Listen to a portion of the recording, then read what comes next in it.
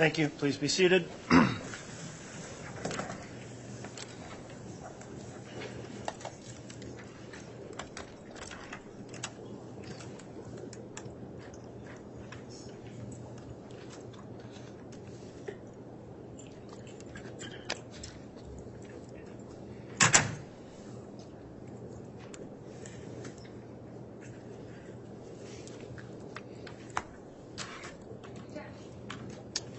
Thank you.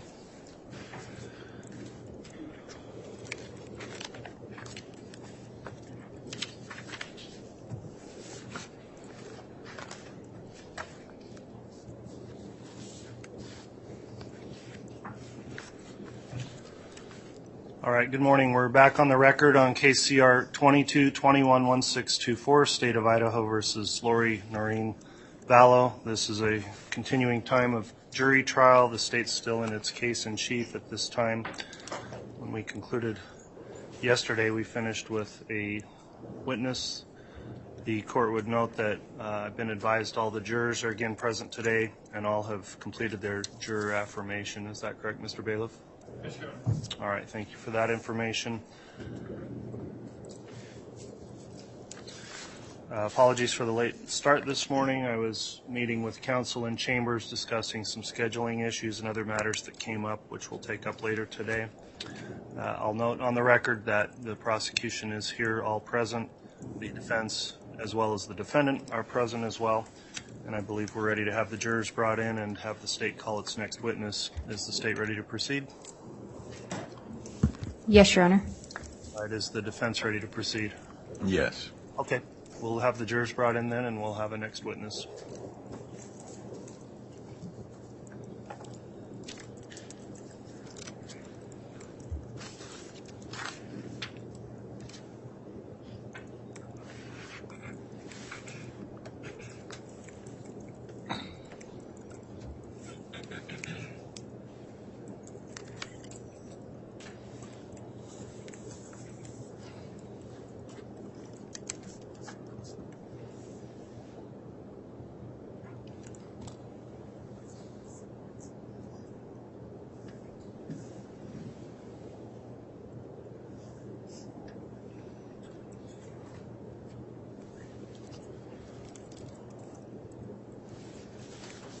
All right, please.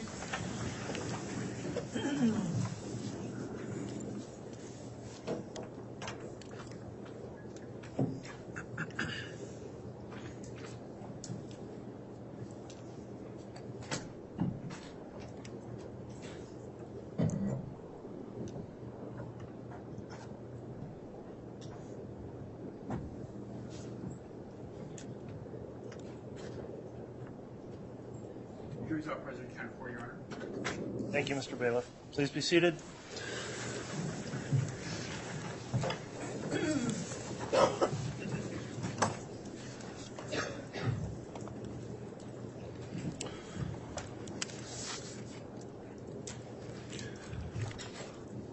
Okay, we are on the record on case CR 22-21-1624, State of Idaho versus Lori Vallow. The case in chief is continuing by the state. The jurors are all present, accounted for, and properly seated. To the ladies and gentlemen of the jury, thank you again for your continued service in this case and for all completing your juror affirmation this morning. We very much appreciate your continued compliance with the admonishments given each day when you go home. With that in mind, I believe the state's got another witness they're prepared to call at this time. Who will be examining the witness? I will be, Your Honor. All right, Ms. Blake, who will your next witness be? Detective Nathan Moffett. All right, thank you.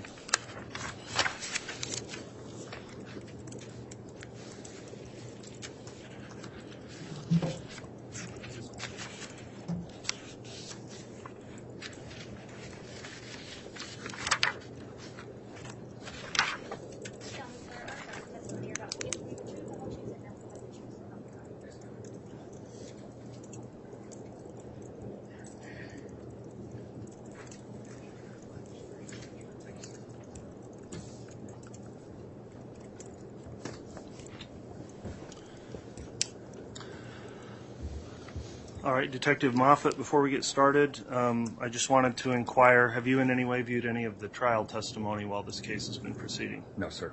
All right, not through any internet viewing, reading anywhere, watching any videos of the trial? No, sir. Okay, thank you for your response. I'll just let you know while you're on the stand, of course, we're making a record of the proceedings with the court reporter, so please answer all questions verbally. Also try to avoid speaking at the same time as anyone that's asking you a question so the record stays clear. With those rules in mind then, Ms. Blake, if you'd like to inquire on direct, you may. Thank you, sir. Thank you, Your Honor. Would you please state your name and spell your last name for the record? Sergeant Nathan Moffett, M-O, F as in Frank, F as in Frank, A, T as in Tom. Where are you currently employed? The Chandler Police Department in Arizona. How long have you been employed with them? I've been with Chandler Police Department for about 21 years. And your current title is Sergeant? Yes, ma'am. Have you held other positions within the department? I have. And what are some of those positions? So I spent, obviously, started as an officer with a previous agency, but when I came to Chandler, I spent about 5 years on patrol, and then I went to criminal investigations as a detective where I was there for about 14 and a half years prior to getting promoted to sergeant. Do you have any specialized training in order to be a law enforcement officer? Yes. In 1999, I attended the Arizona Law Enforcement Academy and graduated and became a sworn police officer. And since then, have you attended additional training as a detective? I have. Were you working on July 11th of 2019? Yes, ma'am. Do you recall responding to the report of a shooting? I did. Yeah, I do. Your Honor, I'm going to just make sure the record's clear. I've objected to this witness previously under Rule 404B of the Idaho Rules of Evidence that anything that happened in Arizona is not relevant for this proceeding in Idaho. All right, thank you, Mr. Archibald. The court notes the continuing objection to evidence relating to what occurred in Arizona. The court previously made a ruling on that issue in February, and for the reasons incorporated in that ruling, I'll overrule this objection, noting the jurors have been previously also instructed about the limiting nature of this evidence and will be instructed also before their deliberations with an explicit instruction describing how this evidence could be considered. So with that, the objection's overruled, and Ms. Blake, you can continue with your examination. Thank you, Your Honor. Detective Moffett, are you aware of who reported that shooting? Yeah, a 911 call came in from the residence from Alexander or Alex Cox. Do you recall where you responded to? Yeah, it was 5531. The street numbers or the streets escaping me. South Four Peaks Drive? Yes, South Four Peaks Drive. I'm sorry. And that was in Chandler, Arizona? Yes, ma'am. When you arrived on scene, were other officers already present? Yeah, patrol officers were already on scene when I arrived there. And is that fairly common to have patrol officers there before detectives? Yeah, very common. When you arrived, did you take on a specific role with regards to the investigation? Yeah, I was assigned role as the case agent. And is that common practice? Yes, yeah. On every case like this, we have a case agent and a scene agent. As the case agent, did you walk through the scene? I did. I was briefed by patrol, for their initial investigation or their initial interviews, kind of what they had at the time. I briefly walked through the scene and then I responded back to the station. When you were on scene, do you recall seeing Miss Vallow or Lori Vallow present? I did not see Lori present. Did you see Alex Cox present? I did. Did you speak with him on scene? I did not. Did you observe Charles Vallow? I did. And what did you observe about Charles Vallow? When I briefly walked into the residence, Charles was deceased on the living room floor. Did you end up conducting an interview with Alex Cox? I did, yeah, back at our station. Is that common to interview individuals back at the station? Yes. Did Alex, in fact, participate in the interview? He did. Did Alex tell you why he was there that morning? Yeah, in his interview, he told me that he had spent the night at Lori's house because they planned on doing something the next day. So he would have spent the night of the 10th? Yes, the 10th into the 11th. Yes, ma'am. And did he tell you what happened with regard to Charles getting shot? Yeah, when we started talking about it, he said that Charles and Lori were in an argument inside the house, and he was back in a bedroom, and he could hear Lori and Charles arguing, and Lori came into his room, and he basically said he intervened between Lori and Charles. Did he indicate if he knew what the fight or what the disagreement was about? No, he just said they were arguing. Did he indicate that he ever saw Charles put hands on Lori? No. And did he indicate that he did not see that? Yeah, he indicated they did not get physical. He never saw it get physical. It was just an argument with Charles following Lori through the house. Did he say anything about Tylee? Yeah, he said that when the argument had worked its way into the bedroom where he was at, Lori basically circled around behind him, and he got between Lori and Charles. And he said that Lori came back around him and made her way into the living room or into the kitchen. The living room and the kitchen were divided by a wall, and that at that point in time, Tylee came out of her room when Lori was back in the kitchen. Did he tell you why or how he ended up shooting Charles? Yeah, he said that when Tylee came out of her bedroom, Tylee came out of the bedroom with a bat and was basically trying to protect what he was saying is protect her mother, and that at one point in time, Tylee took the bat and kind of poked it out at him. He said at that time, Charles took the bat, and then there was an argument over the bat, and at some point in time, he said he got struck. He, being Alex, got struck by Charles with the bat in the back of his head. So he described Tylee as having the bat towards Charles pointed out at him? Yeah, he kind of demonstrated poking it out towards him. And that Charles had then grabbed a hold of the bat from Tylee? Yes, ma'am. Did you observe any injury to Alex consistent with being hit with a baseball bat? I observed a small laceration on the back of his head. It was a laceration, but it wasn't consistent with being hit extremely hard in the back of the head with a baseball bat by an athletic man. And have you responded out to battery cases where people have been hit by objects? Yes, ma'am. Was it consistent with what you've seen before? Not with a violent strike.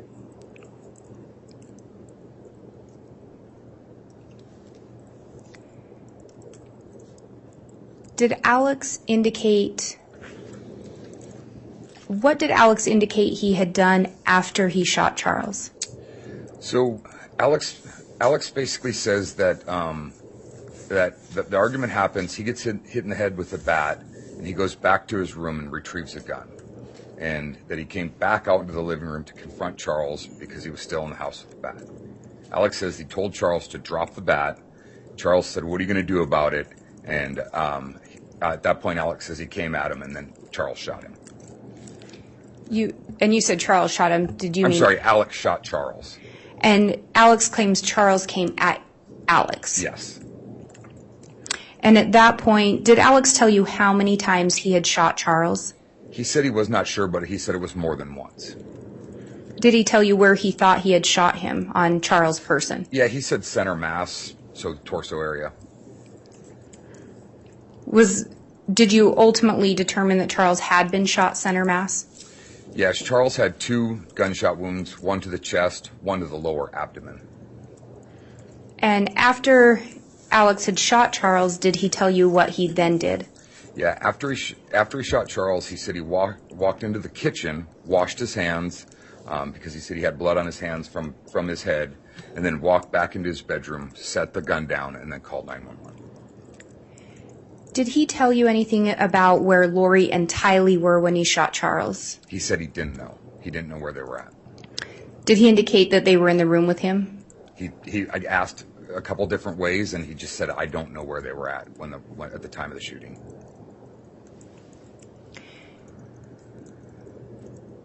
Did Alex indicate anything to you with regard to performing life-saving measures? I asked if he performed CPR because when he called 911, they asked him to, and he said he had.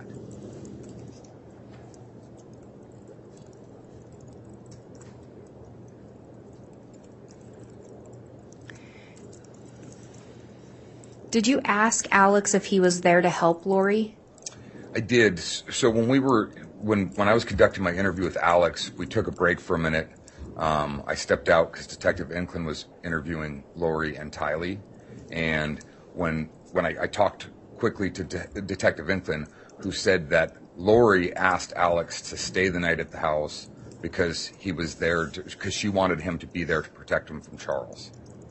And so I went back in and asked Alex, actually on more than one occasion, if he had been there, in fact, to protect Lori from Charles, and he adamantly said no. He said multiple times that's not the case. But Lori had indicated that he had stayed there to protect her. Yeah, according to Detective Inclin, that's what Lori said.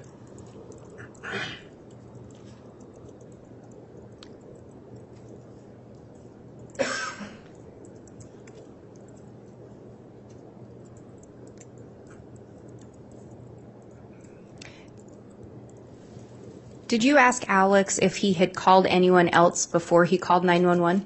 I did. When I was briefed by Detective Inclin about what her interviews kind of had revealed, she told me that Lori told her. I'm going to object, Your Honor, to hearsay. That's sustained.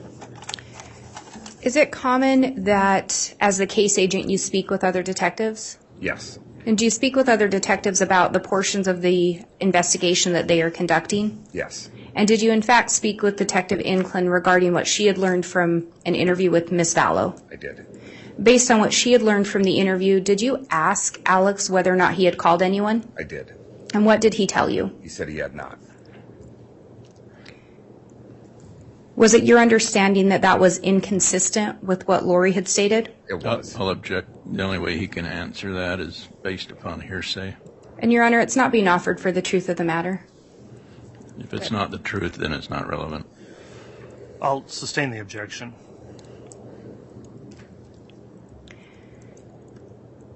Did you at some point make additional observations of the scene? I did. And did you specifically make observations regarding the scene where Charles was found? I did, yes. What observations did you make?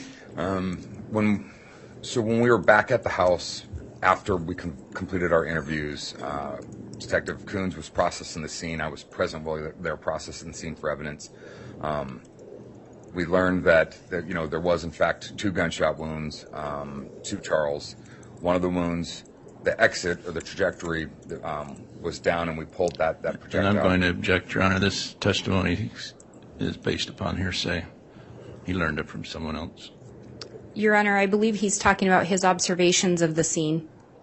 I think there were other detectives there that he's referencing, if I could clarify that. If you'll clarify, I didn't see the hearsay in that.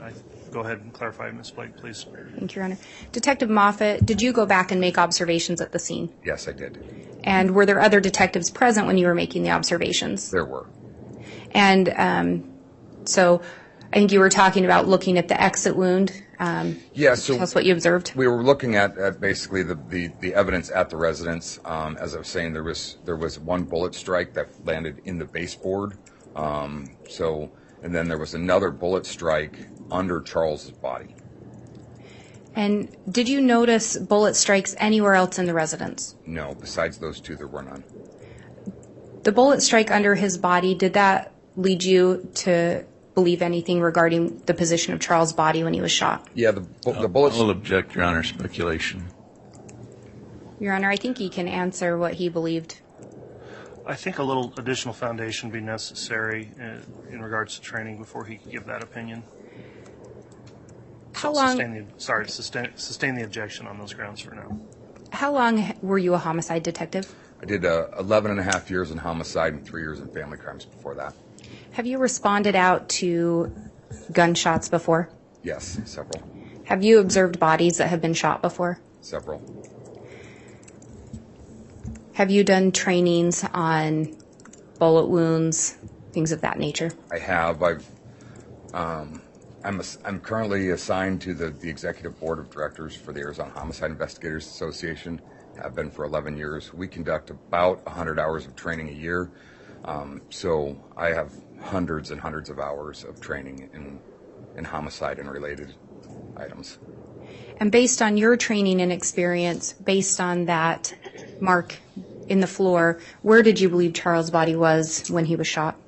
Yeah, my observations from where Charles was shot, especially when we rolled him and saw the strike underneath him, is the wound to his abdomen was what is called a shored gunshot wound. So the wound to his abdomen traveled through his abdomen and out of his shoulder, and was consistent with Charles being flat on the floor when that projectile exited his body out of his shoulder. And was that consistent with what Alex Cox reported? It was not. Were you involved in transporting Lori Vallow back to the residence? I was. Did you make observations of Lori on the way back? Yes, I did. And what were those? I'll object, Your Honor. Relevance. That's overruled. So Detective Inklin and I transported Tylee, Lori, and Alex back from the station to the residence while we were still processing the scene, so they could get a car and go somewhere else, or stay on scene outside of the scene, or stay at the residence outside of the scene. So Detective Inklin was driving. Tylee was in the front seat. We were in a minivan, so I was in the far back of the minivan, and Lori and Alex were sitting basically in the middle row. The ride back from the station was bizarre, to say the least. It was very lighthearted, very just conversationalist. It was, like I said, it was very different, but bizarre.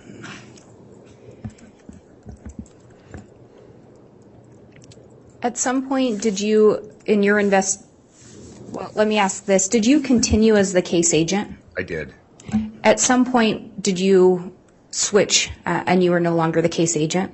Yeah, once I was promoted to sergeant in June of 2020, I was no longer assigned to homicide, and it needed to stay with the homicide detective as I was going back to patrol.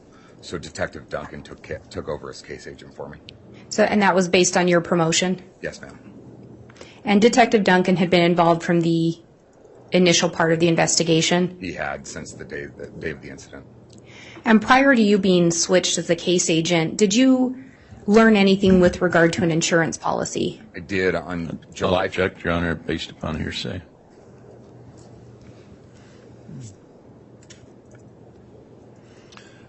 I'll sustain that. And Your Honor, I would indicate it's not being offered for the truth of the matter, but for what was done next in the investigation. Well, I guess the objection's being sustained because it was a question of did he learn anything, and I didn't see a foundation of how he personally would have had that information unless it was revealed through hearsay of another. Was the basis of, I think, the objection and how I ruled. Let me have just a moment. Yes.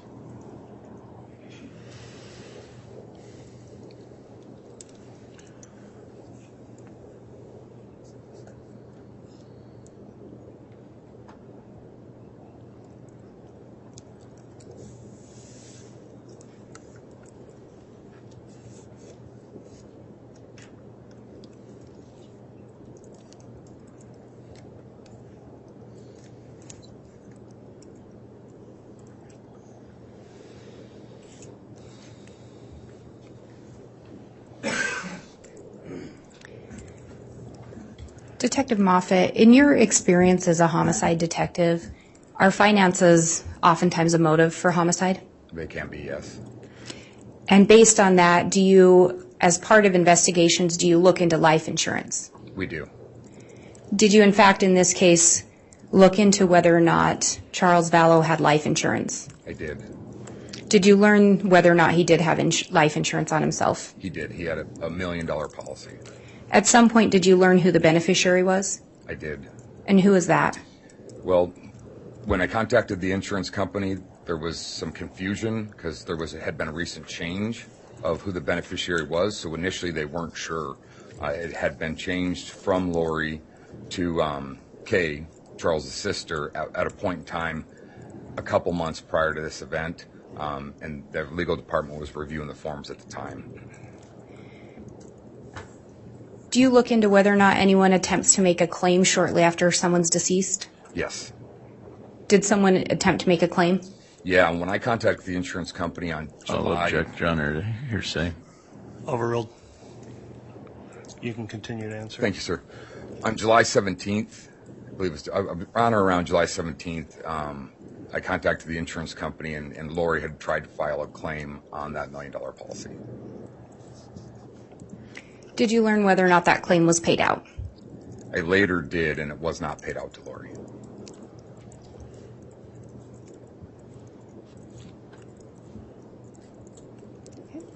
Just one moment.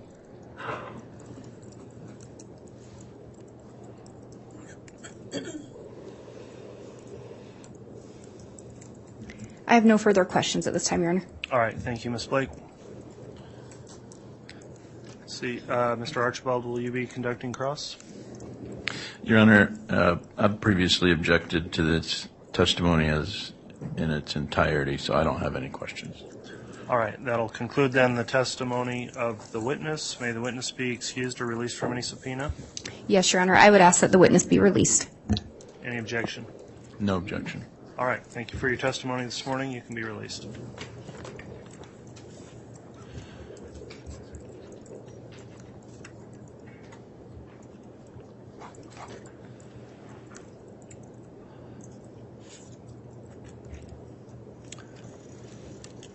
And the state can call its next witness.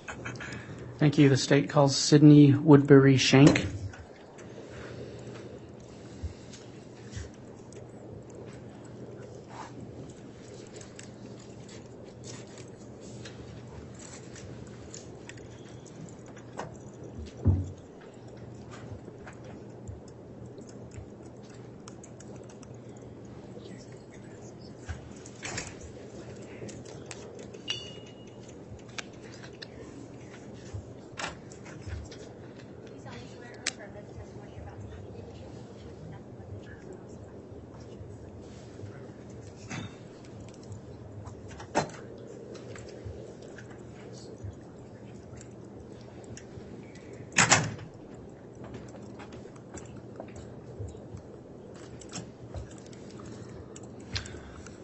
All right, before you inquire, Mr. Wood, I just have a question or two for the witness here. Prior to coming in today, have you observed any of the trial testimony in this case in any way? No. Okay, thanks for that response. In your examination here, we are making a court record, so please make verbal responses to any questions, and please try to avoid speaking at the same time as anyone questioning you, so the record stays clear. With that in mind, then, Mr. Wood, you can inquire on direct.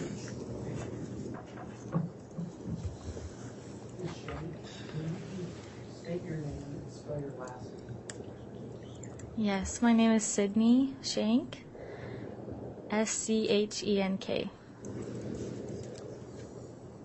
old are you? I am 26 years old. Where do you currently reside? I currently live in Arizona. Wherever time you lived in Rexburg, Idaho. Sorry, I just realized the mic wasn't on. Okay, thank you, Mr. Wood. Do I need to repeat those questions, or do you have me on the record? Did we get it on FDR? I think there's enough to pick it up on the Okay. FTR, Mr. Wood, and the reporter got it apparently. All right.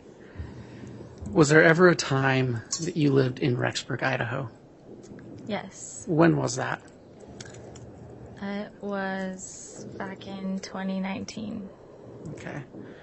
And what were you doing in Rexburg, Idaho? I was attending BYU, Idaho.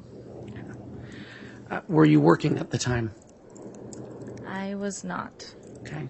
Were you, excuse me, were you looking for work? Yes, I was. Okay. How were you going about doing that?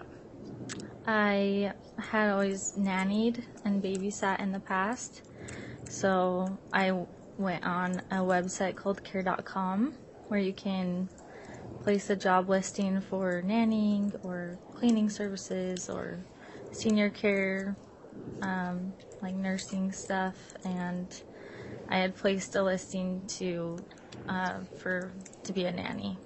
Okay. Through that Mr. listing, Wood, I want to make sure we get this. If you can kind of talk right into that mic, they're not Yeah. that sensitive, so we'll make sure to get all your testimony. Thank Okay, you. thank you. through your listing on care.com, Did you ever meet a Lori Vallow? I did. She had replied to my listing looking for help with her son, JJ. Okay. So you met her through the listing. How did you communicate? We had messaged through the app and then later continued talking through text messaging because it was easier. Okay. So you exchanged numbers. Yes. Did you keep those messages? I didn't. Okay. After messaging with Miss Vallow, did you ever meet her? I did. We had discussed a time for me to come kind of do an interview and see if I was a good fit for them. She had mentioned that JJ had some special needs and that he had autism, and so he required just extra help and wanted to make sure that I was a good fit. Okay. When did you meet her? I met with her on Wednesday, September 18th, 2019. Okay. Where did you meet her? I met with her at her townhome in Rexburg. Okay. How did that interview go? It went well. I arrived at her home and she greeted me warmly, gave me a hug, and introduced me to JJ and sort of told me about their life and that they had recently moved to Rexburg from Arizona, and that, JJ had some tendencies that he could get emotional easily, distracted, frustrated, and has trouble communicating with others, and that if you gave him a direct command and looked him in the eyes, that he would listen better. Okay. While you were there, did she say anything about her husband, Charles Vallow? She did. She had mentioned that he had just recently died of a heart attack, and that JJ was kind of having a hard time understanding what had happened. Okay. So you testified that she told you about JJ and that he had some special needs.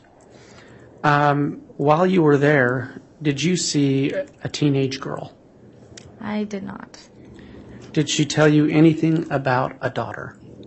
She did. She said she had a daughter that also lived in Rexburg and was attending college, and that sometimes she would come to visit them for dinner or to do laundry, but that her daughter didn't like to babysit without being paid, and that's why she needed me to come and help. Okay.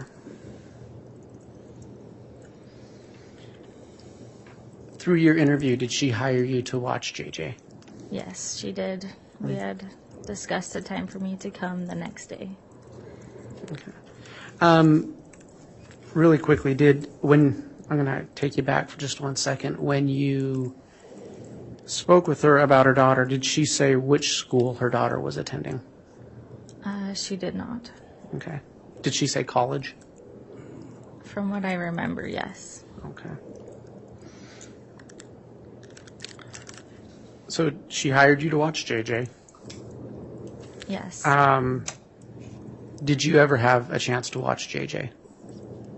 I did. The following day on the 19th, I went to their townhome after I had finished my school that day and watched him for a few hours while she had to go to the airport to pick up a friend.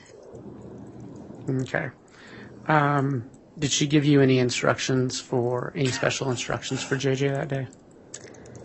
Yeah, she did. She talked about kind of what to feed him, what things he likes to do for fun, that I could take him to go play at Gravity Factory, which is like a trampoline park, and that if she got home later, I could give him his medication that helps him fall asleep faster.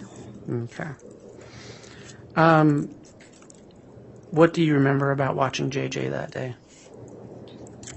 I remember it went pretty well.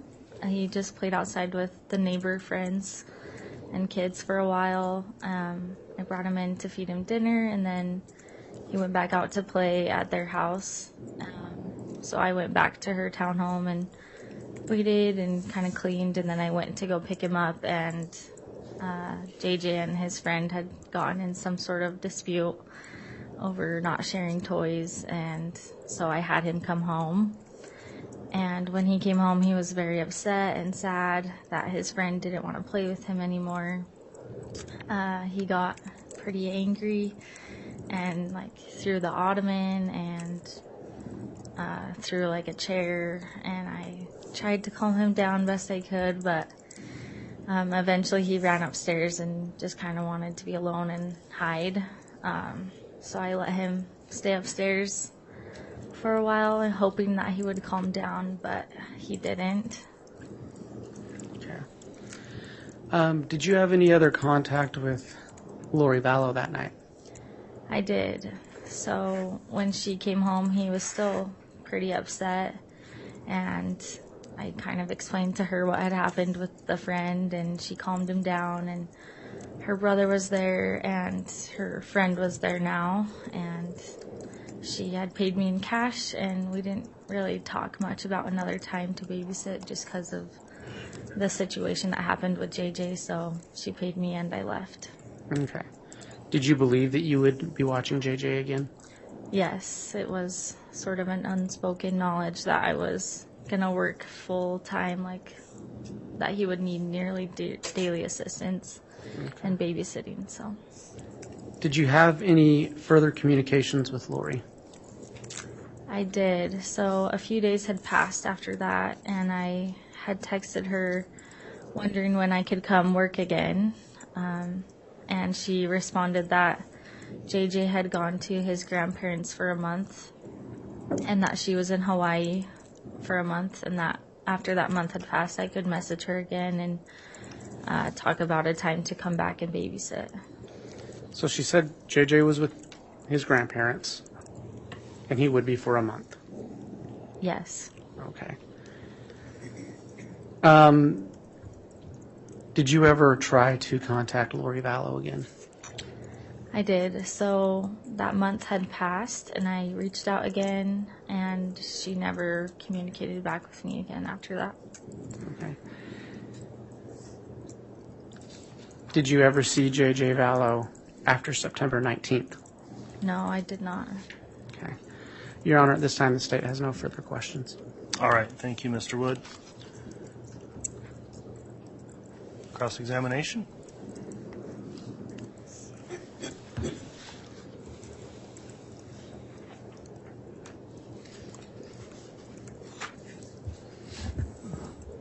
So just briefly, to follow up, on September 18th when you met Lori at her home, was JJ also there? Yes, he was. And so you were able to observe his demeanor and his personality? Yes. And then when she was talking to you about him, and she was planning on having you work for her long term. Is that right? Yes, that's correct. And was there a schedule, like every Tuesday, Thursday, Saturday, a plan like that? Not that I remember, no. Okay. And so it was just that you'd be called frequently as the need arose. Yes. And because you were a student, your schedule was flexible. Yes. And so you agreed to be able to provide assistance as the need arose. Yes, that's correct. Was it daytime, evening that you had time available? It just depended on when my classes were. I don't remember the specific times. Okay. And so this, the time that you spent with Lori and JJ on September 18th, you were given a lot of information about JJ so you could take care of him long term for like the next several months or a year. Was there talk about that? There wasn't specific talk about long term, like a year, but I was, expecting at least the next several months to be able to work.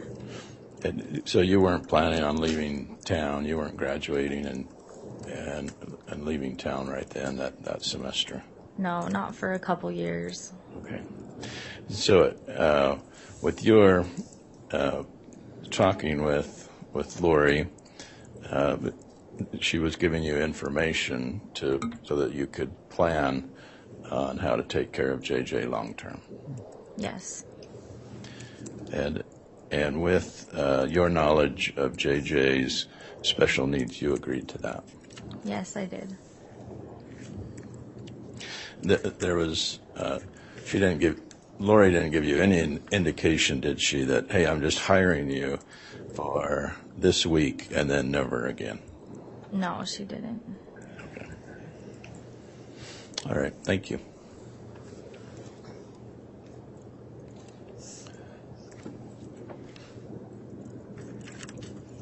Any redirect, Mr. Wood? No, Your Honor, and this witness may be released from her subpoena. All right. Any objection to the witness being released? No, Your Honor. Okay. Thank you for your testimony this morning. You can be excused. The bailiffs will help you out of the courtroom. The state can call its next witness. Thank you. The state would call Josh Wilson.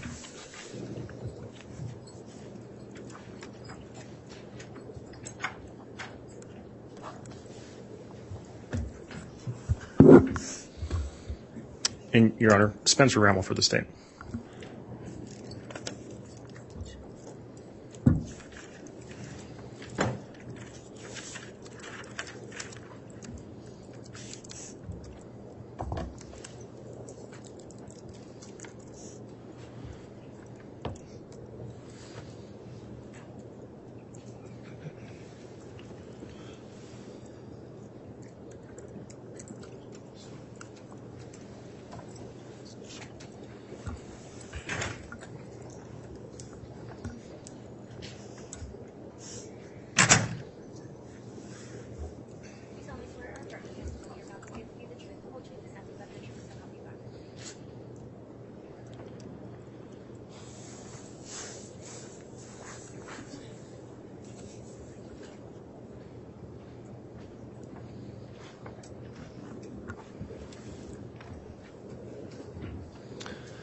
All right, before we get started with direct, I'll just inquire of the witness here. Have you observed or viewed any trial testimony in this case? No, Judge. Okay, you haven't watched any of the coverage of it where people testified, watched any online videos, or listened to any audio, anything like that? No, Judge.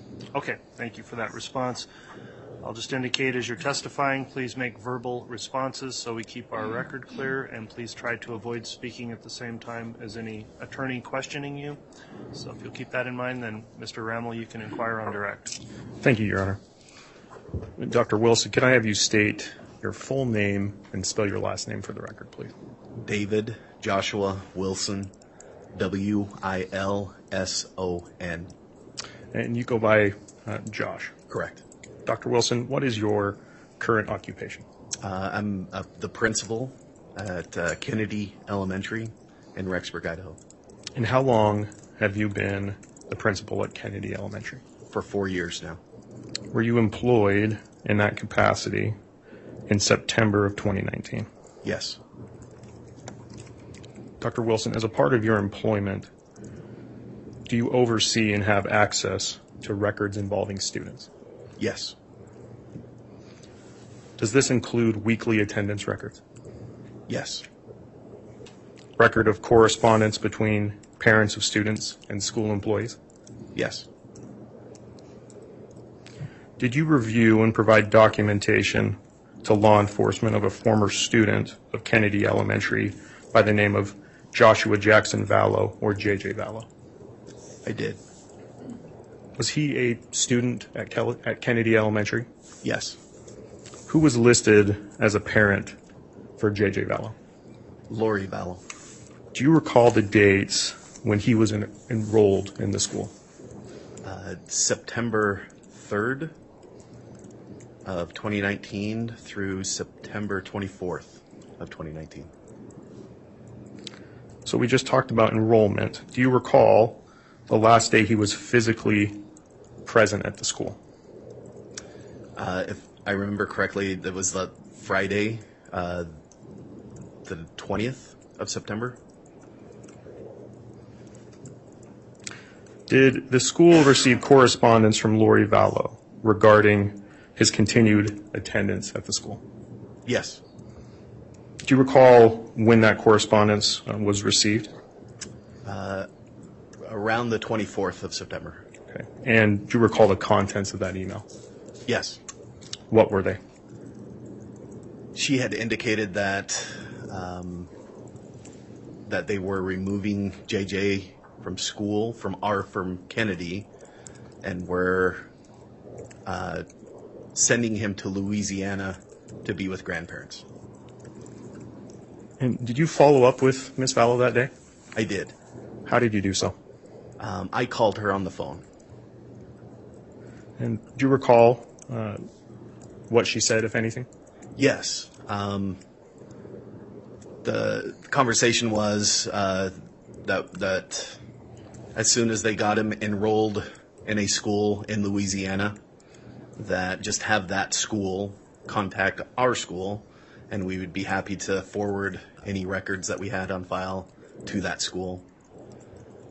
She then indicated that they weren't going to enroll him in a school, that they were going to, in fact, homeschool, that there was a cousin with similar needs as JJ, and that so they weren't going to enroll in a school. And so I informed Ms. Vallow that whenever she re-enrolls him back into public school, just let us know. We would house the records and are available at any time that she needed. Dr. Wilson, after that point, did any other school in Louisiana or otherwise request records of J.J. Vallow? No. And again, you testified that this conversation was on September 24th, 2019. Yes. Was J.J. Vallow present at school that day? No. The day prior, September 23rd, 2019, was he present at school that day? No. And was that day a Monday? I believe so, yes. So just to be clear, the last day that J.J. Vallow was physically present at Kennedy School, or Kennedy Elementary School in Rexburg, Idaho, was September 20th of 2019. Correct. Judge, that's all I have for this witness. All right, thank you, Mr. Rammel. Cross-examination, Mr. Archibald.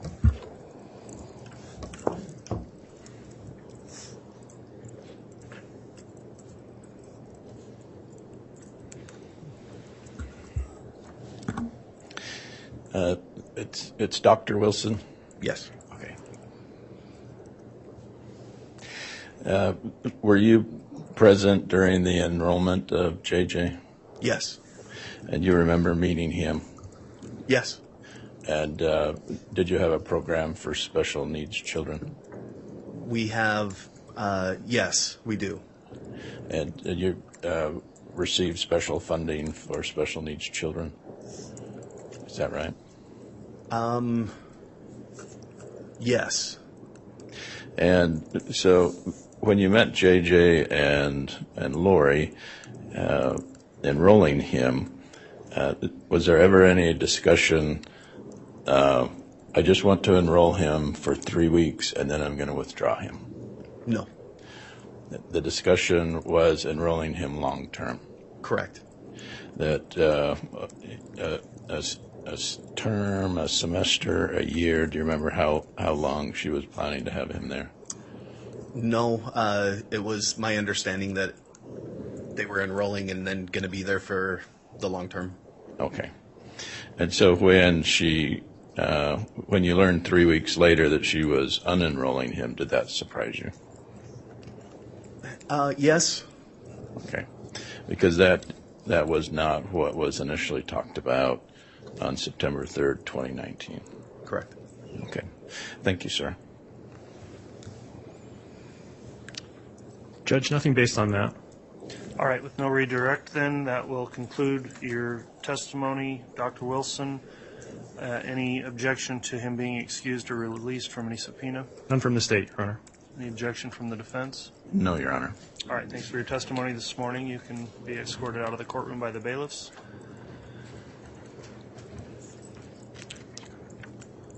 Do you have another witness to call at this time? Yes, Your Honor. The state would call Wynn Hill.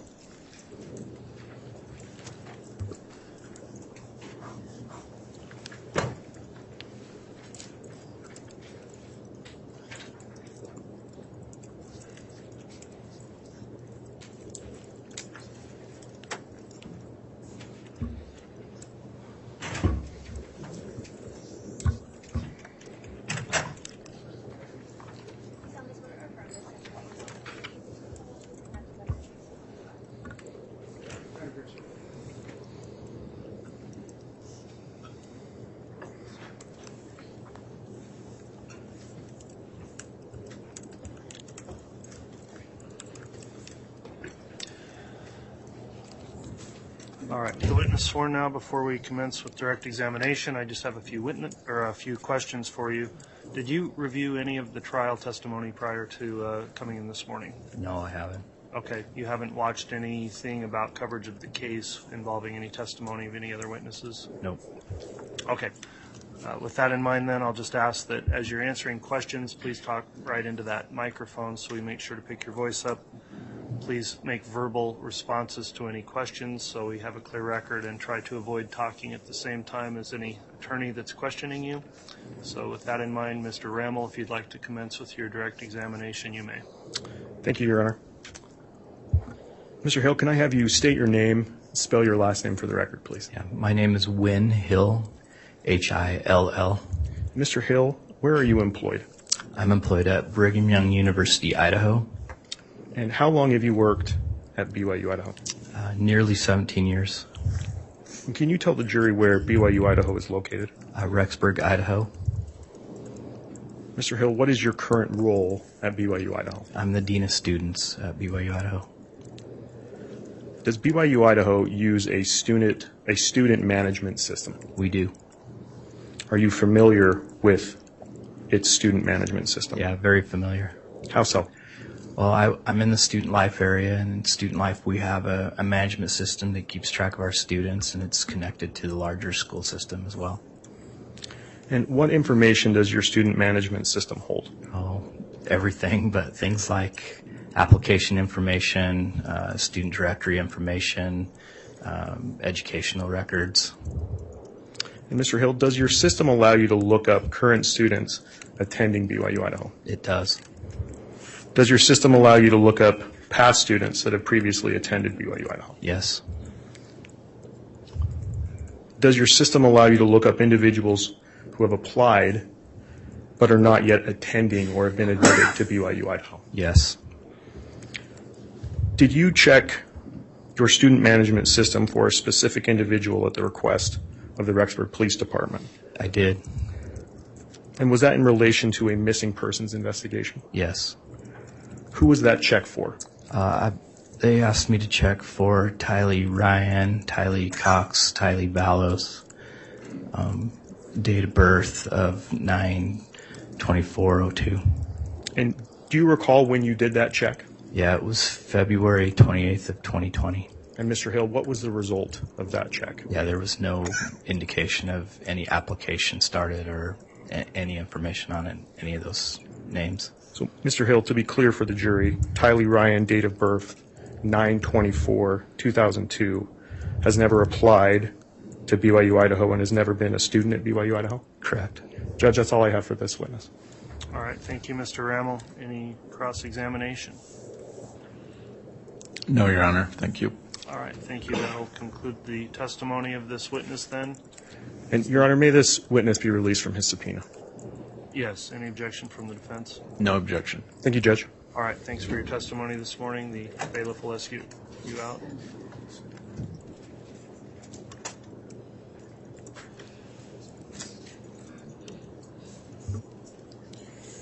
Could I have a brief sidebar with counsel? Yes, Your Honor, I was just going to request that. Thank you. Thanks.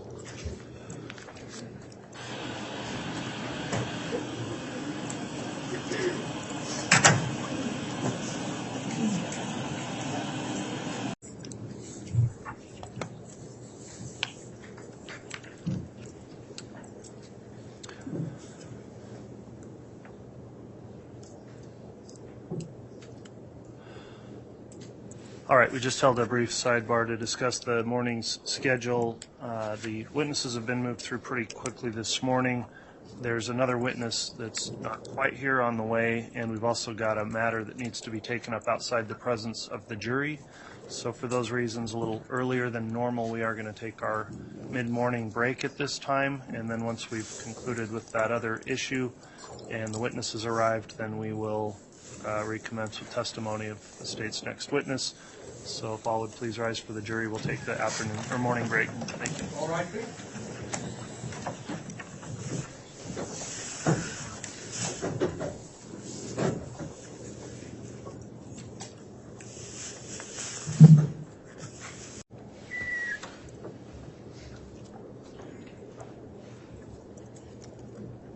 Thank you. Please be seated.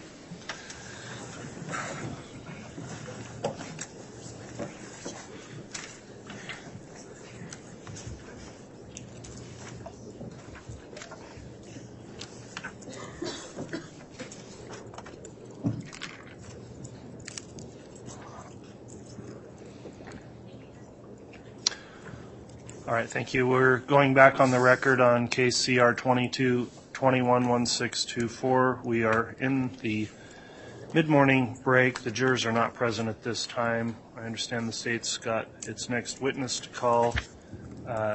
It was brought to the court's attention that there may have been an issue with the exclusionary rule as it relates to this witness. I thought that was an issue that needed to be determined outside of the presence of the jury.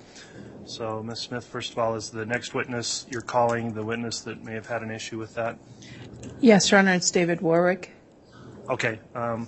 My suggestion then is if you'd like to call the witness, we'll have the witness sworn, and then we'll go into the issue of whether or not the exclusionary rule has been violated in the case, and if so, what would be an appropriate response. I'll allow the defense to comment on that as well. So if you'd like to have your witness brought in and sworn, we can take it up in that approach. Thank you, Your Honor. He's in the witness room. All right.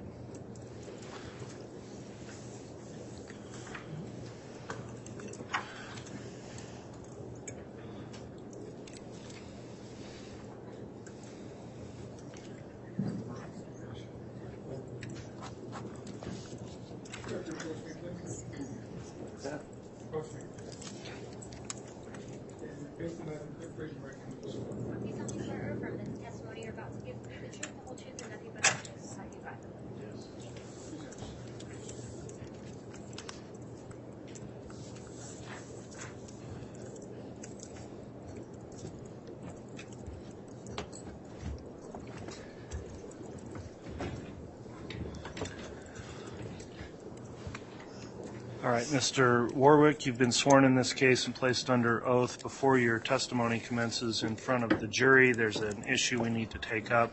The court has previously issued an exclusionary rule in this case under Idaho Rule of Evidence 615, and the state, in good faith, I'll indicate, has brought to the court's attention there may have been some issue with that. So I'm going to permit some inquiry into that issue, allowing the state and the defense to lay a record of what may have occurred, and then the court will consider what should be an appropriate response after I've heard that testimony. So, Ms. Smith, without going into trial testimony, obviously, just on the issue of the court's exclusionary rule, if you'd like to inquire, I'll have you inquire, and then I'll allow cross from the defense, but only limited in scope as to whether or not the exclusionary rule is at issue in this case. So, Ms. Smith, with that in mind, you may ask your witness questions. Thank you. Good morning. Morning. Okay. And are you having any trouble hearing me? No. Okay. If at any time you have trouble hearing any of us, just let us know, okay? Yes. Please state your name and spell your last name for the court reporter. David Dale Warwick, W-A-R-W-I-C-K. Okay.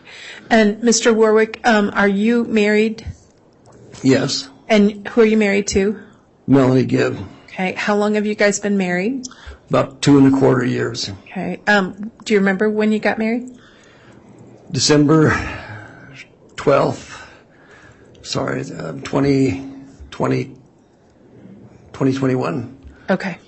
And have you testified in this proceeding before? Yes. Okay. And when I say this proceeding, in this case involving Ms. Vallow before? I don't think on this one, no. Okay. On a previous case involving Ms. Vallow? I thought those were with Chad. I don't Okay. remember seeing Chad, so I did this twice, and I saw Chad. Okay. And then did you testify at a grand jury as well? Yes. Okay. Now, you were given information from the prosecution staff about that the court has said you cannot view you cannot listen to trial testimony, right? Right. And you were given instructions that you can't discuss people's trial testimony with them. Right. All right. Did there come a situation where you listened to someone's trial testimony? Yes. Can you tell us about that, please? Yes. I came down with an illness about 2 weeks ago, and Melanie didn't want to be alone up here when she came to court, and I couldn't make it that day, so I was going to drive a couple days later, but she ended up coming sooner. Anyway, so we stopped talking because she got here for one, and two, she was a little upset with me for not coming. And so I listened to 45 minutes of hers, but I was doing it to see how she was doing. And then 45 minutes into it, I remembered, and I shut it off. Okay. So I was just concerned for her and just seeing how she was doing, and I didn't have my presence of mind because I was playing Aquaman. Frankly, I was breathing water, and it's just lost my presence of mind. Okay. Because you've been sick and you're on medication. I just got on antibiotics 2 days ago just so that I can come because I was not getting better. Okay. So you understand that you were instructed not to do that, right? Yes, and that's why I shut it off. I remembered, I listened to the first 45 minutes, and then I remembered, and I just shut it off. Okay. Now, had you previously talked about this situation with your wife? No, we haven't talked anything about the case. She lives in Arizona.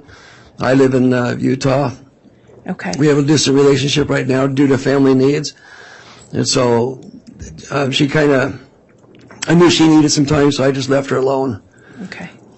And Is anything you listened to, did it affect what you're going to say in this trial at all? no, Okay. Did anything you heard from her testimony, anything the way she was treated, anything about that going to affect your ability to be truthful and candid in questioning? no, Any way it's going to affect what you have to say to this jury? not at all. At this point, the state has nothing further, Your Honor. All right, thank you, Ms. Smith, for the inquiry. Either Mr. Thomas or Mr. Archibald, would you like to question the witness in regards to the issue of, again, narrow it to the scope of just the exclusionary rule, please?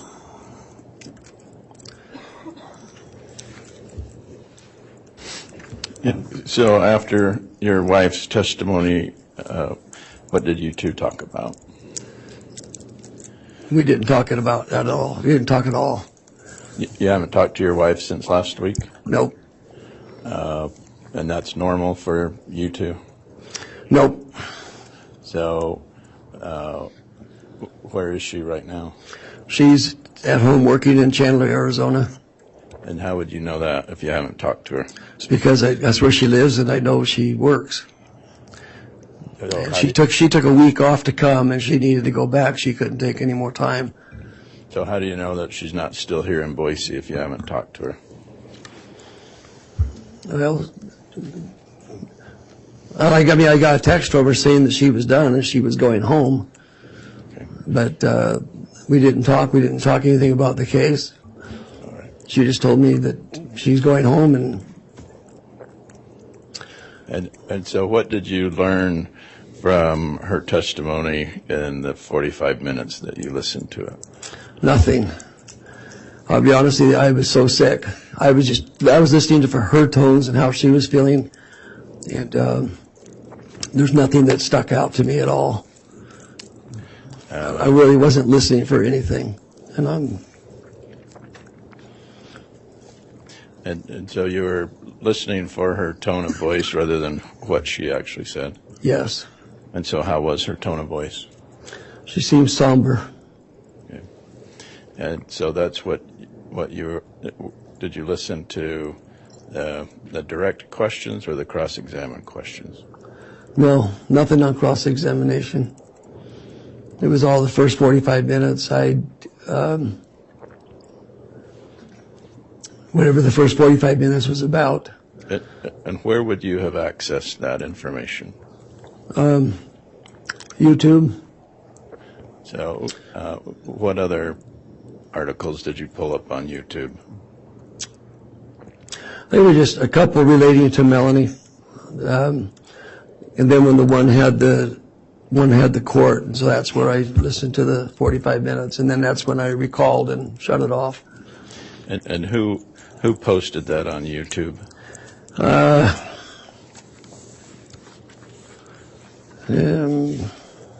Trying to remember which one it was.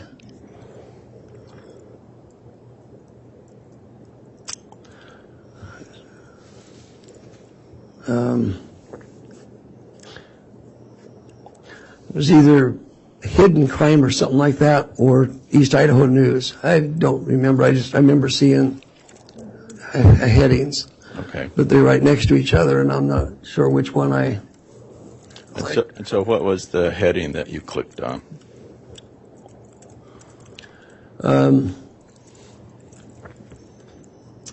Melanie Gibb testifies in court, something like that. And did you have to fast forward through other information to get to Melanie's testimony? No, it was just hers. And did you read the comments about the article? No. Do you get the? Was this on your laptop or your cell phone? Cell phone.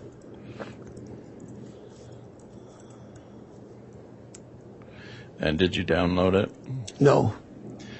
You just played it on YouTube? Yes. And did you do that have you done that in the past with other articles about this case? In the past, yeah, I have in the past. Back, that was like a couple of years ago when we were dealing with stuff then. Since you received your subpoena in this case, how many articles have you clicked on? How many articles? Yeah. There was 2 on Melanie, and then there was one on Zulema and Alex back when they got married. Okay. And those would have been articles posted by who? Do you remember? I don't remember. I was just laying in bed or sitting in a rocker. Actually, I couldn't lay down, and I was just kind of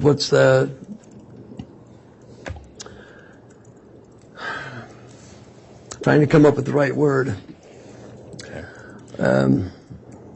Is that where you get most? I was just kind of surfing, just kind of doing my time until I got up, and then when I got 45 minutes into Melanie's testimony, then my presence of mind said, "Hey, you're not supposed to be doing this," and I shut it off.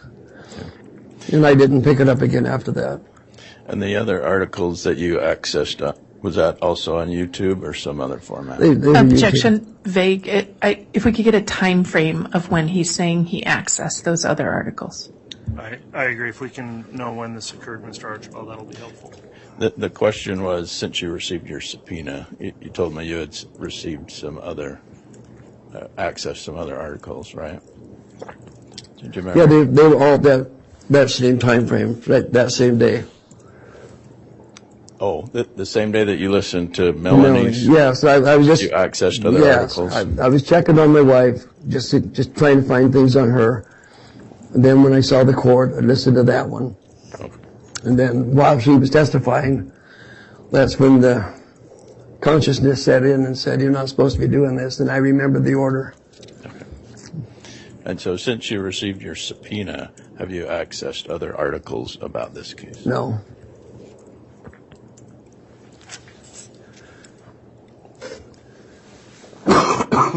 Excuse me.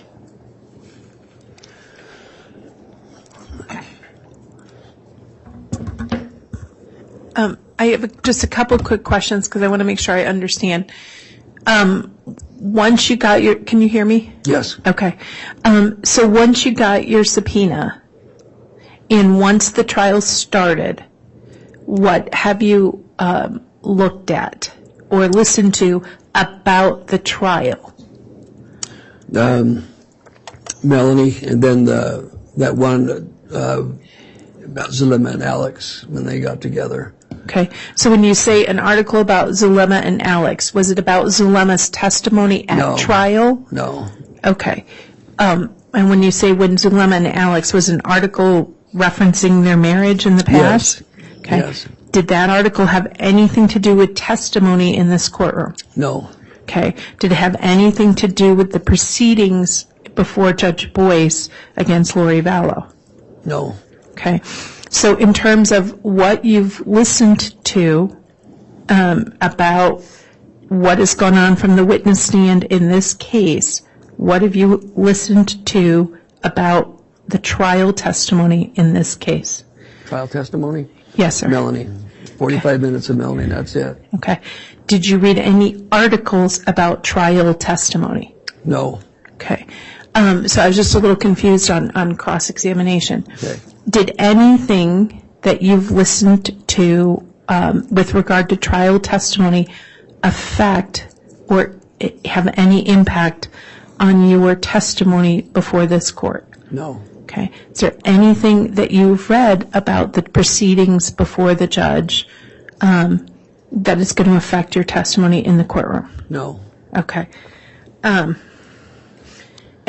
when you say back when you said to Mr. Archibald that you had looked at some stuff back when we were going through all this, you and now your wife have been witnesses on this case since the case started in 2020 and 2021, right? Yes. Some of your first interviews were in 2020, right? Yes. Okay. In fact, you've given several interviews to law enforcement? Yes. Okay. And those interviews have been done both recording and with police reports, right? Yes. Okay. And you've also testified in court in public at a preliminary hearing. Yes. And you've testified under oath before a grand jury. Yes. Okay. Did anything you heard about the first 45 minutes of your wife's testimony in any way change what you've testified to 2 or 3 times? No. Did anything that you heard from your wife's testimony for that first 45 minutes change anything you've told the police? No. All right. The state has nothing further. All right. Thank you, Ms. Smith. All right. With the record before the court, then, at this point, I'll ask if the defense has any motion as it relates to the issue of the exclusionary rule and order. Yes, Your Honor. It's apparent that Idaho Rule of Evidence 615 has been violated, that this witness, after receiving his subpoena, did access court testimony in violation of that rule and in violation of his directions on his subpoena. So we would ask that he be excluded. All right. Thank you, Mr. Archibald. What's the response from the state? Your Honor, I think the court has to consider the willful nature of the conduct. The court has to consider whether there's any harm done to the witness's testimony. There is a case in Idaho directly on point, and that's State versus Danson, 113 Idaho 746. In there, the court, of course, knows it has broad latitude under Idaho Rule 615. There's no willful misconduct. It's his wife. He was checking to see how she was doing. It's one of the hazards in a trial that is recorded and televised or published across the country, that that presents significant risks to this situation happening. What is notable in this situation is the witness, when he was asked, immediately told the state and the investigators who were there. We immediately brought it to the attention of the court. This man has testified a couple of times under oath, given multiple interviews, both recorded and noted in police reports, and has been completely forthcoming. There was no willful violation of this court's order. And under State versus Danson, the court recognizes there are situations such as this where the daily proceedings are broadcast to the world at large, that the court is going to have to craft a remedy for those accidental things that happen or those inadvertent things that happen. And specifically the court's remedies, if the court is concerned about the conduct of the witness, you could craft an instruction to the jury, allowing them to consider that he has listened to portions of his wife's testimony in assessing his credibility. The court can also allow the defense counsel to do take a statement from him. We could take a break and they could do a specific statement on any other things. There's countless other remedies short of the very extreme remedy of striking that witness. And I would ask the court to use its discretion and see Mr. Warwick for what it was. It was an inadvertent way of trying to support his wife. And when he realized he was doing it the wrong way, he stopped. All right. Thank you, Ms. Smith. Does the defense wish to make any rebuttal argument before I make a ruling? Well, Your Honor, there's a reason that we have rules, and we don't just say, golly gee, made a mistake, my bad, no harm, no foul. That's not the language of Idaho Rule of Evidence 615. The reason that we have this rule is exactly for this predicament. He's accessing information on the internet, on YouTube. He knows he's not supposed to. His motivation for it is really irrelevant. He purposefully accessed it, and he purposefully listened to it. And he not only did that, but accessed another article regarding other people who have testified in this case. So I can understand the state saying no harm, no foul, but there's a rule, and there's a reason we have a rule, and it's to protect the integrity of the court. So I ask that he be excluded. All right. Thank you, Mr. Archibald. Well, the court's reviewed this situation. I've carefully considered the testimony that's been provided through the questioning of the witness. The court would note that I sua sponte issued an order for exclusion of witnesses in this case before trial started.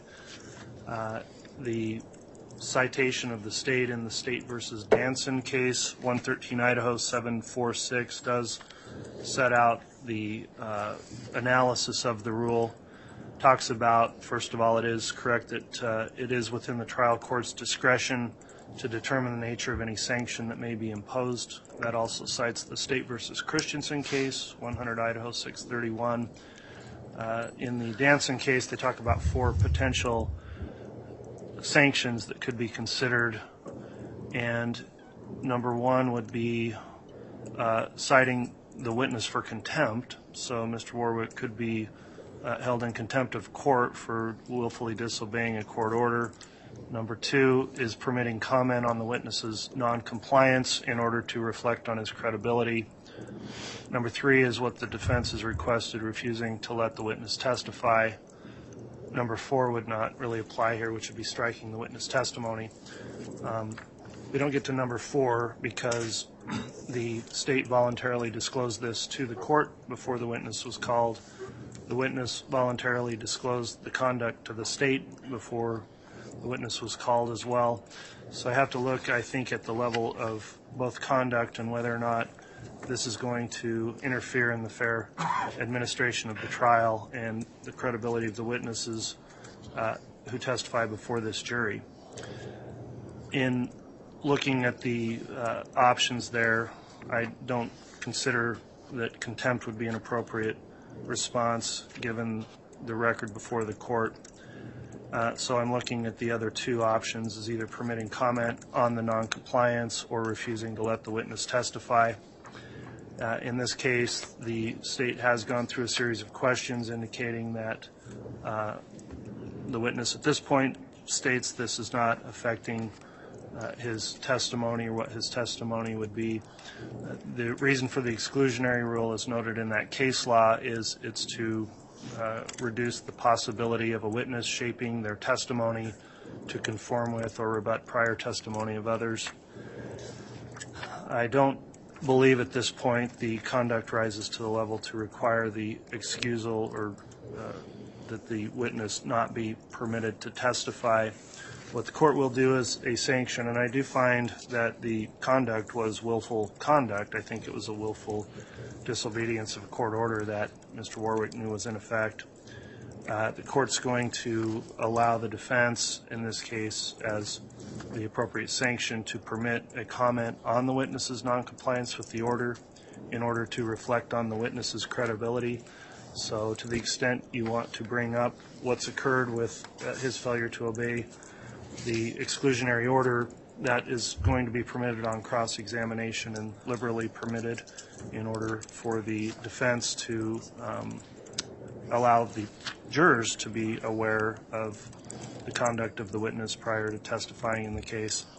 So that will be the court's determination on the ruling. I'm not going to exclude his testimony, but obviously admonish the witness that it's unfortunate that happened, and it's created this delay in our trial and proceedings, and we've had to make this ruling. However, I do appreciate you bringing the attention to the prosecutors before you were here on the stand this morning. So that's the court's determination as it relates to the motion of the defense. Do you have any questions on the court's ruling? Our judge. Yes.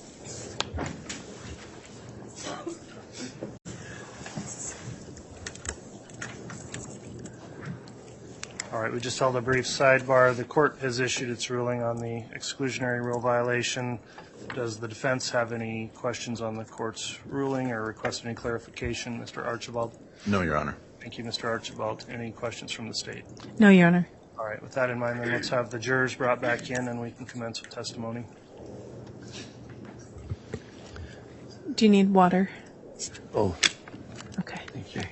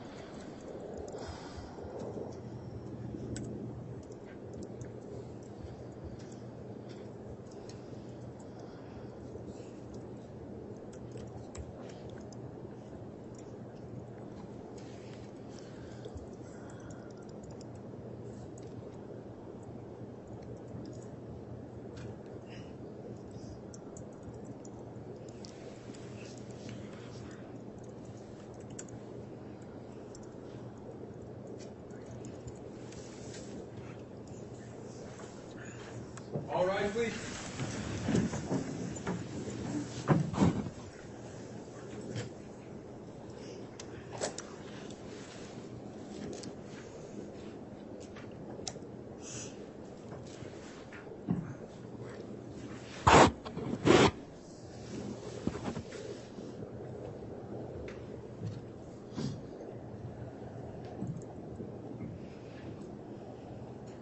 Jury's out present and counted for, Your Honor.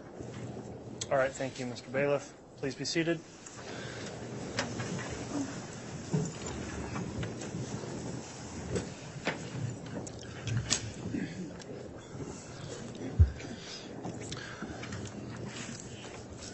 We're back on the record after the mid-morning break. This is CR 22-21-1624, State of Idaho versus Lori Vallow. The state has called its next witness, who has been sworn and is on the stand. Ms. Smith, if you'd like to commence with your direct examination, you may. Thank you, Your Honor. Good morning. Good morning. Can you introduce yourself to the ladies and gentlemen of the jury, please? David Dale Warwick, Okay. Mr. Warwick, where do you live? Pleasant Grove, Utah. Okay. Are you married? Yes. Who are you married to? Melanie Gibb, Okay.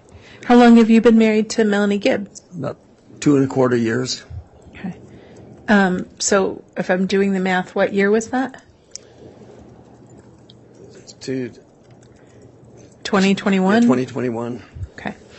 And do you know Lori Vallow? Yes. How do you know Lori Vallow? I met her through Melanie. Okay. Do you remember when you first met her? Yes. When did you first meet her? It was down in Arizona. I was down there with Melanie, and we got a call. And she asked Melanie to bring me over. They wanted me to meet them. Okay, so, and if at any time, I know sometimes it's hard for you to hear, right? Yeah. So if at any time you can't hear, I need you to let me know, all right? Okay. All right. So you said she wanted Melanie to bring you over to meet them. Who is she? Lori Vallow. Okay. And Lori Vallow wanted to meet you. Yes. All right. And where did you go to meet her? To her house. Okay. Where was that? I believe it was Chandler, Arizona. Okay.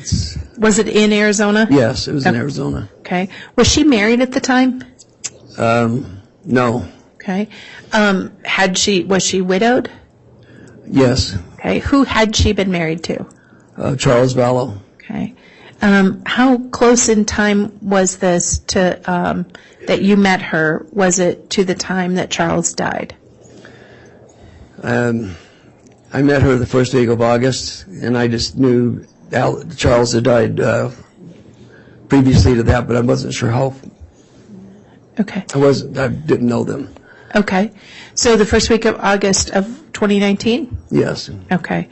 And so when you met her, you went to her home in Arizona. Yes. Who was there at her home when you met her? There was Chad, Alex, Melanie, I think her last name was Bordeaux at the time, and then Zalima showed up, and then another lady showed up, but I don't remember her name. She was pretty quiet. Okay. And when you said Chad, do you mean Chad Daybell? Yes. Okay. So prior to August of 2019, had you ever met Chad Daybell? Just over the phone. Okay. How was it you talked to Chad Daybell over the phone prior to August of 2019? A few years previous, he reached out to me and wanted to do a book with me. And did you ever do that with him? No. Okay. Why not? 'Cause I didn't feel it was right, and I didn't feel like he was the one that, if it was to be done, that it should be done with. Okay. And so at the house, at Lori Vallow's home in August of 2019, you saw Chad there. Yes. Okay. What happened at the house when you met Lori Vallow? They were just sitting around the table and Lori she was an amazing hostess. She was fixing food, and it was just they were like having a social. Okay. All right. And then did you have an opportunity to meet her again at any point after that? Yes. Okay. Where was it you met her again? At her apartment in Rexburg, Okay. Idaho. Now, to be clear at this point, were you married to Melanie Gibb? No. Okay. Were you guys dating at this point? Yes. Okay. So how did it come to be that you met Lori Vallow at her place in Rexburg, Idaho? Melanie and Lori wanted to do a podcast with me, which was supposed to happen in Arizona, which it didn't happen. I was coming up to see Melanie, and I was coming up for the Book of Mormon conference, and I was also coming up because my son just moved to Pocatello, Idaho. Okay. So I just kind of took a long weekend, just kind of see everybody and just enjoy the weekend and do the podcast. Okay. And so when you say you took a long weekend, what weekend was that? September 2020 through the 23rd, 22nd, right in there. Okay. Of 2019? Yes. Okay. And so, forgive me, you were coming up for kind of three purposes? Yes. And those three purposes were what? To go spend some time with my son, with his family in Pocatello. They just moved there a couple weeks previous. And then the Book of Mormon conference was there in Rexburg. And then to see Melanie. Okay. And to do the podcast. Okay. When you say to do the podcast, had you participated in any of the podcast sessions that Lori Vallow and Melanie and others had done before? No, I did some with Preparing the People, but nobody else. Okay. And so one of the purposes was to come up and to do the podcast with Melanie, Lori. Anybody else going to participate in that podcast? No. Okay. Where were you supposed to record the podcast? At Lori's apartment. Okay. And so you came up, I believe you said September 20th, and you were going to go to Lori's to do the podcast? Yes. All right. Where did you stay that weekend? Well, I was going to stay in a hotel in Idaho Falls to kind of be in the middle with everything. But Melanie called me and said, hey, don't waste money on a hotel. Lori's got an extra room here. Why don't you just come and stay here? Okay. And the majority of the weekend is going to be in Rexburg anyway, so I decided to stay there. Okay. So when you got to Lori's place in Rexburg, Idaho, who was at the house, if you remember? When I got there, Alex Cox, Melanie, Lori, and JJ. Okay. Now, had you met JJ Vallow before that time? No. Okay. Do you remember what JJ was doing when you got there? He was sitting on the couch playing with toys. Okay. And did you interact with him at all? Yeah, I got a Down syndrome boy, autistic, so I just sat down with him to include him. I wanted to see how he was doing and talk to him, but it was like I wasn't even there. He never acknowledged me. Okay. Now, when you got there, did you see Tylee Ryan there at all? No. Did you ever see Tylee Ryan that weekend? No, never did. Never did see her. I never did meet her. Okay. Were you told where she was? I was told that she was attending Rexburg, Idaho College, and she wanted to be independent. Okay. And who told you that? I think it was Melanie told. If I remember right, Melanie asked Lori in front of me.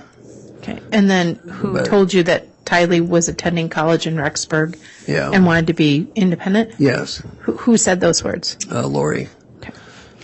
And so after you have that interaction with JJ, did you have any other interactions with JJ that weekend? Yeah, there was he had a cardboard box and he was cutting doors and windows out of it, making a home out of it.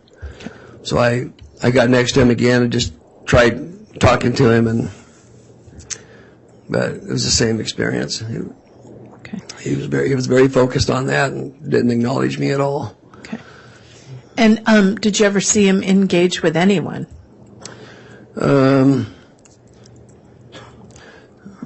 think he engaged with Alex once, and I can't remember what they were talking about, but it looked like a good relationship. Then he got to go outside and play with some children. Okay. And when he went outside, he just looked really happy. Now, that weekend, did you see Chad Daybell at all? Yes. Okay. How many times did you see him, if you remember? I would say 4 times, Okay. according to memory. Okay. Can you tell us about any those interactions? That's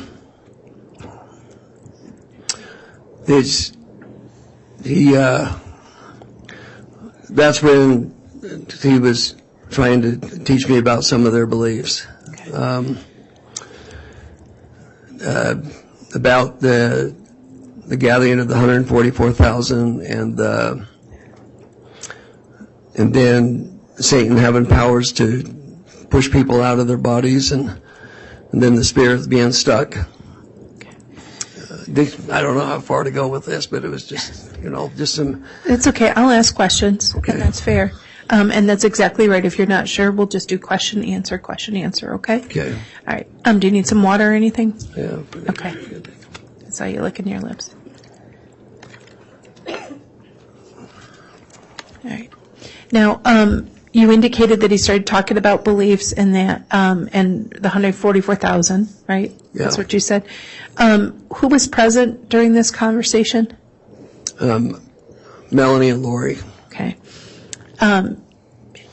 Did Lori participate in the conversation at all about those issues? Not that I can recall. He seemed to lead the way on that. Okay. And did you, what was your response to Chad's, sort of concepts? I just said, if the Lord's gathering is 144,000, I believe that would happen through his prophet. And then, as far as the Satan having power to push people out of the bodies, I said, we're taught differently in that. That can't happen. He's not given that kind of power. Okay. So let me stop you there. So you are a member of the Church of Latter-day Saints, right? Yes. Okay. And I heard you say through the prophet. Are those doctrines taught through the mainstream LDS church? Yes. Okay. And so your response was things more in line with the teachings of your church? Yes. Okay. Were you sort of going along with what Chad was telling you? I was listening, and then I questioned, and that's, I don't know what you mean by going along. I didn't. Did you believe him? No. Okay. Did you let him know you didn't believe him? Yeah. Okay. So after that interaction, did you have any other interactions with Chad? Yeah, he had us meet him at a property on the east side of a church. When you say had us meet him, who was together with that situation? Me and Melanie met with Chad and Lori at this property. Okay. And it was next to a church? Yes. Okay. What happened when you met with Chad and Lori next to a church? They just trying to tell us about that beautiful building, like a temple that was there, and that was in spirit. But so they wanted to show it to us, but I couldn't see anything. Okay. Why did they want to show you the temple or the heavenly building they said they were seeing? I think it tied in with things that they believed in, but I didn't know all their beliefs. Did you believe it? Could you see a building? No, I didn't believe it was there, and I couldn't see it, but I was trying to be respectful and just kind of follow along, I guess. Okay. And then after the visit of a site, what was supposed to happen at that site where you were meeting with Chad and Lori? We were just supposed to be able to witness it. That's all I recall. Okay. And then Did you run into Chad Daybell again that weekend? Yes. Okay, where was that? They had 80 acres that was out by his place. It was for sale. It was for development. So why were you looking at 80 acres near Chad Daybell's property? Well, for me personally, I had an investor down in Utah that wanted to do a development in Rexburg. So I was interested in it for that. And Chad was interested in it because he wanted me to move up to Rexburg. Okay. And so what did you do about going to check out that property? Since it was Sunday, I just said, well, I don't work on Sunday, but since I'm leaving early in the morning, I said, I'll just drive by, take a picture of the realtor sign, and then I'll, deal with it later, during the work week. Okay. So when you drove by and you took a picture, how was it? How did you get connected with Chad? We were out there.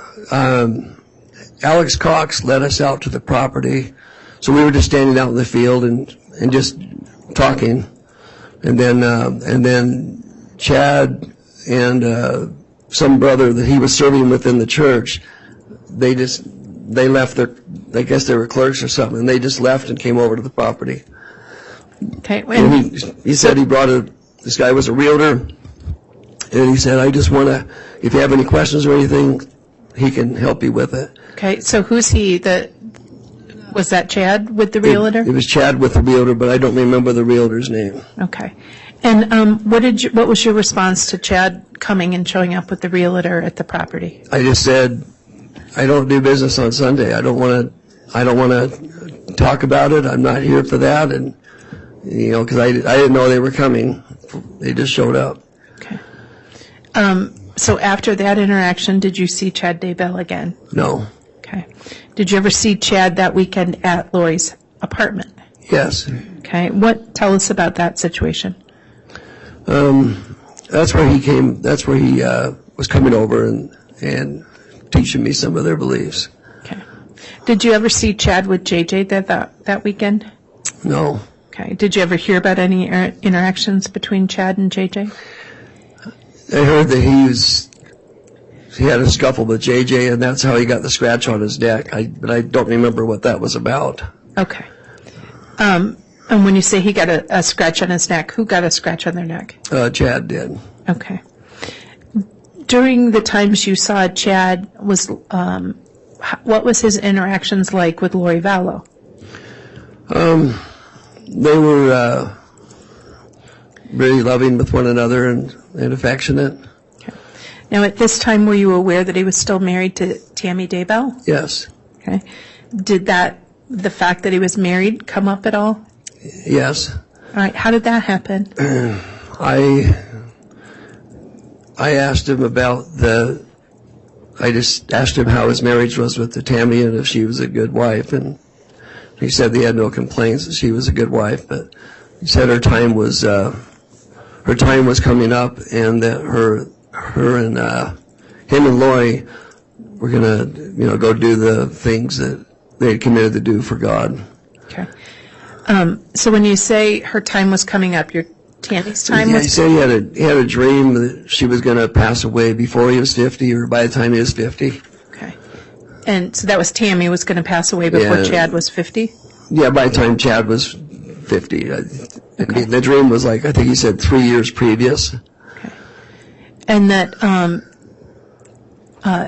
and then he said he and Lori were going to be together. What did that mean? That they were going to get married and they were going to go do their calling. Okay. And did you know what their calling was? That's what I learned. They were going to gather the $144,000. And they were going to do it together? Yeah. Okay. Did you have any response to this? That's where I just said that because he felt he was kind of saying that I was one of them, and that's why he wanted me up there. And that's when I said, well, that would be a call from God and through his prophet. Okay. And what was his reaction when you said it should come through the prophet? It's the prophet of the church, right? Yeah. I can't remember all the details, but it was clear, kind of like that it was a separate calling because it was the Church of the Firstborn, which is going to be coming out of the Church of Jesus Christ of Latter-day Saints. And so that was his position, and he had his authority under John the Beloved, if I remember right. Okay. And was that your belief? No. Okay. Now, did you do the podcast? Yes. Okay. And when did you do the podcast? We did that on Sunday night. Okay. When it was late. All right. So that's Sunday the 22nd? Yes. All right. And so where did you do the podcast? At Lori Vallow's kitchen over the island. Okay. And when you said who's we did the podcast? Melanie Gibb and Lori Vallow. Okay. So you're in Lori's kitchen in her home, right? Yes. On a Sunday evening? Yes. Was JJ there? No. Where was JJ? Alex was babysitting him. Okay. And was he babysitting him in the apartment or somewhere else? At his place, his apartment. All right. Who told you that? Lori. Okay. She just wanted to have uninterruptions so we could do the podcast, so she asked him to watch him. Okay. And did you see JJ again that evening? Yes. About 10:30, I believe it was 10:30 at night, I heard the front door open, which was to my back. I turned around and I saw Alex carrying JJ, and JJ was asleep and his head was on his shoulder. And Alex carried him in the house? Yes. Did you see where Alex went? He took him upstairs. Okay. And put him in bed. All right. Do you remember what JJ was wearing? Seemed like it was shorts and a T-shirt, but I can't remember the colors. I almost want to say it was the camouflage shorts, if I remember right, but okay. All right. So Alex, and did you see Alex leave that night? Seemed like I heard the door open and close. I didn't turn around again. Once I knew what was going on, I just stayed focused on the podcast. But I didn't see him leave, but it seemed like I did hear the door open and close. It's the vague memory. That's fair enough. So, where was JJ sleeping while you were staying there? in Lori's room. Okay. And what room were you in? I was in JJ's room. Okay. So did you spend that night there as well? Yes. All right. Did anything happen in the night? Yeah, in the early hours of the morning, I had it was one of the worst nightmares of my life. It was very real. Okay. And so let me ask you a question. Okay. So did Melanie come try to help you as you were waking up from that nightmare? yes, Okay. How did that happen? Let me do it this way. How did Melanie try to help you? she had heard me talking in my sleep, kind of, I guess I was screaming out or calling out. Okay. And so she kind of helped wake me up. Okay. And then what happened after she helped wake you up? She said, I'm going to go get Lori, see if we can get Chad over here to give you a blessing. Okay. So she went, and she went to go get Lori, but she came back because she said she couldn't get anybody. Okay. And so JJ was this in the middle of the night? Yes, I would say it was in the early hours of the morning. I didn't have a clock there, but I know it was after midnight. Okay. So as you were kind of waking up and coming back from the nightmare, did you see Lori Vallow at that time? No. Okay. Was Melanie able to get her to come help you guys? No. Okay. Now, the next morning, did you see JJ? No. Excuse me. Do you need some water? Sorry. No, it's all right.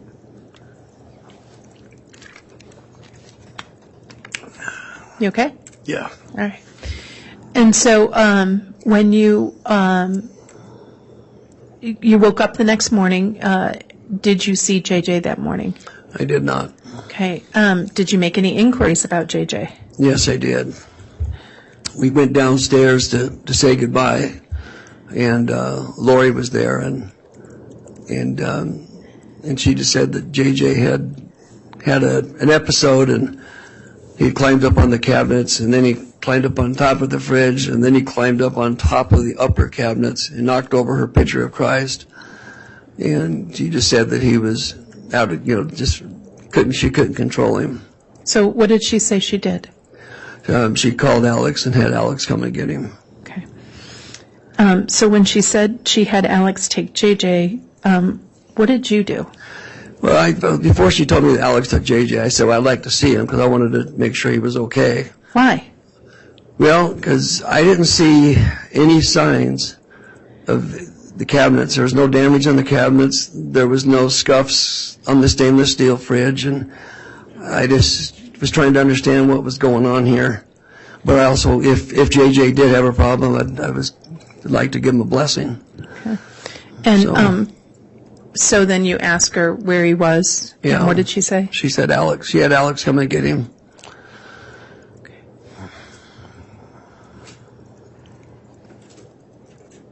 Okay. One moment, if I may, Your Honor. Yes. Hey, kid. Yeah, one moment. Yeah.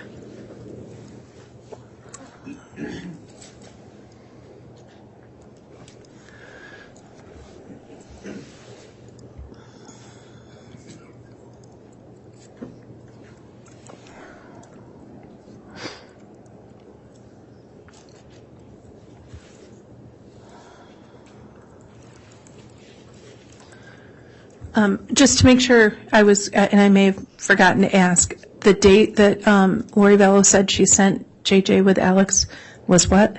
That was Monday, the 23rd of September. 2019. Yes. Okay. Thank you. Nothing further. All right. Thank you, Ms. Smith. Who will be doing cross-examination? Mr. Archibald.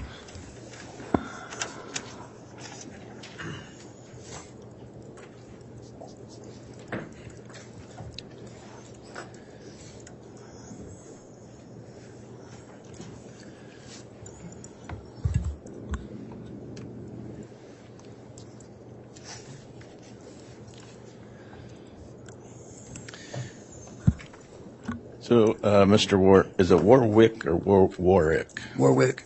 Okay. How do you spell your last name? Warwick. Okay. I got it right. And you live in Pleasant Grove, Utah? Yes, sir.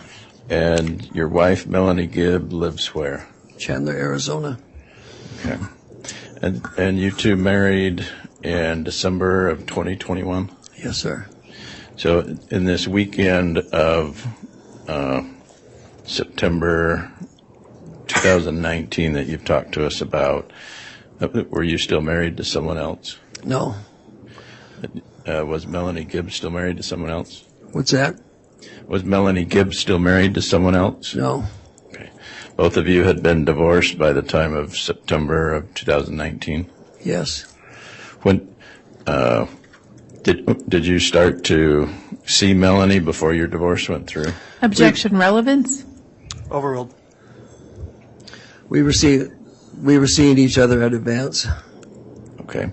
So you were separated and then started to see Melanie? Yeah, I was again. in the divorce process, and so I had a Downs boy that I was taking care of, and Melanie really hit it off with him at a camp, and so my divorce didn't final as fast as I had hoped it would, but she was divorced.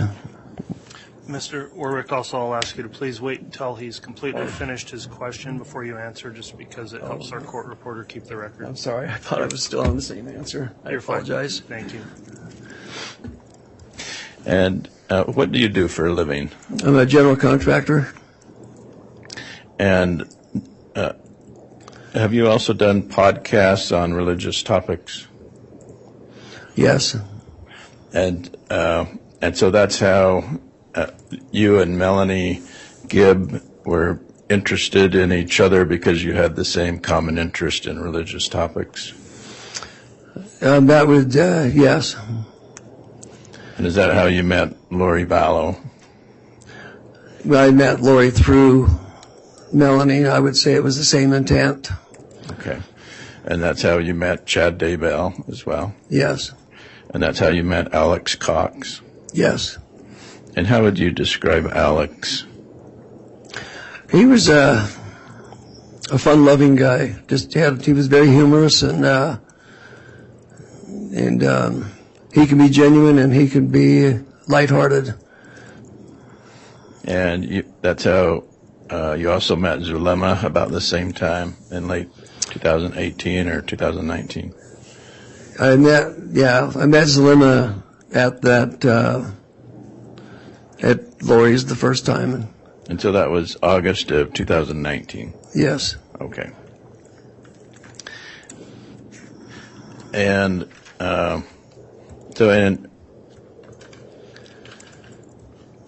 how did you learn that Lori and Alex moved from Arizona to Idaho? Through Melanie. And so this conference that you were going to in Rexburg, Idaho, was that, what kind of a conference did you say that was? A Book of Mormon conference. And who was that sponsored by? Rod Meldrum.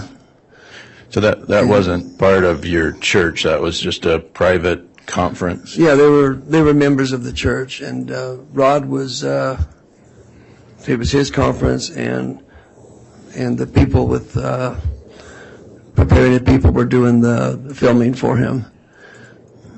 And so Preparing a People, is that a group sponsored by your church? No.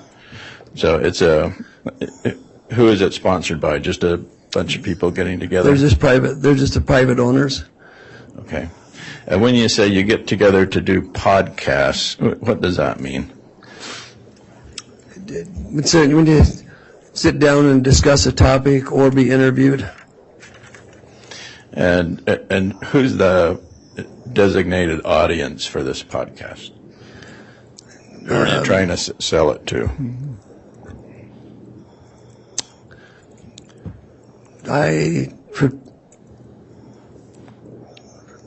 I'm just trying to think what their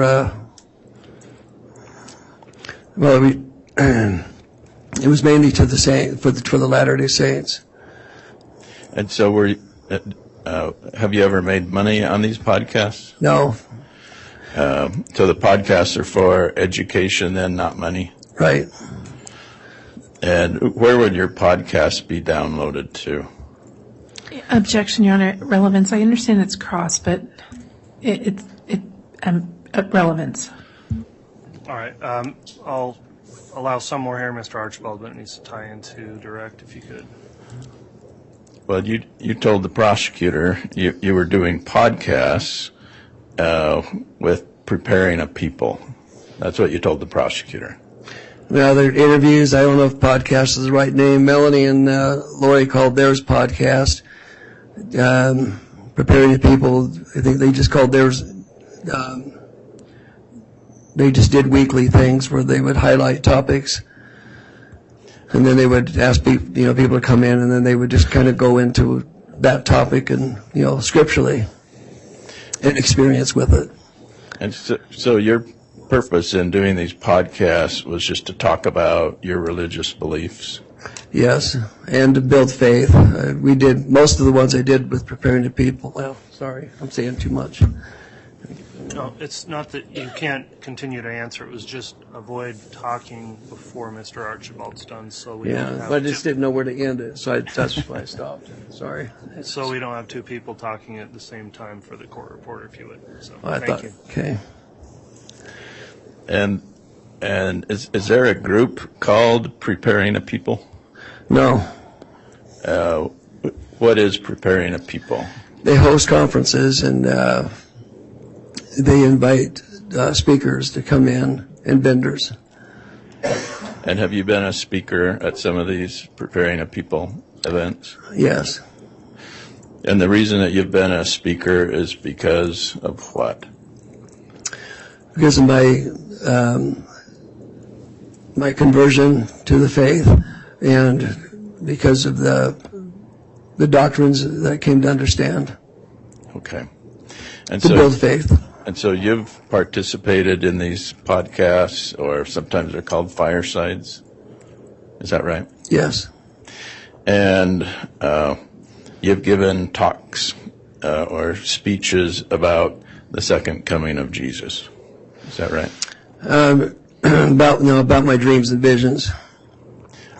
So would you call yourself a visionary man?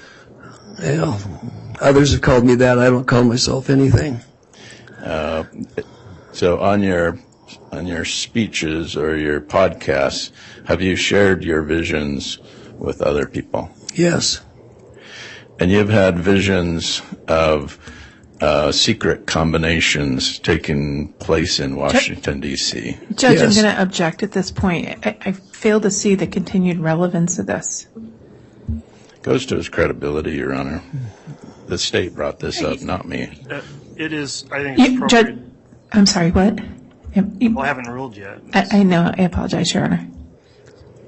What was your comment? Go ahead. I was just going to ask under Rule 16, comment 610 is that impugning somebody's religious beliefs or going beyond the scope of this trial is impermissible cross-examination. Well, that door opened a long time ago in this case. I think with the context of the state's evidence, I will keep that rule in mind. I appreciate you bringing that up. At this point, I do think we're still within the scope of permissible cross-examination given the direct examination, so I'll overrule the objection. You've given talks about visions of secret combinations in Washington, D.C. Is that correct? Yes. You've given talks about visions of secret combinations in England and Saudi Arabia. Is that right? Yes. You've given talks about evil entities in England, right?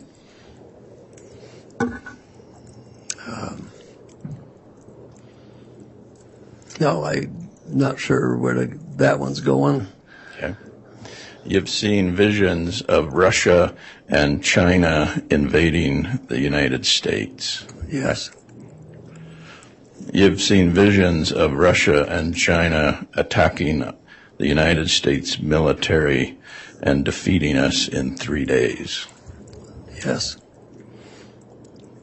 You've seen visions of the United States being sacrificed for a one-world government, right? I don't know where that one came from. You've been, well, I didn't make this up. Yeah. Well, the context is what's being avoided. That's why it's difficult here. So. Okay. So what's the concept about the United States being sacrificed for a one-world government? Judge, objection again on that concept. Relevance. All right. At this point, Mr. Archibald, I do think we're getting away from the evidence of the case and direct. So if you could tie this in some way, if it does. If not, I'll sustain the objection. You talked about having a vision while at Lori Vallow's home in September of 2019. You told that to the prosecutor, right? Objection misstates the evidence. Overruled. If the witness can answer, you can correct if that's misstating evidence. I had a nightmare. So a nightmare and a vision are two different things. Yeah. So how do you define a nightmare versus a vision? Well, it's like whatever the nightmare was about, it was like I was living in it. And a vision is just pretend? No, a vision is when you're observing and you're being shown. So both a vision and a nightmare are real? No, not necessarily. So can you further explain the difference between a vision and a nightmare, how one works and not the other one? The vision is when you're being shown, when you're being shown things when you're seeing the future, but you're not seeing yourself. Somebody else is presenting it. And so your visions come from who? The ones I talked about came from angels. under God. And your nightmare comes from who? It was very adversarial. It was consumed. It was a lot of fear and a lot of darkness, and there was no order to it. So the fear and darkness came from who? Well, it was adversarial. I don't know who it came from, but. And when you say adversarial, are you talking about the devil? I would say it was from that direction. An angel of the devil? Could have been. You've had these visions and nightmares throughout your time that you knew Chad Daybell, Lori Vallow, and Melanie Gibb. Is that right? No, I just had that experience that night. Okay. So on the night that you were in Rexburg, you wanted to get a blessing from Chad Daybell. Is that right? Well, Melanie just said, I think you need to get a blessing. I'm going to go see if I can get Lori to get Chad. And so I was, I just agreed. I was distraught. And what is a blessing? It's when it's exercised under the direction of the priesthood to bless you with deliverance, comfort, or healing, or guidance. So you wanted a blessing from Chad Daybell? Well, Melanie just offered to get it. I was in a position where I wasn't all there. I was really struggling with whatever. I just remember it was horrified with what I was seeing. And so what would a blessing from Chad Daybell do for you? Give us just a moment.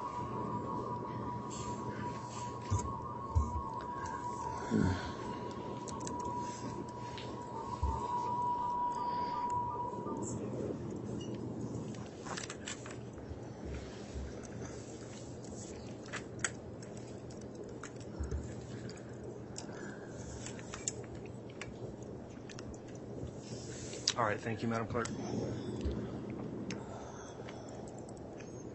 What would a blessing from Chad Daybell do for you? What have we done? Yeah. Well, Objection, speculation. Overruled.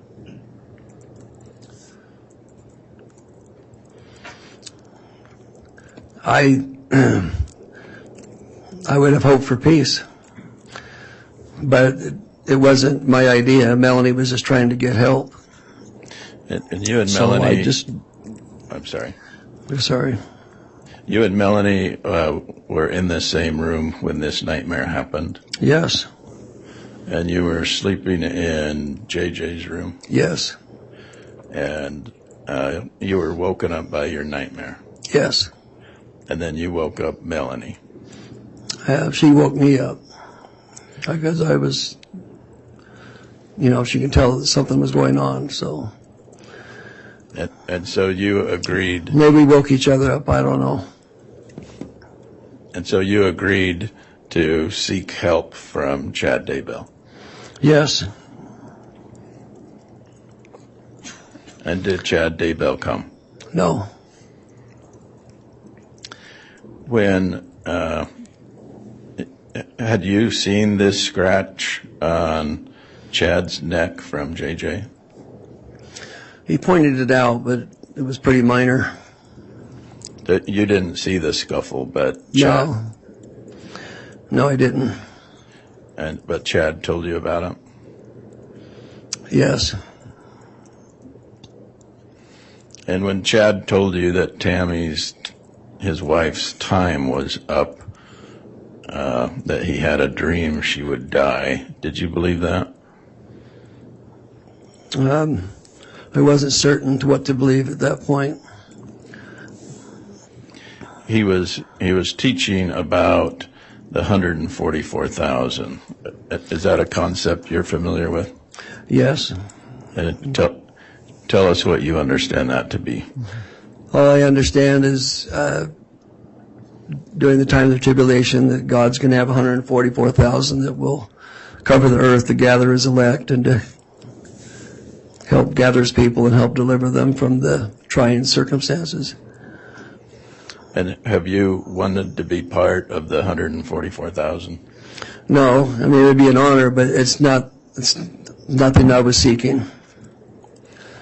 And I think you told the prosecutor that you didn't think Chad had the authority to gather.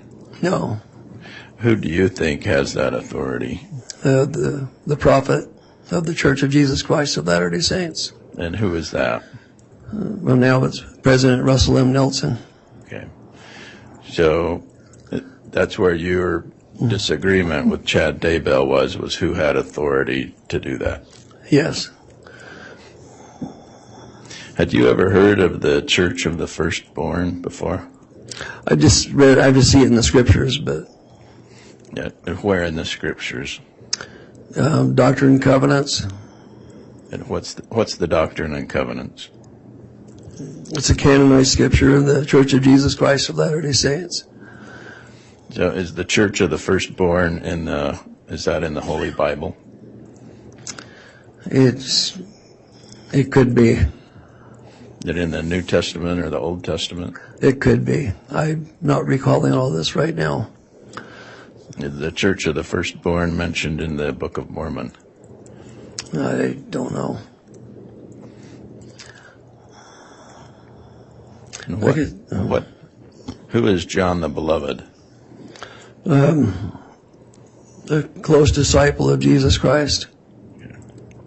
So John the Beloved was told something about the Church of the Firstborn. Is that what you learned from Chad? Or how did those two concepts go together? I just heard that that's where he had gotten his authority from.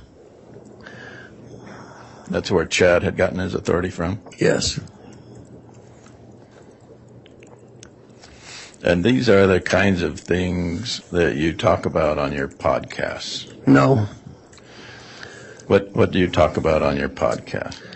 On the podcast, I go into topics like fasting, and then a lot of them were the conversion, coming where I came from, and the conversion story, some experiences from the time I was converted up through my mission, serving the LDS mission.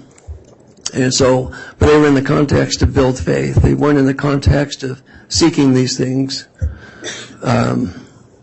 They were experiences as a result of repentance and faith and service.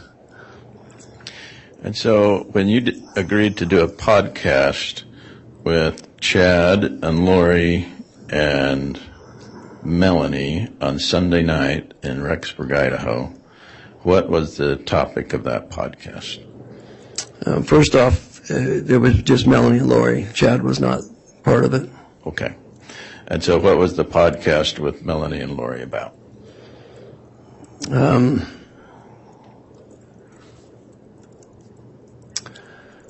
It's about sanctification, and I'm trying to remember what the actual topic was. What does sanctification mean?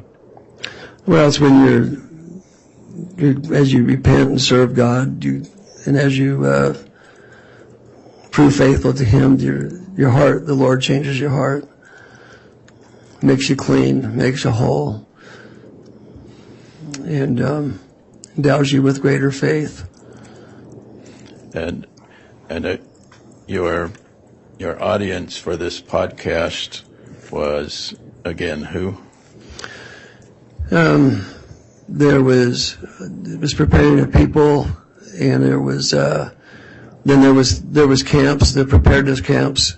Sometimes I went and spoke at those.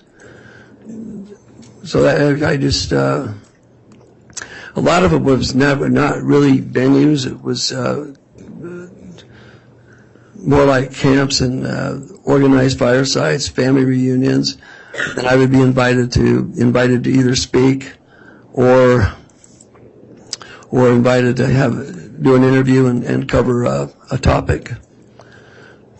And so, being invited to speak at a preparedness camp, what topics would you talk about?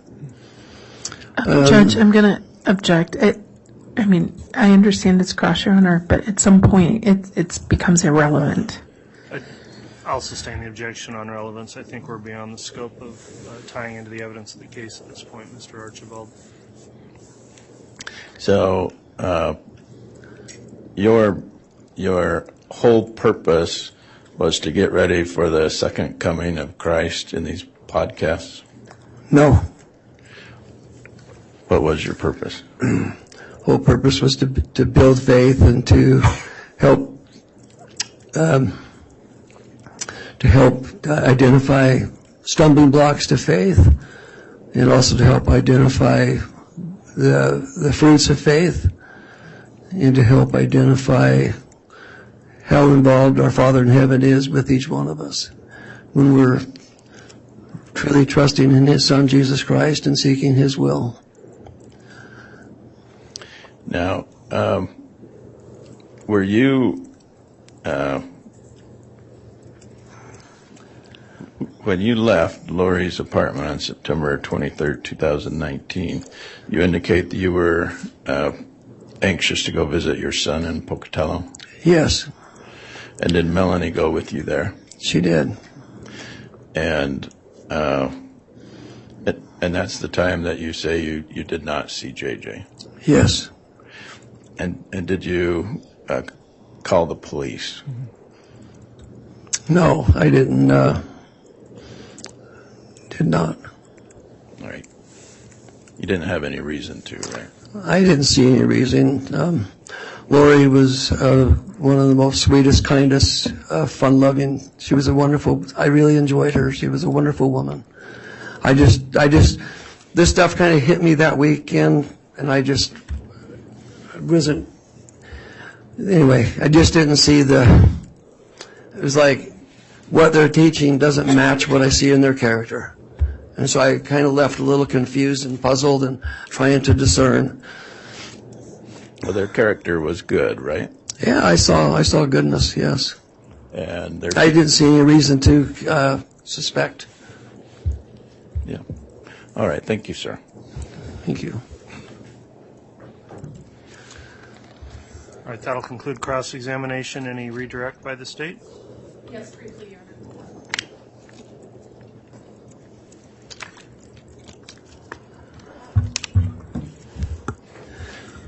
Honor. Defense counsel asked you about dreams and visions. I want to ask you about reality. Okay. The morning of the evening of September 22nd, who carried JJ up to bed? Alex. Okay. And the morning of September 23rd, who told you where JJ was? Lori Vallow. And what did Lori Vallow say to you about what happened to JJ on the 23rd? She said he was out of control and she couldn't control him, so she had Alex come and get him. Okay.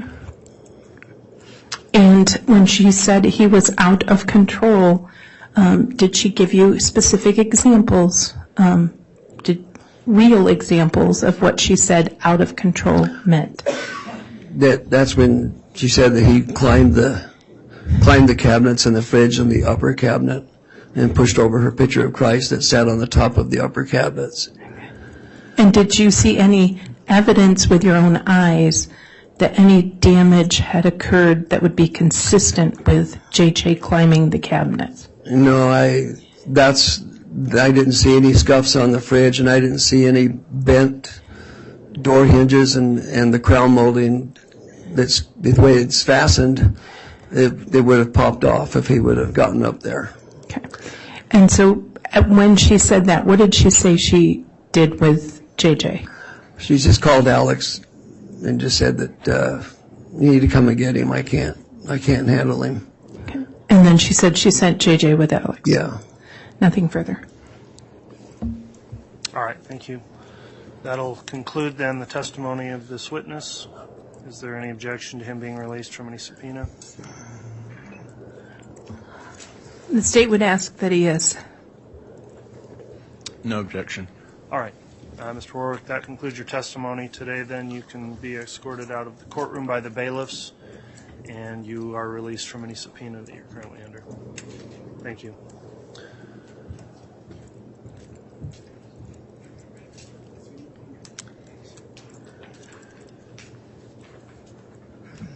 All right, we're close to the noon hour. Is the state intending to call another witness at this time, or would you prefer we take our lunch break? The next witness is fairly lengthy, so it may be a good time for lunch break.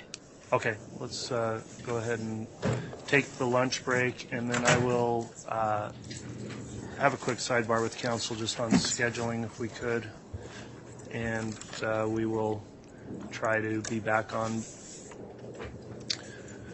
probably between 12:30 and 1 for further testimony of the next witness. All right, please.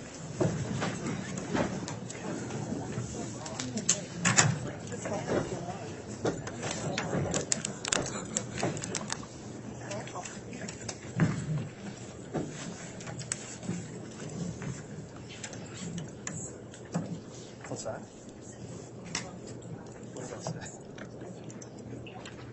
Oh. It'll be sometime. I hope it's...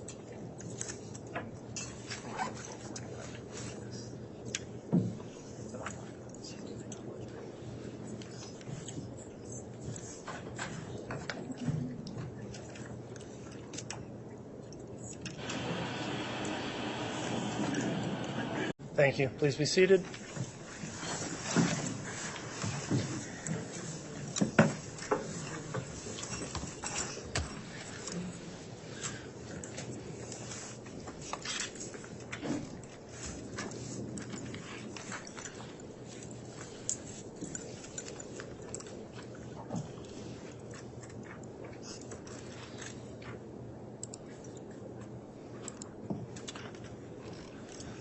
All right, I believe we're ready to have the jurors brought back in. Is the state ready to proceed? Yes, Your Honor. All right, is the defense ready? Yes, Your Honor.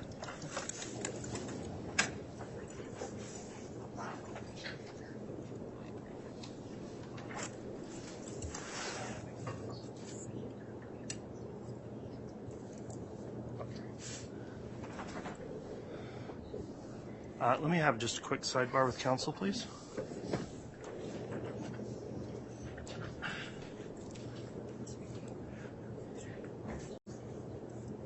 All right, if we can have the jurors brought in, please.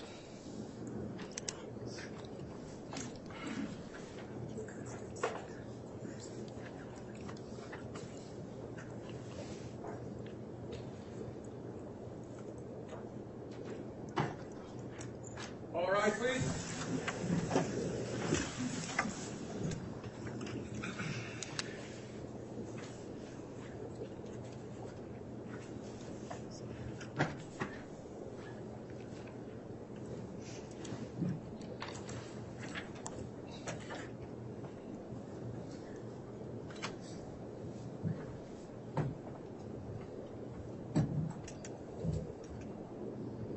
Jury's all present, accounted for, Your Honor. Thank you. Please be seated.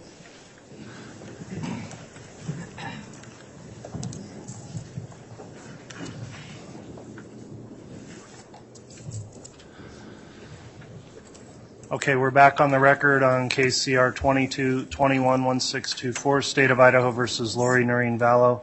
We just completed the lunch break. The jurors are all back and accounted for, properly seated. The state's going to be calling another witness here shortly. Before we do that, I'll note that I've met with counsel in a sidebar to discuss scheduling.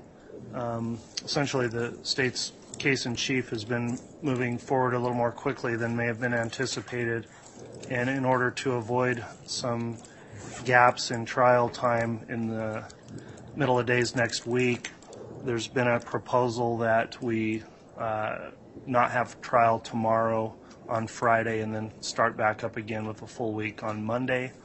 I think that's what the state's requested. Is that correct? Would somebody from the prosecution confirm that?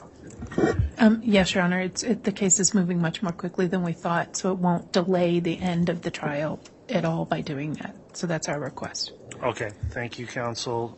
Is the defense concerned at all about having a day off tomorrow? No, Your Honor, that's fine. Okay. I appreciate you working towards that and letting the court know in advance. So for the jurors, again, we'll discuss that at the end of today, but we'll not be conducting trial tomorrow. We'll start again on Monday. That'll be our schedule moving forward. So, and as mentioned, it's not going to extend out the total time of the trial. The trial's just coming along more quickly than had been anticipated. So with that in mind, then, one other thing I'll note is there is a technical issue that's being sorted out right now, and it relates to the ability to show the demonstrative exhibits or use the overhead projector. So I'm fine with tech people in here working on that as we go, because we're here with some witness testimony we can commence with. If that's reset, we'll let you know. If we need to take a pause while they work on that in order to show exhibits, we'll deal with that when it comes. So with that in mind, then, let's see, Mr. Rammel, I think you're going to be calling the next witness. Is that correct? Yes, Your Honor. Okay. If you'd like to call your next witness, you can do so. Thank you, Judge. The state would call Detective Bruce Mattingly.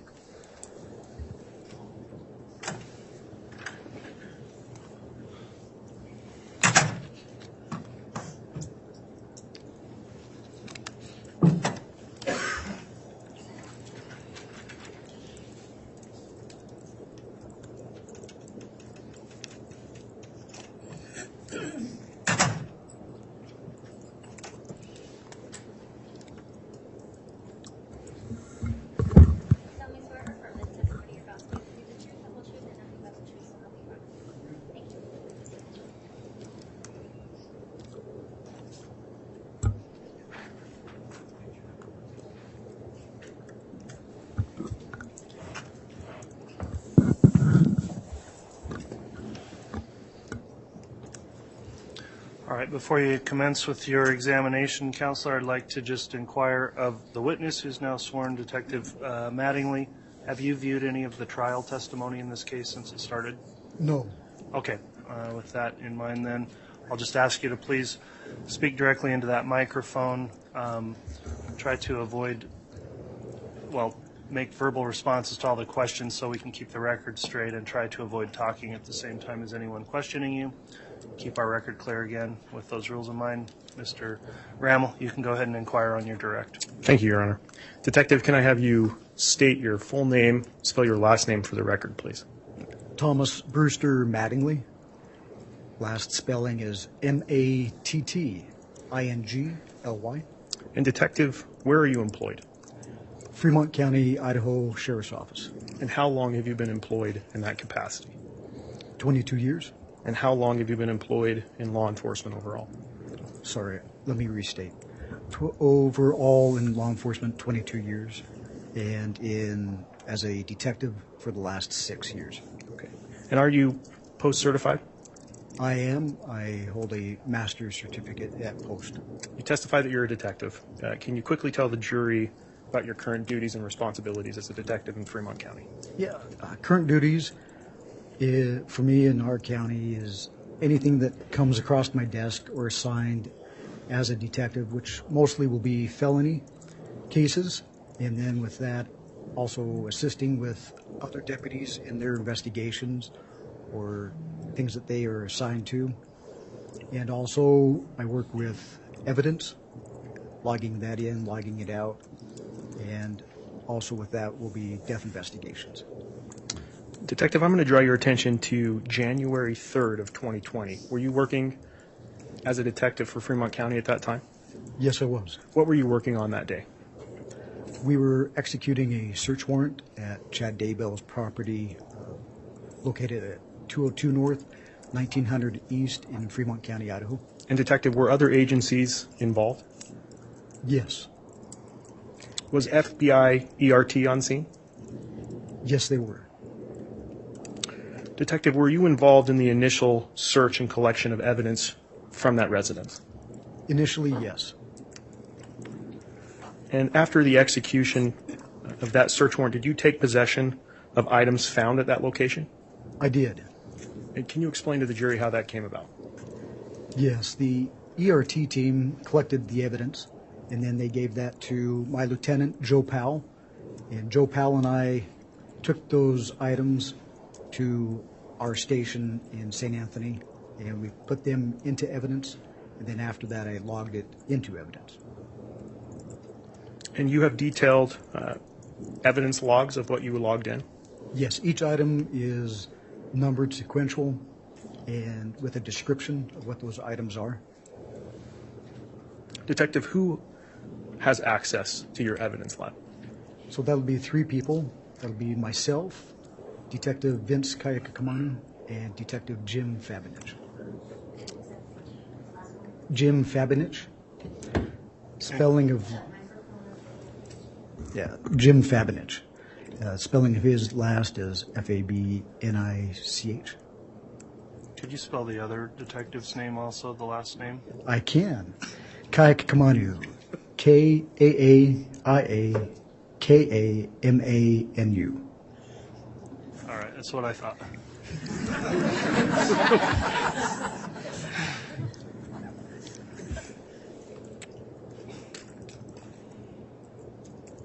Detective, on a later date, did you take additional action with items that were booked into evidence on January 3rd of 2020? I did. What was that? So on January 15th, I took the items that the electronic items that we had taken from that location to Salt Lake, to the IWR-CFL, which is the Intermountain West Regional Computer Forensic Laboratory. And were those the same items, or the same electronic items that you booked into evidence on January 3rd, 2020? They were the same. How do you know? From the property log, they were the same ones that I had taken and submitted into evidence, and so I knew which ones needed to be taken, and I just followed the same property log that was associated with that search warrant to be searched. And Detective, were they transported by vehicle? They were. I transported those. And during that transportation, did any of those items ever leave your custody and control? No, they did not. What did you do after arriving at the Regional Computer Forensic Lab? I took those electronic items to the lab and transferred them into their custody. And did you provide identification at the lab? Yes, I did. Your Honor, that's all I have for this witness. All right. Any cross-examination? No, Your Honor. All right. Thank you, Detective Mattingly. That'll conclude your testimony this afternoon. And Your Honor, and this has been discussed with defense already, we do have Detective Mattingly under subpoena. We're not going to be releasing him from that subpoena. There will be other unrelated items that he will be testifying to in this trial. All right. Thank you, Mr. Rammel. So, Detective, you'll be remaining under subpoena at the direction of the state to be recalled as a witness. During that time, please continue to avoid viewing any of the trial testimony in this case in any way. You'll be asked about that again if you're recalled to the stand. With that in mind, you can be excused for the day, and the bailiffs will direct you out of the courtroom. Thank you. Thank you.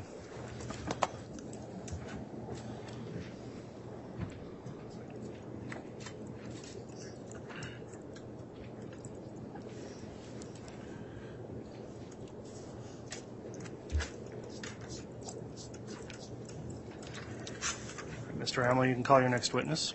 Thank you, Judge. The state would next call FBI intelligence analyst Benjamin Dean.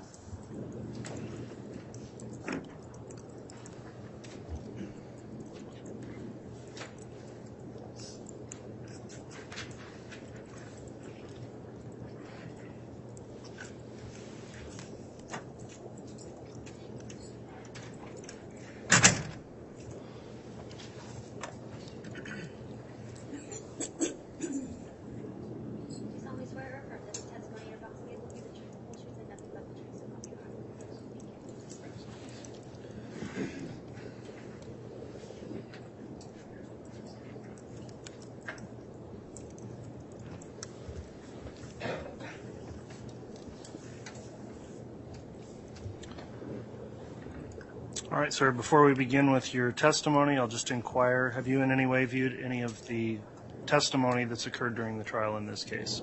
No. All right, thanks for your response. Please answer all questions verbally and avoid speaking at the same time as any attorney questioning you so we keep a clear record. With that in mind, then, Mr. Rammel, you can inquire on direct. Thank you, Judge. Can I have you state your full name and spell your last name for the record, please? Benjamin Dean, D-E-A-N. And where are you employed? I'm employed with the Federal Bureau of Investigation. And how long have you worked for the FBI? Approximately 8.5 years. And what position do you currently hold with the FBI? I'm an intelligence analyst. And Mr. Dean, you're an intelligence analyst. Are you referred to as IA Dean? Yeah. And yes, sir. I have permission to refer to you as IA Dean? Is that okay? You do. Thank you. Can you briefly describe your educational, professional, and training background? Yes. Prior to joining the FBI, I obtained a bachelor's degree in foreign and area language studies, foreign language and foreign area studies. And after joining the FBI, my first position was in the language services section, where my job was to review and report on the lawfully obtained electronic communications of case subjects in different parts of the country. Later, I became an intelligence analyst, and I attended what's called basic field training course for new analysts, and that was in Quantico, Virginia at the FBI Academy. And that training was 3 months long, and it consisted of classroom instruction, exercises, and exams that covered a range of topics, including threat analysis, analytic writing, and raw intelligence reporting. And IA Dean, what office are you currently assigned to? Salt Lake City field office. And can you tell the jury what your day-to-day responsibilities are? Yes. I work on a criminal investigative squad, and so I do often provide support to active cases, but my main job is to review information or analyze information and make assessments regarding specific threats. And so some of my daily tasks include reviewing information collected by agents out in the field or from other sources, looking for trends and patterns in that information, and writing reports or giving briefings with recommendations and findings. Do you have any specific training or experience in reviewing electronic devices? Yes. Could you share that with the jury, please? Yes, I can. So, as I previously mentioned, my work with the language services section of the FBI involved reviewing electronic communications of predicated case subjects from different field offices. And during that time, I attended a week-long course that was focused on best practices and techniques in monitoring and reporting on those types of records. Later, at the FBI Academy, I was trained in digital evidence collection and exploitation, as well as the use of telephone analysis software. Since then, I've attended virtual and in-person trainings focused on communications analysis, and as an analyst in the field, I've helped review electronic communications data for a number of active investigations, and that includes data obtained through legal process, from open source research, and from mobile device extractions. IA Dean, were you involved in the investigation into Chad Daybell and Lori Vallow Daybell? Yes. When did your involvement in that investigation begin? It began in late March of 2020. And what was your initial assignment in that case? My initial assignment was to review tips submitted by members of the public in response to a press release that was issued by the FBI and the Rexburg Police Department on March 5th of 2020 concerning Tylee Ryan and J.J. Vallow, who were missing at the time. And both Tylee and J.J. had been seen at Yellowstone National Park on the 8th of September of 2019. And the press release requested that any members of the public who had visited the park that day and had taken pictures or videos during their visit to send those in case they might aid in the investigation. Did you have any other assignments in support of this investigation? Yes, I did. What were they? I was asked to assist in the review of data extracted from electronic storage devices that had been seized from the residence of Chad Daybell on January 3rd of 2020. And when did you complete your review of those devices? In late May of 2020. Were you asked to review data from any other devices after you had completed those initial reviews? Yes, I was. And what were those additional devices you were requested to review? I was asked to review the contents of 2 Blu-ray discs containing data that was extracted from storage devices that were seized on the same day, January 3rd, 2020, also from Chad Daybell's residence. And how were they labeled? A unique FBI specimen number was clearly written on each disc. One disc had the label IWR091201, and the other disc was labeled IWR091202.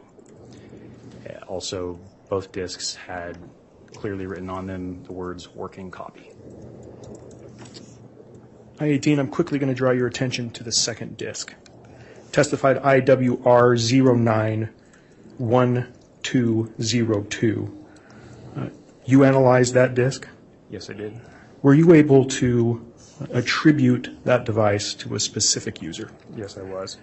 And who is that? It belonged to Seth Daybell. And are you aware throughout your investigation in this case who Seth Daybell is? Yes. And who is he? He is the son of Chad Daybell and Tammy Daybell. I-18, I'm going to draw your attention now to the first disc, IWR091201. Is that the disc that you began reviewing first? Yes, it is. I'm going to draw your attention to that device. Through your investigation, did you review a chain of custody document on that specific device? I did. To your knowledge, where was that device immediately prior to being provided to you on that disc? It was with the Regional Computer Forensic Laboratory in Salt Lake City. Dean, when did you begin your review of that disc? I began review of that disc on Tuesday, May 26th of 2020. And can you describe to the jury, please, the process you used in doing that review? I can. I used a Blu-ray disc reader to open up the disc on my FBI-issued laptop computer. I was able to see that the main file on that disc was named IWR091201, and I copied that folder onto my laptop and began looking through its contents. I located a subfolder with an application file named cellbrightreader.exe and also a UFDR file named IWR091201 report.ufdr. And so I double-clicked on the application file to launch the Cellbright Reader software program. And once it was fully loaded, I used it to open up the report. And Dean, how does the data appear in Cellbright Reader? Cellbright Reader organizes a device's data, so meaning all bits of information and files on a device, into categories based on a file's item type. So, for example, some example categories of items would be autofill, contacts, call log, voice calls, SMS messages or text messages, multimedia or MMS messages, and so on and so forth. Those categories are listed or shown in the Cellbrite Reader window on the left-hand side in alphabetical order in a menu. And when you double-click on one of those category names, it opens up a data tab in the main Cellbrite Reader window where it displays all the items that are within that category. And so there is also what's called timeline feature or timeline view, and that enables the review of items from multiple categories by arranging them in chronological order. And what files types do you typically look at to determine the user of any given device? Typically, I will look to see if there's a device user listed, and if it's a cell phone, I'll look at the phone number associated with the device or the phone.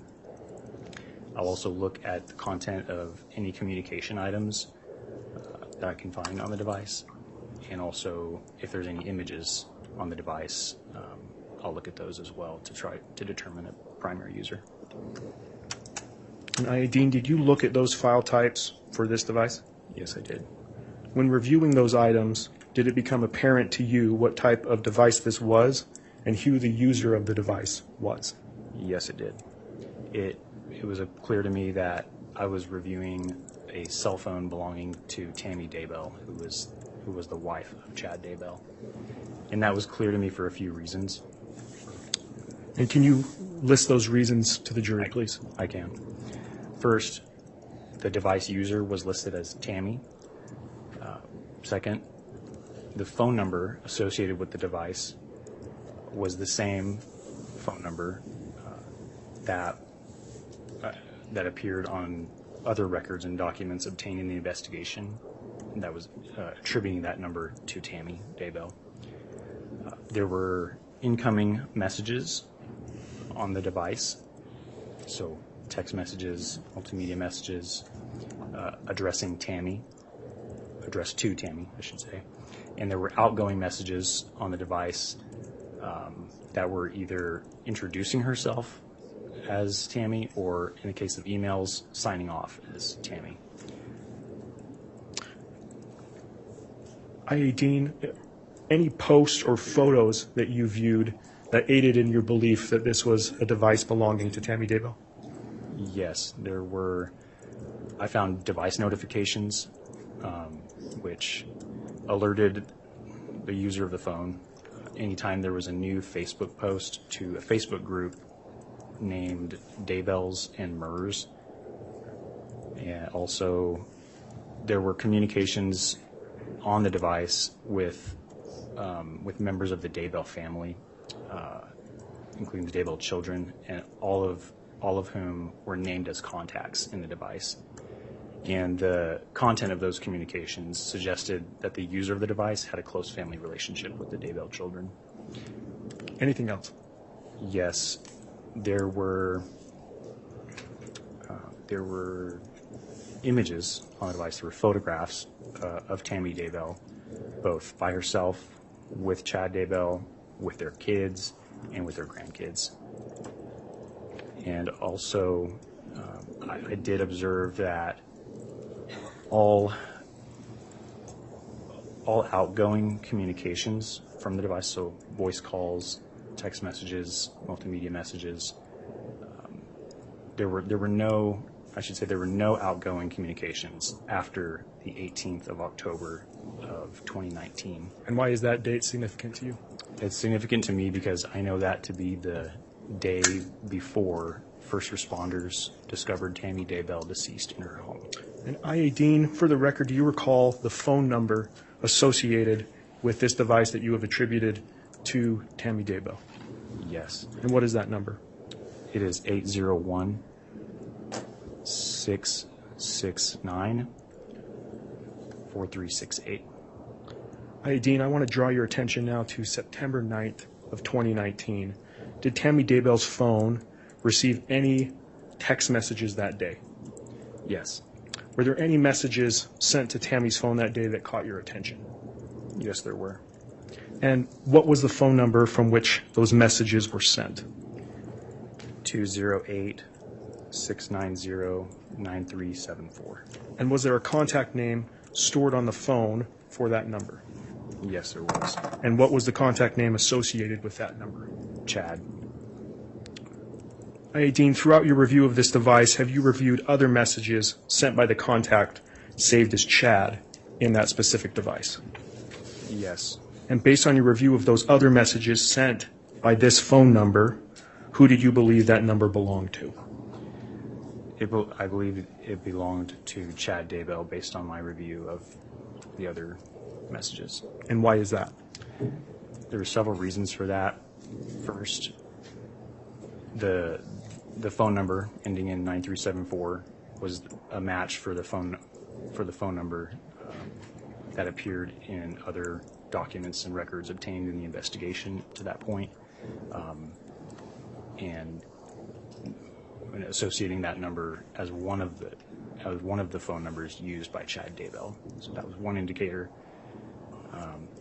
Also, there were group that number ending in 9374 was part of group messages found on the device with members of the Daybell family, so with the Daybell children, and the content of those communications likewise suggested that the user of that number had a close family relationship with the Daybell children. And in addition, there were text messages, or I would say the exchanges between Tammy and the user of this 9374 number indicated that they lived in the same home and that another individual named Garth also lived in the same home. Hi, Dean. I'm going to draw your attention back to messages sent on September 9th, 2019 from that specific device that caught your attention. Your Honor, may I have the witness be hand what has been marked as State's Exhibit 229? Yes. Your Honor, for the record, I have provided defense a courtesy copy and the court a courtesy copy as well. All right. Thank you, Counselor.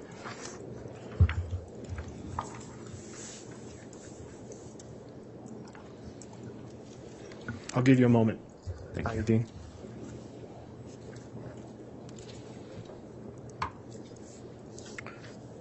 Dean, will you look at what has been marked as State's Exhibit 229?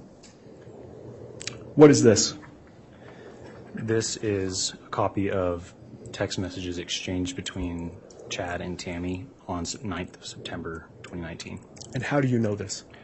I know because I reviewed these text messages, these same text messages during my review of Tammy's device, Tammy's phone. And Dean, is it a true and accurate representation of messages you reviewed that were sent on September 9th, 2019, starting at 11:53 a.m.? Yes, it is. Your Honor, I would move to admit what has been marked as State's 229. Any objection? Your Honor, I can't recall when counsel gave me a copy of this in all my stacks. I don't know where it is. Can I see the exhibit? Your Honor, I have another copy. It was before lunch.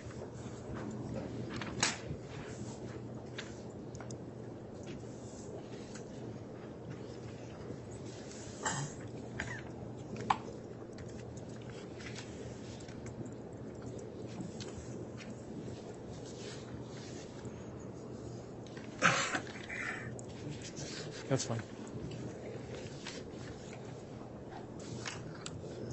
Got it.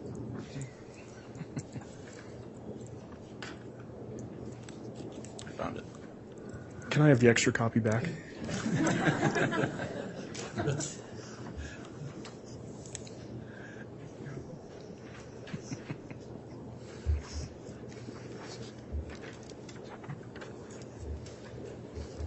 Your Honor, the State had moved to admit what has been marked as State's 229. All right. I knew that motion. And is there any objection from the defense? No, Your Honor. All right. Exhibit 229 is admitted. And, Your Honor, at this point, I would put it on a duplicate of it on the screen. I think it's working. Okay. Is it working? I believe so, if you want to publish it. Your Honor, do I have permission to publish a duplicate copy that defense has just reviewed? You have permission to publish the exhibit. And, not Your the Honor, copy.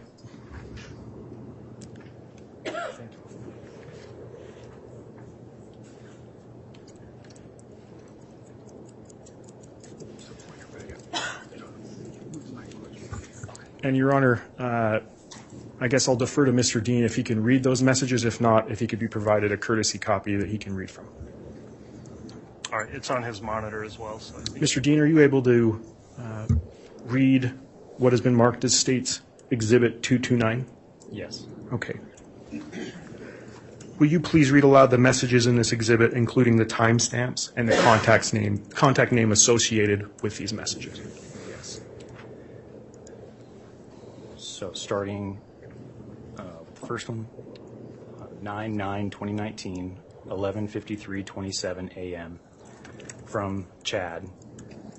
Well, I've had an interesting morning. I felt I should burn all the limb debris by the fire pit before it got too soaked by the coming storms. While I did so, I spotted a big raccoon along the fence. I hurried and got my gun, and he was still walking along. I got close enough that one shot did the trick. He is now in our pet cemetery. Fun times. And the next message. 9/9/2019, 11:56:59 a.m. from Chad. Gonna shower now and then go right for a while at BYU. Love you. And the next, please. 9/9/2019, 2:47:06 p.m. to Chad. Good for you. And finally, the last message. 9/9/2019, 2:48:20 p.m. from Chad. I'm back home now. I.A. Dean, why did these messages catch your attention?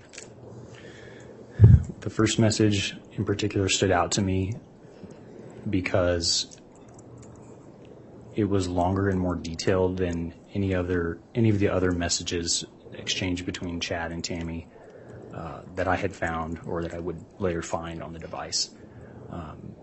Generally speaking, Chad and Tammy kept their messages relatively short, to the point, and they mostly had to do with financial or logistical issues of day-to-day life, such as picking up or dropping off checks, whether or not food needed to be picked up for animals at the house or at their property, and what time one or the other was planning to get home or planning to leave the house.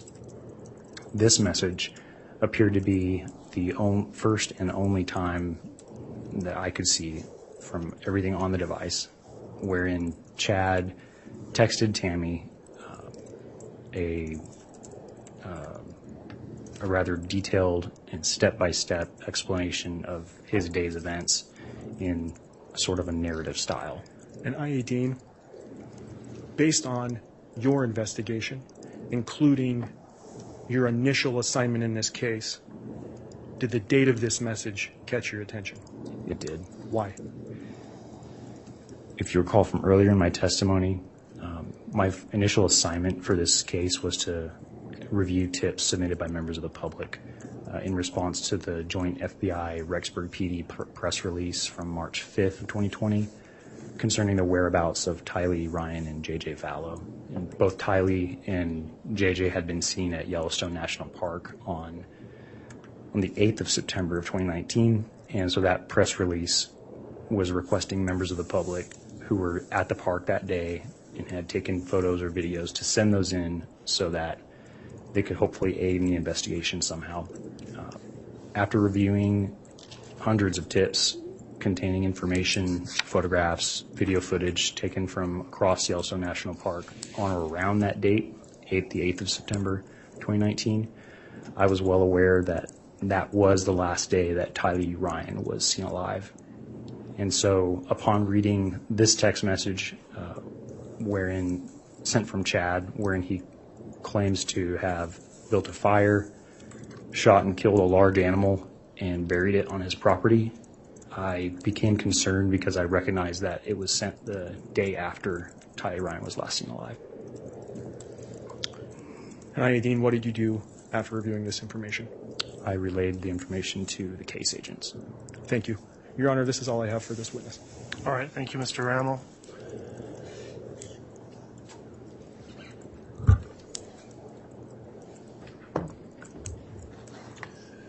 Cross-examination? No questions, Your Honor. All right, thank you. That'll conclude the testimony of the witness then. Is this witness going to be released from any subpoena, or are they going to be recalled, Mr. Rammel? Your Honor, the state would move to release this witness from his subpoena. All right, any objection to that from the defense? No. All right, thank you for your testimony. Thank you, Judge. Thank you, Your Honor.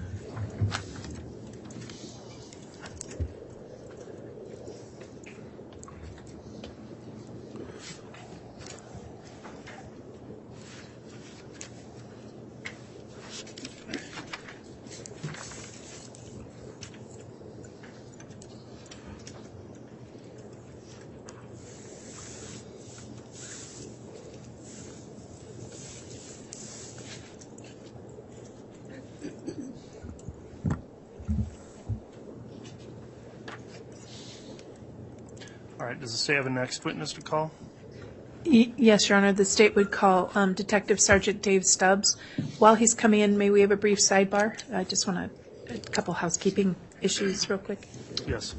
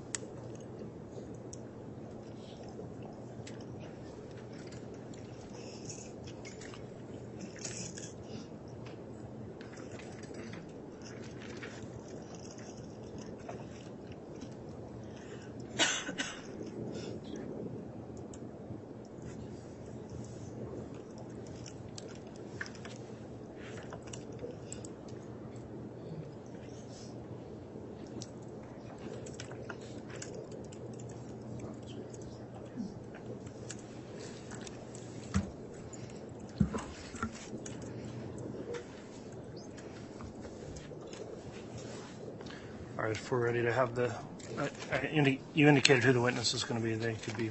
I believe I did, but I'll do it again. Detective Sergeant David Stubbs. Okay, if the witness can be brought in, we'll have them placed under oath.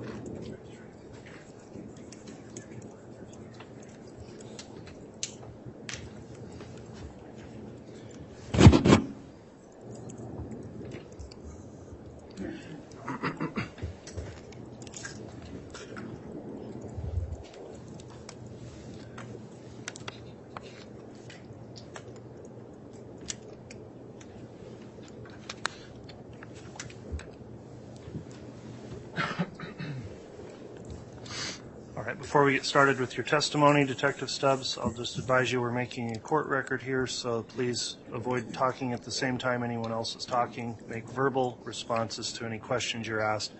And then I'll also inquire and ask, have you reviewed or listened to or in any way seen any of the trial testimony that's taken place so far in this case? I have not. Okay, thank you for that.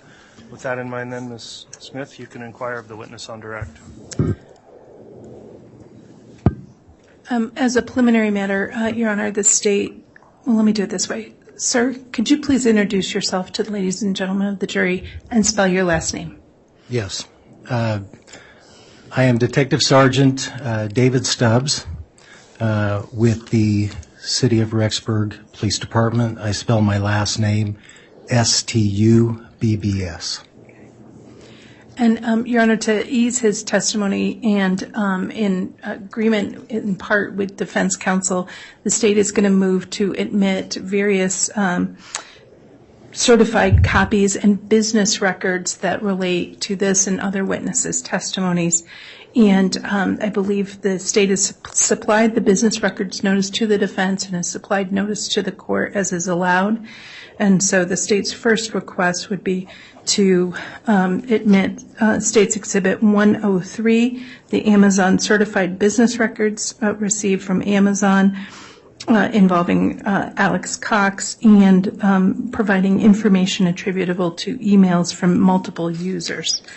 Copy was previously provided to defense counsel and a courtesy copy was supplied to the court. All right, thank you. Exhibit 103 has been offered. Is there any objection from the defense?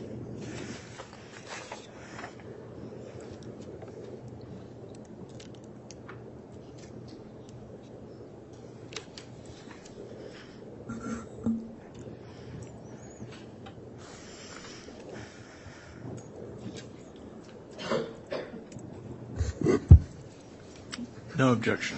All right, 103 is admitted. Your Honor, the state would next move under the same posture. The state filed the notice for business records and had certified copies supplied to the defense for States 104, the Ballard Insurance Group certified business records involving Chad Daybell. All right, 104 has been offered. Any objection from the defense?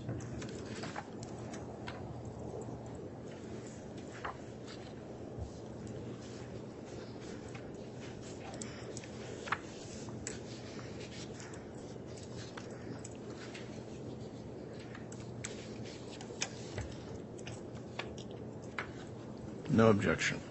Thank you. 104 is admitted. Thank you. The state will then move to admit under the same rule that the state supplied the business records notice and supplied the certified copy with the affidavit of the custodian for State's Exhibit 105, which is the Brigham Distributing certified business records for the books and accounting for Chad Daybell, Tammy Daybell, and Spring Creek Book Company from January 1st, 2019 through July of 2022. All right, Exhibit 105's been offered. Is there any objection from the defense? No objection. 105 is admitted.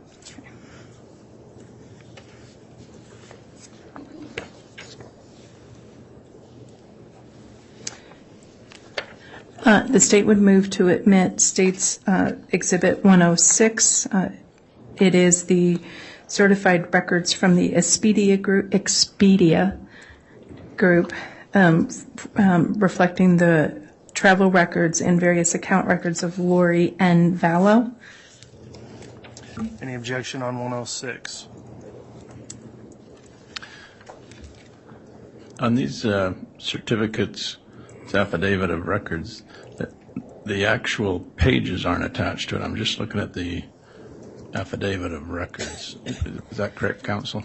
Yes, some as we've done with previous, all of these were supplied to you in discovery, but rather than supply tens of thousands of sheets of paper to the jury, we will do the specific pages by each witness, just so that we don't have, there's over 100,000 pages with some of these records, so we are doing the business record certification just like we did with Detective Consitis. Okay, very good. Yeah, no objection to 106. Okay. All right, thank you. 106 is admitted. The next one is State's Exhibit 107, which are certified Google business records from multiple users and accounts, and was previously supplied by defense counsel. Exhibit 107 is offered. Is there any objection? No objection. That will be admitted. And the state's next one is State's Exhibit 108, certified business records specifically as to the account associated with Tammy.Daybell at gmail.com and a Fitbit Ulta attributed to Tammy Daybell. Any objection on Exhibit 108? No, Your Honor. Thank you. 108 is admitted. 109 is the Hampton Inn certified business records for Alexander Cox and Lori Vallow, dated records for their folio information for those user accounts. Any objection as to 109? No, Your Honor. Thank you. 109 is admitted.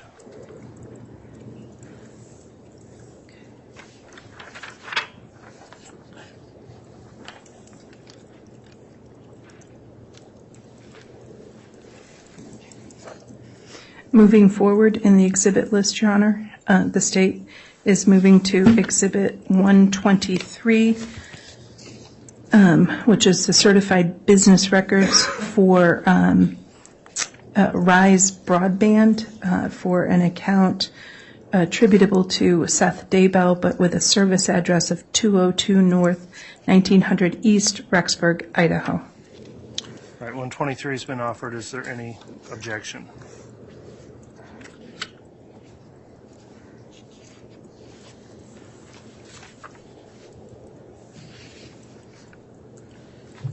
No objection. 123 is admitted then. The next record would be the certified business records from Southwest Life Insurance Company. It is, let me make sure I get the title correctly, Life Insurance Company of Southwest, otherwise known as LSW. Any objection on, did we get a number on that? Oh, I apologize, maybe 124? Thank you. That's Exhibit 124. It's been offered. Any objection? No, Your Honor. 124 is admitted. The next would be a certified business records from T-Mobile for a specific account 965804123. And what exhibit number is that? That would be helpful. I apologize, Judge. 125. 125 is offered. Is there any objection? No, Your Honor. 125 is admitted. Okay. The next the state is offering is 126, certified business records and notice for an account with a phone number 208-690-9374. Any objection as to 126? No.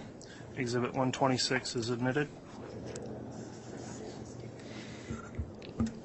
The next one would be State's Exhibit 127, certified business records from Verizon for multiple phone numbers. Do you want those phone numbers in the record, Judge? Because we have a lot of business, a lot of Verizon accounts. Not necessarily. If these are previously reviewed with counsel and you believe there's a stipulation, I think that's sufficient to identify it. So 127's offered. Is there any objection to Exhibit 127? No objection. All right. Exhibit 127 is admitted.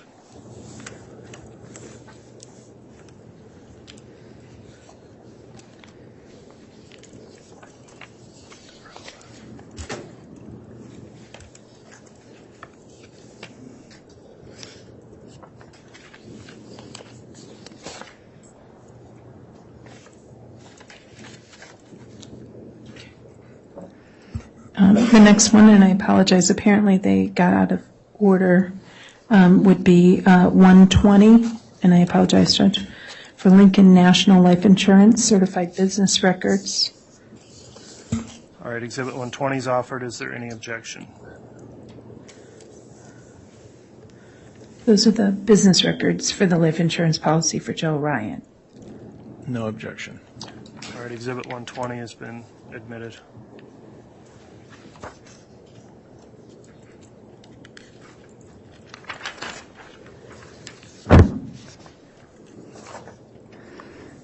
Next, the state would offer certified business records from Verizon from a search warrant 2019-42. And what was the exhibit number? 128. Exhibit 128 is offered. Is there any objection?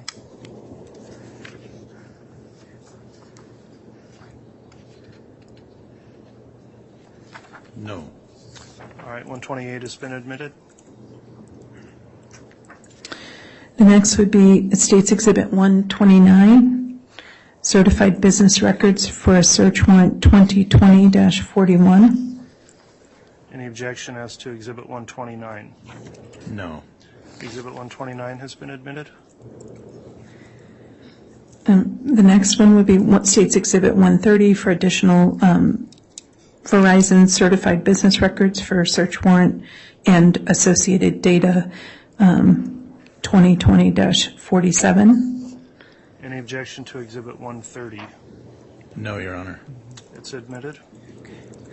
The State's Exhibit 131, the business records from Verizon for phone number 801-669-4368, which would be search warrant 2020-14. I believe I said 131, but... You did. Okay, sorry. So Exhibit 131 is offered. Is there any objection? No, Your Honor. Exhibit 131's been admitted. Okay.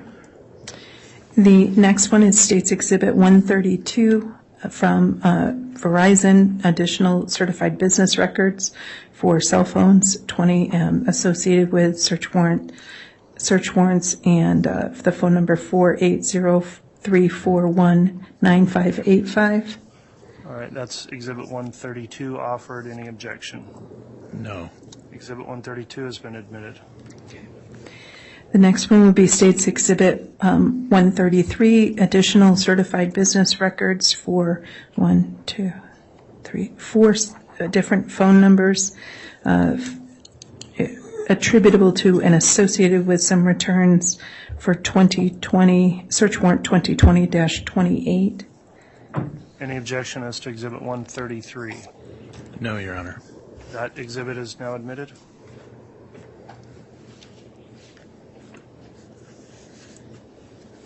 And then the next would be 131, the certified business records. Ms. Smith, we've already done 131. 134. Okay, thank you.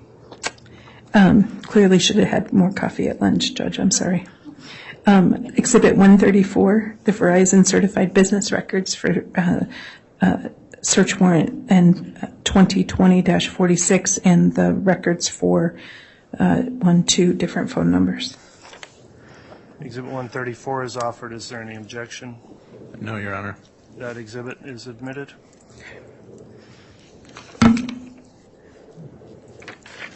This would be a certified business records from AT&T for multiple different cell phone numbers associated with this case, and outline in a request 3002081 and previously supplied to defense counsel.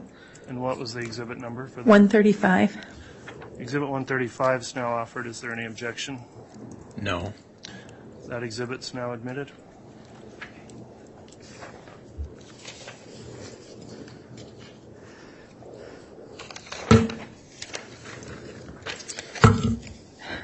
Your Honor, the next one would be State's Exhibit 136, the certified business records associated from CPA Garth Wilcox for the financial books of Chad and Tammy Daybell. Any objection to 136? No, Your Honor. That exhibit is now admitted. The next would be 137, certified business records from Walmart Pharmacy for information and prescription pharmaceutical records for Tamara Daybell. Any objection to Exhibit 137? No. That exhibit's now admitted. And Exhibit 138, certified business records from Life Map Assurance, an insurance company attributed to life insurance and payout information related to Tamara Daybell. All right, Exhibit 138 is offered. Is there any objection? No, Your Honor. And 138 is admitted. then moving forward is State's Exhibit 143, Amazon Certified Business Records. Any objection to 143?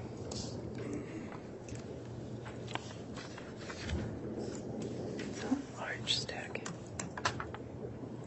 Is it just the one page or is this attached, Counsel? It was attached. I could see you had the one page. It's the larger stack. It should be attached to it. No objection, Your Honor. Okay, Exhibit 143 is now admitted. Okay. I think that's all those for now, Judge. All right, thank you, Ms. Smith. Okay. All right, ladies and gentlemen of the jury, as I mentioned before, when we have voluminous exhibits that get admitted, this is sometimes a more efficient way to submit those. They will be available for you in your consideration during deliberations, and we appreciate your patience in working through that process, which we need to do orderly to make sure the record of the case is clear.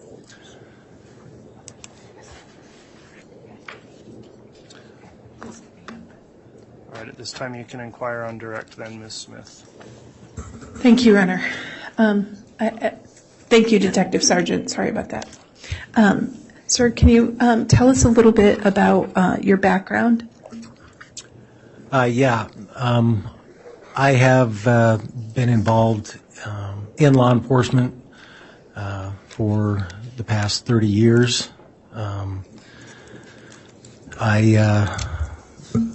I'm the, if you will, the second line supervisor over the detective division for the Rexburg Police Department. I guess what that means is our detectives, if you will, I assign cases to them. I communicate with them on what they've got going on and so forth and so on to keep things moving smoothly in our division. I am a advanced certificate holder for Idaho Post. So when you, what is Idaho Post? Peace Officer Standards and Training, located in Meridian.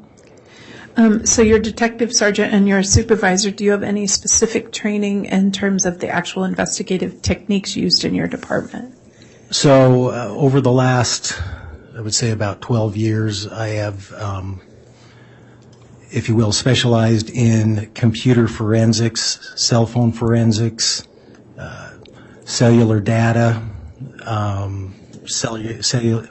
cellular locating of cell phones and other electronic devices, anything basically dealing with electronic devices. I have received certificates, trainings, hundreds of hours dealing with these kind of things.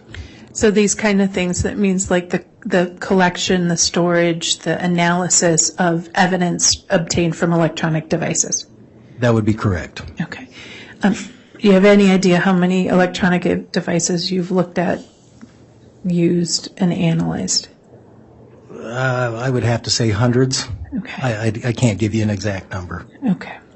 Now, in addition to your personal investigative work and working in electronic evidence, do you also have supervisory roles that were implicated in a case involving J.J. Vallow and Tylee Ryan? Yes. Okay. How did you become involved into what ultimately became a homicide investigation into the death of J.J. Vallow and Tylee Ryan? Okay, so my first involvement with anything to do with the parties involved in this case would have started on November 1st of 2019. So, and what was that first involvement? We were contacted, first of all, by Fremont County Sheriff's Office. They were requesting that they had been given information from authorities in Arizona. They were interested in finding and locating, if you will, a gray Jeep Wrangler with Texas license plates that they believed was involved in an attempted shooting in their jurisdiction in Arizona. So what did you do? Upon receiving this request, several of our officers went to the address that we were given, which would have been 565 Pioneer Road, more specifically apartment 175, where we attempted to locate the before mentioned Jeep by doing surveillance in that area. So why did you go to that particular apartment? You said you were given information. What information led you there? Information that the Jeep, the parties that would be interest in the Jeep were, I believe, 4 individuals that we were given names of. The first being Lori Vallow, Alex Cox, Chad Daybell, and Tylee Ryan. And so were those individuals that people of interest in connection to this Jeep? Yes. So once you had those names and that address, what process did you and the people who reported to you follow? So, as I mentioned, we went to the residence where several of us set up in different locations, doing surveillance on the apartment, hoping to discover the whereabouts of the Jeep, where at that time, throughout the day, we were unable to locate it at that time. And were you eventually able to locate it? Not on that date. It was located on November 4th. So from around November 1st through November 4th, did you also look for the individuals that you were given names of? Yes. Okay. Is that commonly called, did you do surveillance looking for those people? Yes, we did surveillance. Okay. Did you ever see any of those individuals? So at one point in the afternoon of that day, I witnessed Lori Vallow and Chad Daybell enter a blue Subaru car and leave the residence. At this time, because we hadn't found the Jeep, our philosophy was maybe if we were to follow them, they would lead us to where the Jeep was located. And so we continued to follow them, hoping to find the Jeep. And who's we? So there were different officers throughout the day, but actually the ones who followed them, which ultimately ended us up in the town of Idaho Falls. There was myself, Joe Powell, and that's right there. Other officers? Another Fremont officer. Okay. And so as you followed them, who did you follow? We followed the blue car, which the occupants were Chad Daybell and Lori Vallow. Okay. And did you take any photographs of them? I did. We followed them to Idaho Falls. They made a couple stops, a Mountain America Credit Union, and after they left there, they proceeded through the parking lot to the adjacent business, which would have been Hobby Lobby. And at that time, I parked a short ways away from them, and I watched the two of them exit the car, walk through the parking lot together into Hobby Lobby. Okay. I had moved my exhibits over there, so let me grab them. So that they're not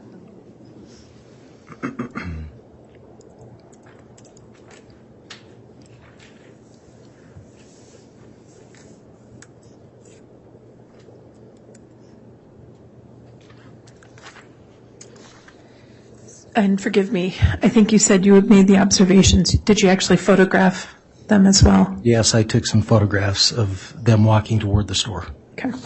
Your Honor, the state would request that States Exhibit 36C and B be shown to the witness. Both a courtesy copy has been supplied the court, and a copy has been given to defense counsel as well. It was also previously disclosed to defense counsel.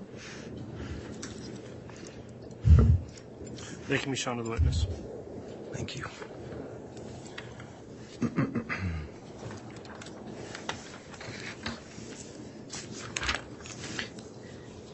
With that, we can't show the jury yet, but do you recognize States Exhibit 36B and C? Yes, I do. Okay. What are they? These would be copies of the photographs that I took of the two individuals entering the store. Okay. And what date? This would have been November 1st, 2019. Okay. Your Honor, move for the admission of States Exhibit 36B and C. Any objection? No. Okay. Exhibits 36B and C are both admitted. Okay. Request permission to publish, Your Honor. They may be published.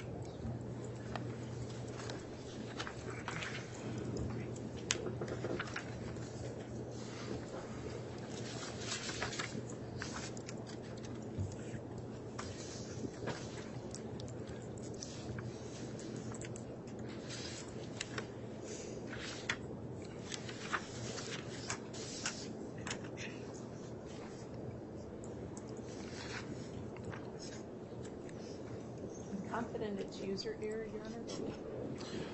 We'll check. We have had an issue, so let's make sure.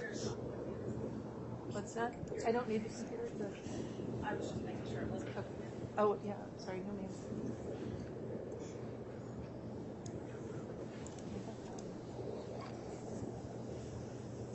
It's not accepting it when I push source. There we go. I just need to be more patient. Let me show you what has been marked is States Exhibit 36B. Can you describe this for us and tell us what your observations were? Yes, so in this photograph, I was inside of my car, took this photograph out of my windshield. This would be Chad Daybell and Lori Vallow as they were walking into the store. My observations were they were walking, they were holding hands and at times talking, and I witnessed Lori at times was placing her head on his shoulder as they walked toward the store. And what are we seeing in 36C? This would just be as I was approaching them through the parking lot and I was getting closer to them. This is just another photograph of the same as I got closer. They were holding hands and walking into the store as well. Okay. And at this time on November 1st, did you have an idea as to the nature of the relationship between those two?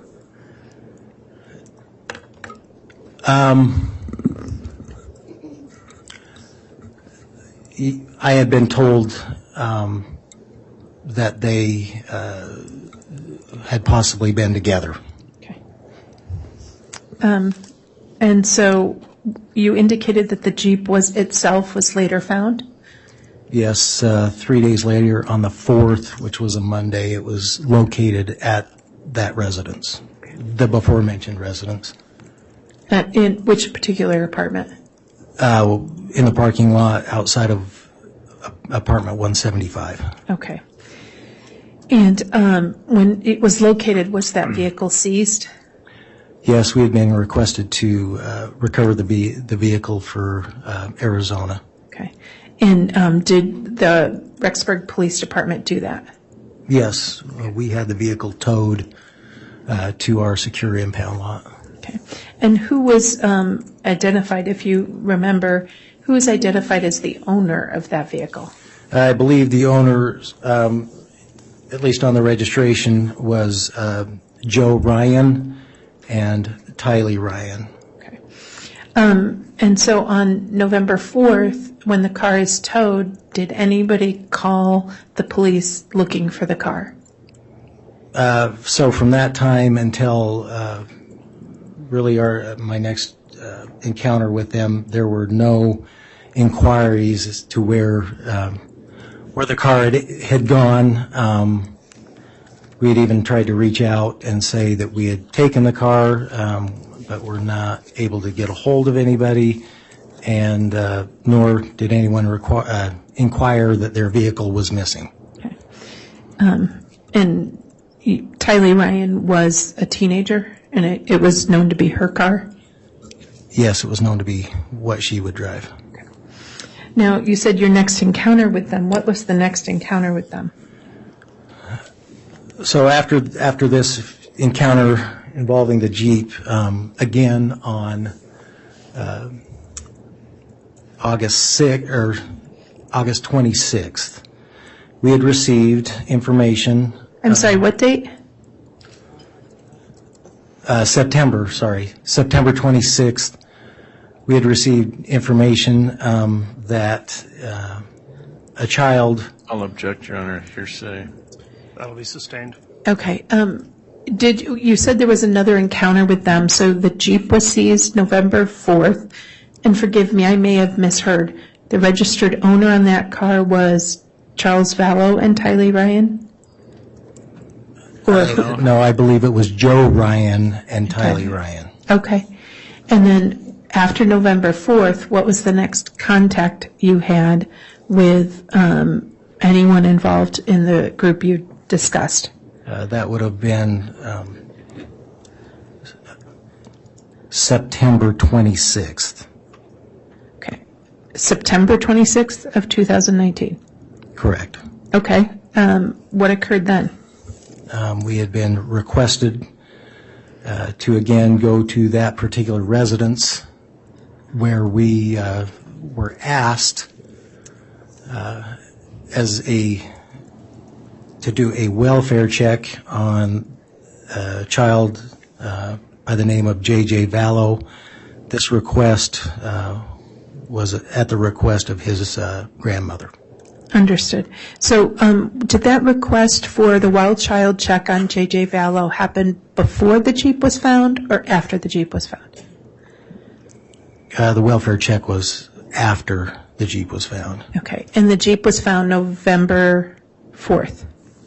It was seized November 4th, yes. Okay. And then the welfare check on the child occurred after that? Correct. So that would be November or September, because you were saying September earlier. It was, my mistake, November 26th is when we made that contact. Okay. And when you say we made that contact, how was contact made? So, Detective Hermosillo had received the initial request on the welfare check. Detective Hermosillo had gotten with myself in regards to that he had received that request. Being the supervisor, if you will, he would keep us in the loop of. I'll object, Your Honor, to hearsay. It does appear that's starting to elicit hearsay. Your Honor, I'm actually not offering it for the truth of what Hermosillo said, but this caused the detective sergeant to take a particular step, and that makes logical connection to why he made that step. Okay, fair enough. If the witness can get there without indicating specific statements of others, I think that would be more appropriate. Okay. After receiving information about proceeding to an address, what did you do? At some point, myself and Lieutenant Ball went back to that location at 565 Pioneer Road, number 175, where we were asked if we could help try and locate Lori Vallow and do a welfare check on her son, J.J. Vallow. Okay. And so when you said you were asked to do that, do you know the basis of that request? I know that Detective Hermosillo and Detective Hope had gone over that location trying to inquire about JJ. I'll object, Your Honor. Yeah, and I can move on. I'm trying to get there. I'll get around it. Thanks. Let me ask it in a different way. So without saying what somebody told you, why did you go to that address at 175? We were requested to do so to help with locating the child, JJ Vallow. Is it typical for the lieutenant and the sergeant to go on those calls? It would be, yes. Okay. And so once you guys got there, what did you find? At that time, we made contact, or we knocked on the door of apartment 175 to make contact with Lori Vallow with the objective of doing a welfare check on JJ Vallow. Okay. And once you got to that location, were you able to make contact with Lori Vallow? Yes, we were. Okay. And during that contact, were you able to have a conversation with Lori Vallow? Yes. Okay. Now, were you wearing any sort of body cam? I was wearing a body cam, yes. Okay. And just so that we're all clear, what is a body cam? Typically, officers, when they're dealing in the course of their job,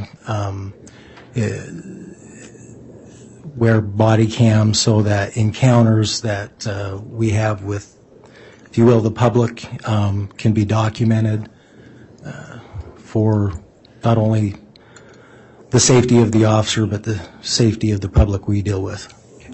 And the body cam you were wearing on November 26th, was it on and operating when you made contact with Lori Vallow? Yes.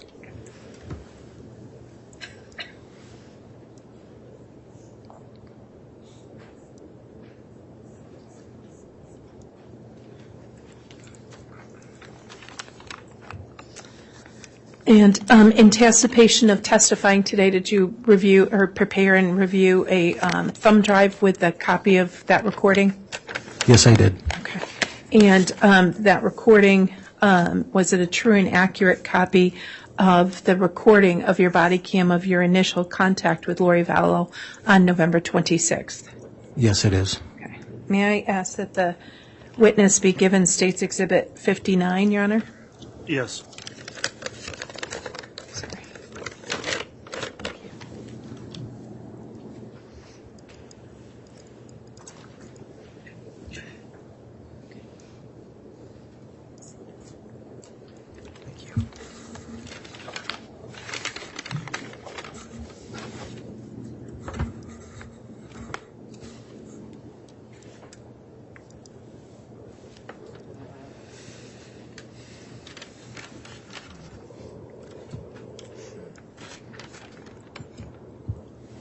Do you recognize State's Exhibit 59? I do. It is a flash drive that I prepared with my first encounter body cam. Also has my handwriting on it. Okay. Your Honor, I move for the admission of State's Exhibit 59. Any objection? No, Your Honor. Exhibit 59 is admitted. I request permission to play it for the jurors. You may. And again, for the record, the exhibit is the thumb drive. It contains that, only the one file on the thumb drive, is that correct? Yes, Your Honor. Okay, thank you for clarifying that.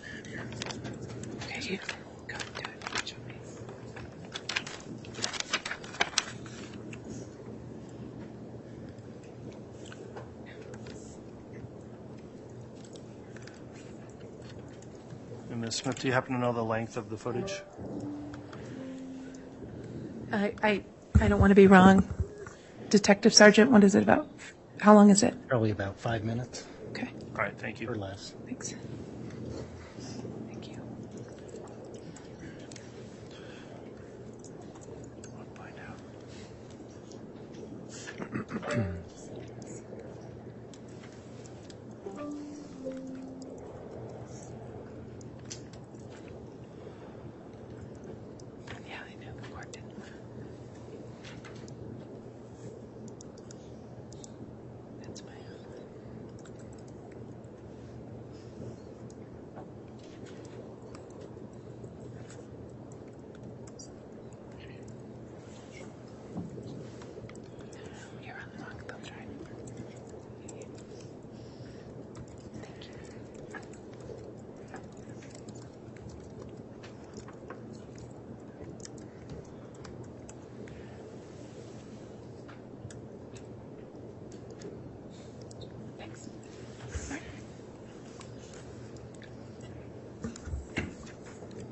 think we're ready, Judge. Thanks. Very well. You can publish that. Yes.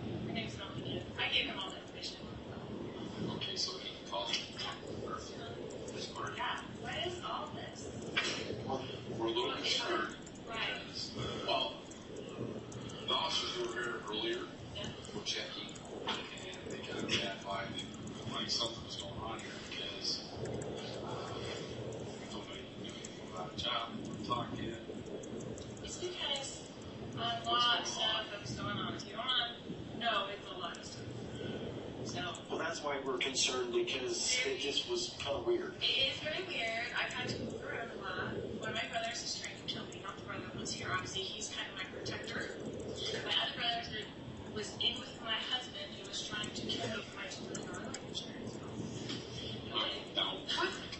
So a lot of stuff is going on in this last year. It's been a horrible year for us. I've had to move around. And so I was going to move back to Arizona. But my son's asking to school there because I tried for his school here from the school in Kennedy. He went for 2 months and tried it, but he had his COVID. Now, the person who called is my sister-in-law, but she's his natural grandmother. He's adopted by us. Okay, so her son, who is a drug addict, had a baby with a girl who's a drug addict, and they took him from, CBS took him, gave him to the grandmother. She came by, and then she wanted us to adopt him, which we did. Loved him. My husband and I, who died earlier this year. He passed away. Since he passed away, she's been trying to fight me for him and being really horrible to me. She's kind of the paternal friend. Okay, thank you. That makes sense. That's what I mean. The paternal grandmother. Yes, he has autism and ADHD. He doesn't really talk to people. Like he's very special needs. So I have him in a special needs school there. She was trying to. So what happened was, my husband, who we were married for 15 years and have raised all these 5 kids together, switched his life insurance policy to her, right? To his sister, who got $1 million when he died, and we got nothing. For me to raise JJ, and all the kids got nothing, and everybody got nothing. She got $1 million. So I knew she was going to try to sue me for him, or she now has this $1 million, so she can hire people to help him, and I have nothing. But you have legal custody. He's my son. I adopted him. Right. He's 2 years. We had him from the time he was 8 months old till 2 years old. She does nothing that wants to cause me trouble. So I don't tell people the truth about where we are and what we're doing because of those reasons. So I look like a suspect, but I am not a good person. Raised all of my kids. I've done everything that I'm supposed to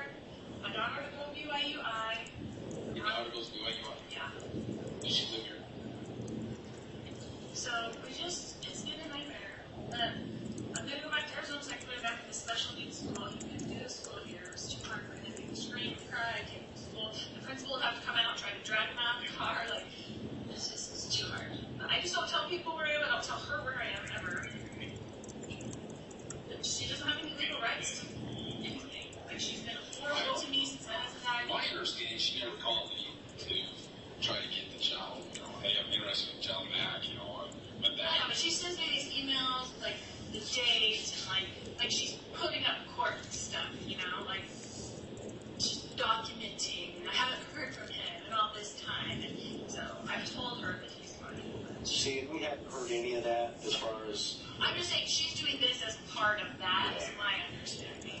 And our only concern in this whole thing is the child. I got it. And so that's where we're at on the. And then we were just a little weirded out when, you know, and I understand now that we've heard your side of the story. It's awful. I feel like I'm being tracked all the time. I'm like, why are police coming to my door? What did I do? They said you're out visiting two guys, and I was one's your brother. Yeah. Who was the other one? The other guy that was. There was two. Well, we had two detectives over here trying to. Looking for you a little while ago. Oh, because I was at the store. And they ran into. Well, probably one of your brothers. My brother and his friend, probably. Who's And then that? with me. Chad. Chad Brown. What's his last name? It's just a mess that is constantly causing me trouble. Chad D-A-Y-B-E-L. He's an author. Doesn't he live like out in the. He's not the Chad Daybell. Didn't his wife pass away recently?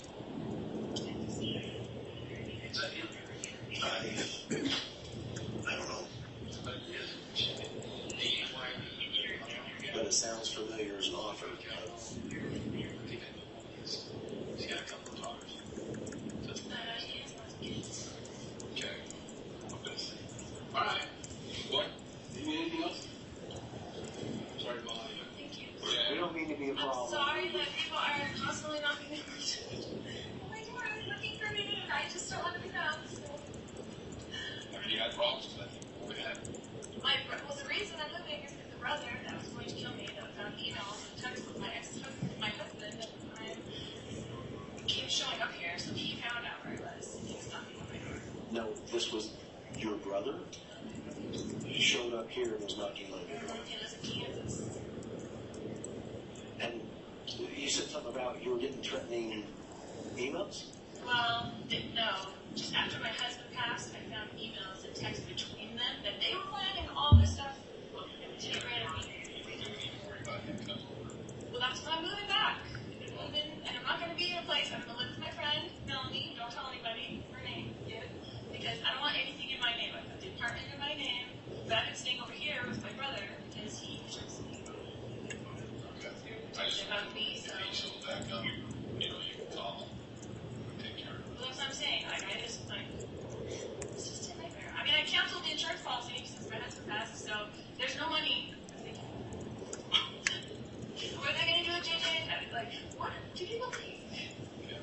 So. Well, if you have a problem, circle back up to 3 calls, we'll come and run him off or something. Okay.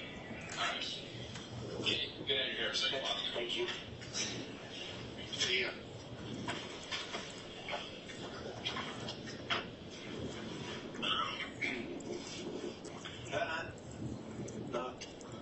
Not.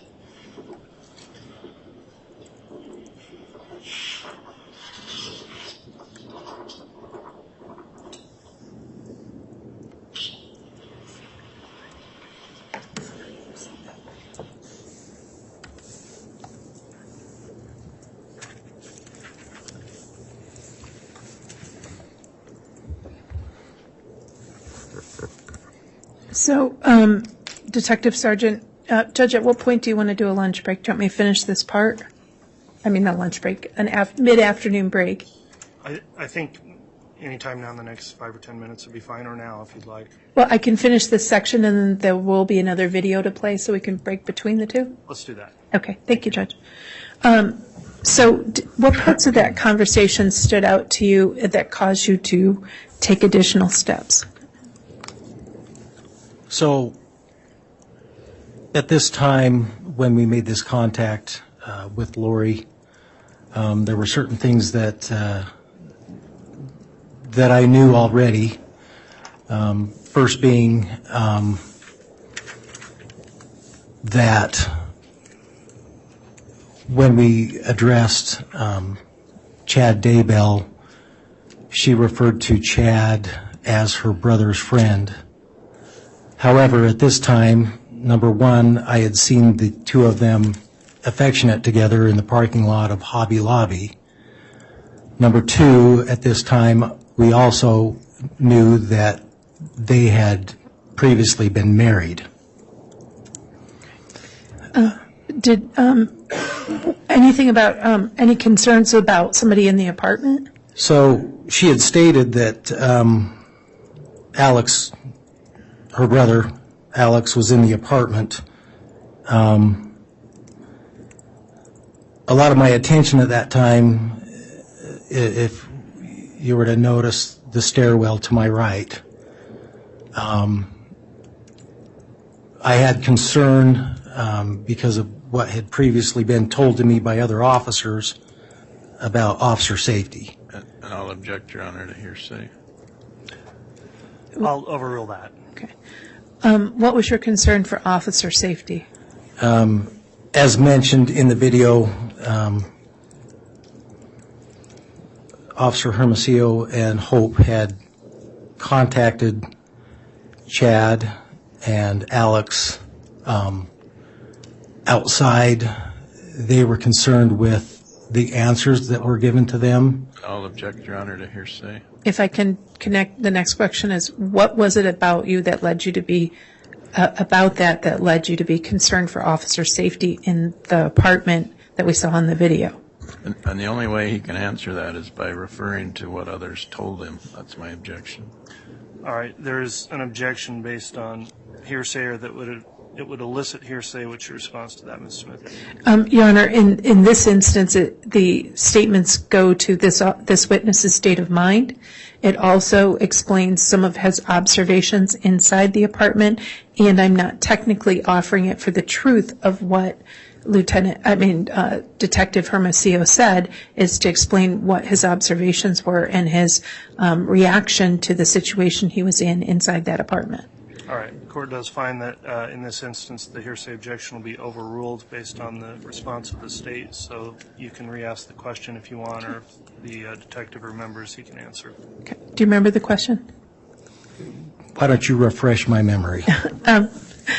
What information did you have that led you to be concerned for officer safety? Well, not only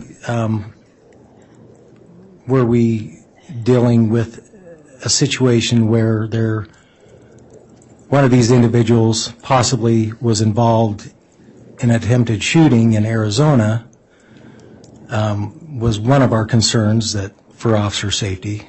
And number two, statements made to us that the individuals were being evasive and lying. Also, as officers, heightened our awareness of our own safety. So while you were in there, you mentioned something about observations of the stairs. What were your observations of the stairs? Well, one of the other odd things that I felt at that time, Lori said that her brother was there. And I found it odd that where he had been talked to just minutes earlier, that he wouldn't come down or if he was there, engage in this conversation. But my attention was drawn because at the top of the stairs, I could see movement, whether there was a window or a light that was reflecting, and I could see movement as it moved back and forth off the reflection of a wall. And at that time, I was concerned for safety if someone was to come down and try and surprise us.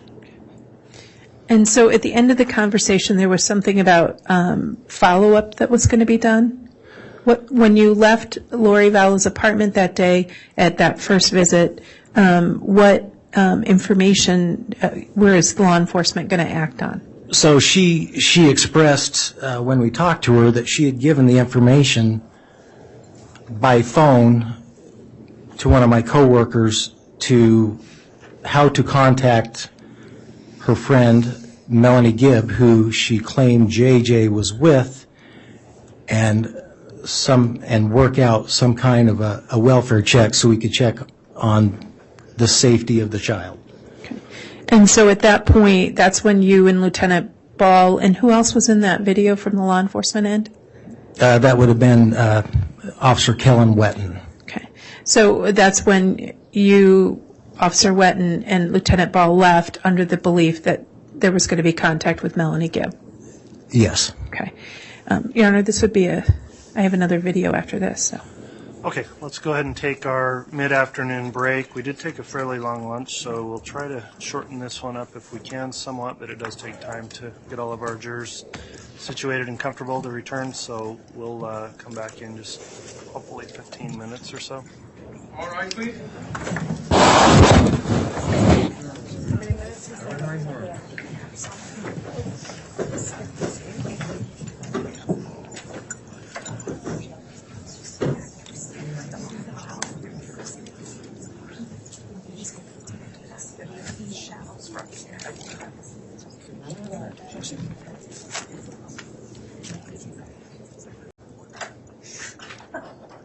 Thank you. Please be seated.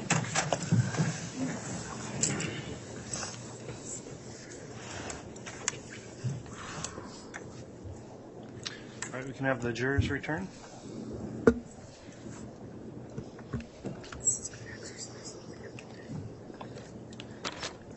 Judge, while the jurors are coming in, I ask the bailiff to give him the next exhibit, just that way it's up there. That's fine. Thank you. He won't open it until.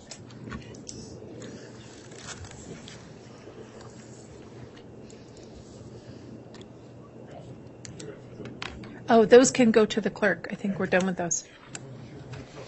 No, those we can publish another time.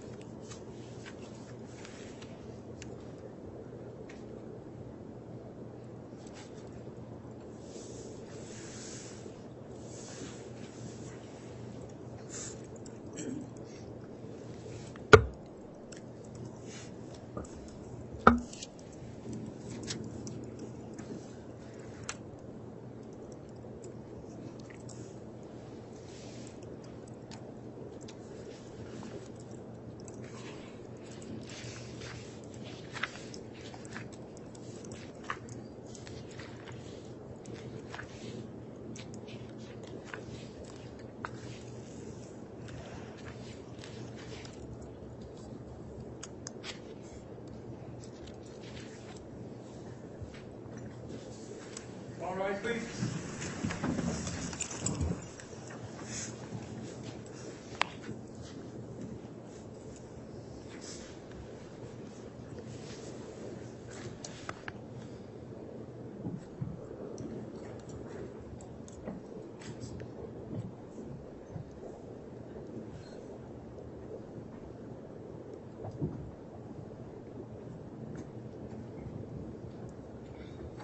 Here's our president, for you.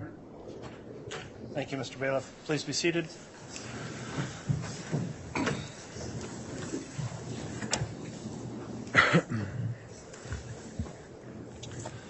Okay, we're back on the record on CR 22-21-1624, State of Idaho versus Lori Vallow. I'll remind the witness, Detective Stubbs, you're still under oath for your testimony.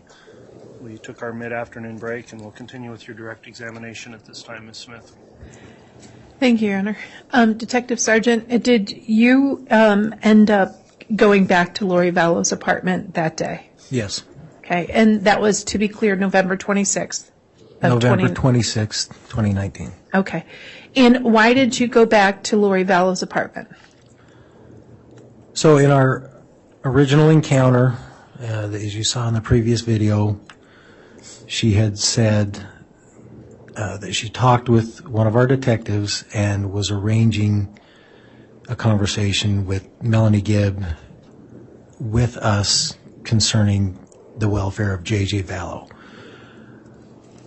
At this point, we weren't able to get a hold of Melanie Gibb. She wasn't answering her phone, and the other detective advised us that she wasn't answering. So we decided to return to her apartment. And so was that also on Bodycam? Yes. All right. And will you take a look at what's been given to you as State's Exhibit 60? Have you looked at that? I have looked at this. Okay. What is it? It's a USB flash drive containing the second encounter with my body cam when we went back the second time to Lori's residence. Okay. On November 26th? Correct. And you prepared that exhibit, and it's the same exhibit you prepared? Yes. Okay. Move for the admission of State's Exhibit 60. Any objection to Exhibit 60? No, Your Honor.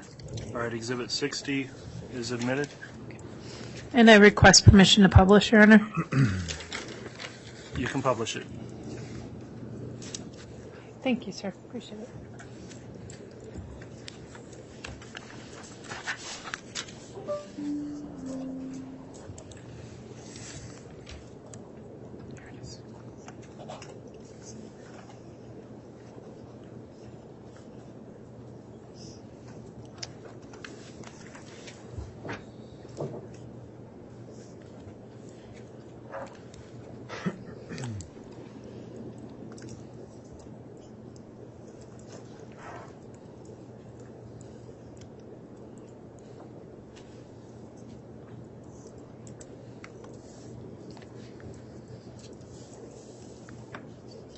Apparently the computer freezes for me, but not for Mr. Rammel, so I'm going to ask him to do it. They like him better. Thank you.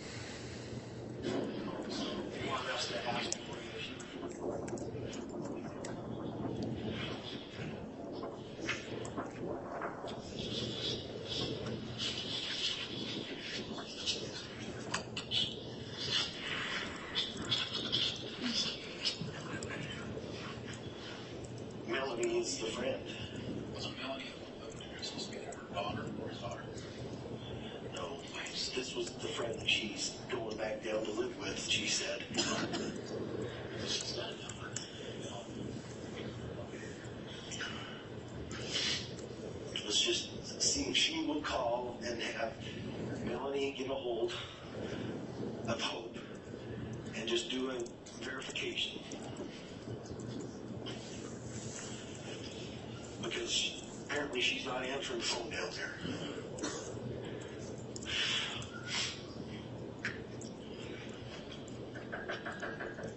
Lori?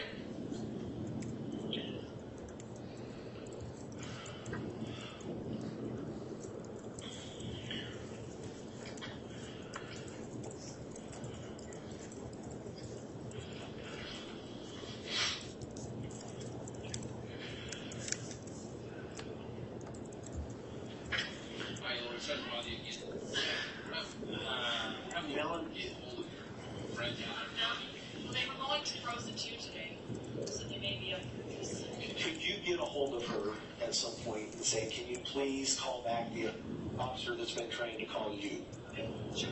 Just, Yes, I think they are in the movies right now. okay. He's been trying to call her or other officer.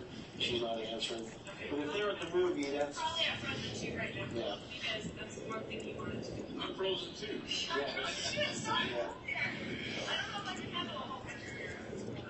Yeah. So if she'll just return his call, that'd be great. Okay. Thanks.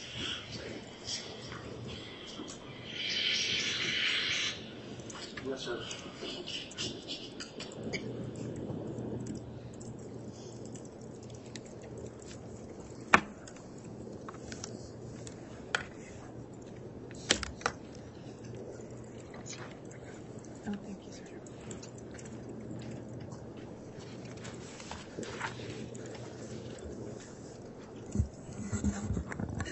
So, Detective Sergeant, after that conversation with her, what was the next involvement that you or officers had?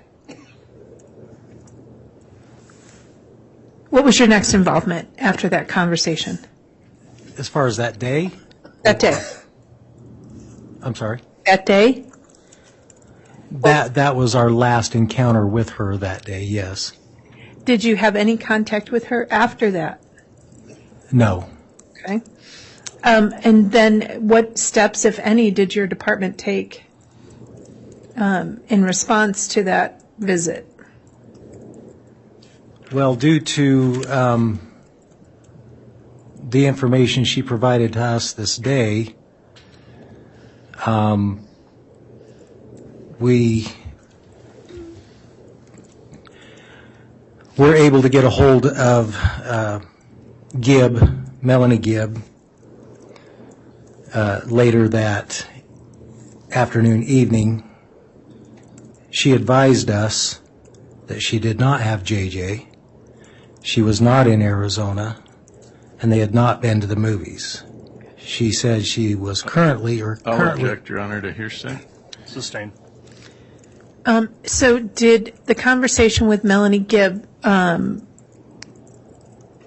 let's do this. So given some of the information that you had, did you assess the statements that Lori Vallow made to law enforcement that day? Yes. Did you find any of those statements, were they by and large accurate or were they by and large inaccurate? By and large, inaccurate. How so? She had stated JJ was in Arizona. He was not. And I'll object, Your Honor, to hearsay. The only way he can answer that is with hearsay. He's talking about the defendant's statements, Your Honor. That's what I understood also. Those are the statements of a party opponent, so the hearsay objection's overruled. Okay. Maybe the witness could clarify who's making the statement. Okay. So what statements of Lori Vallow did you find inaccurate? Lori had told us that her son JJ was in Arizona.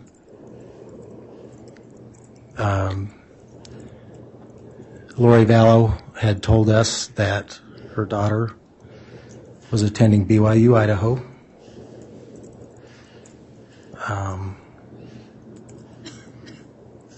Did you have any information about her relationship with Chad Daybell, and was that consistent or inconsistent with what she told you?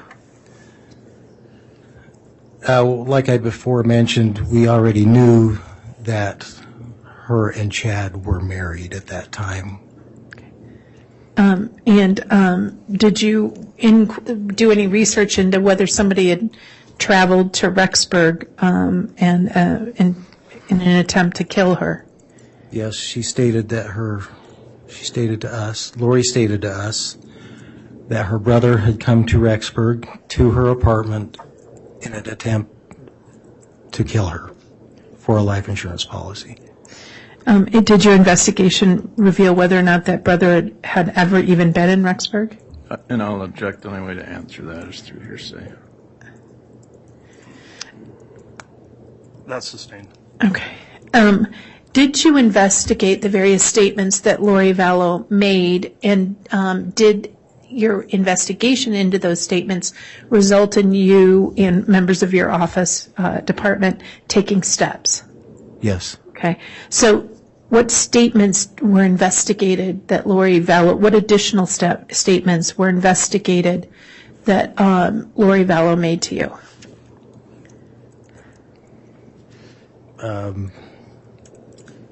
If I'm understanding your question, statements of her life being in danger were looked into. Did you find any evidence to substantiate that? We did not. Okay. Did you look into whether Tylee Ryan ever enrolled at BYU? Yes.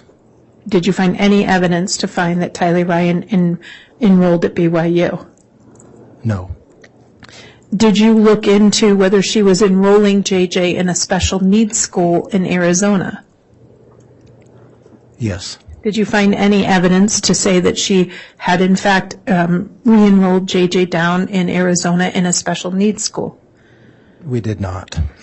Did you find any evidence in response to her statement that the principal had to drag JJ into the school in Rexburg? Yes. Okay, so the principal had to drag. Did you find evidence to substantiate that JJ had to be drugged into school in Rexburg? Sorry, I must have misunderstood.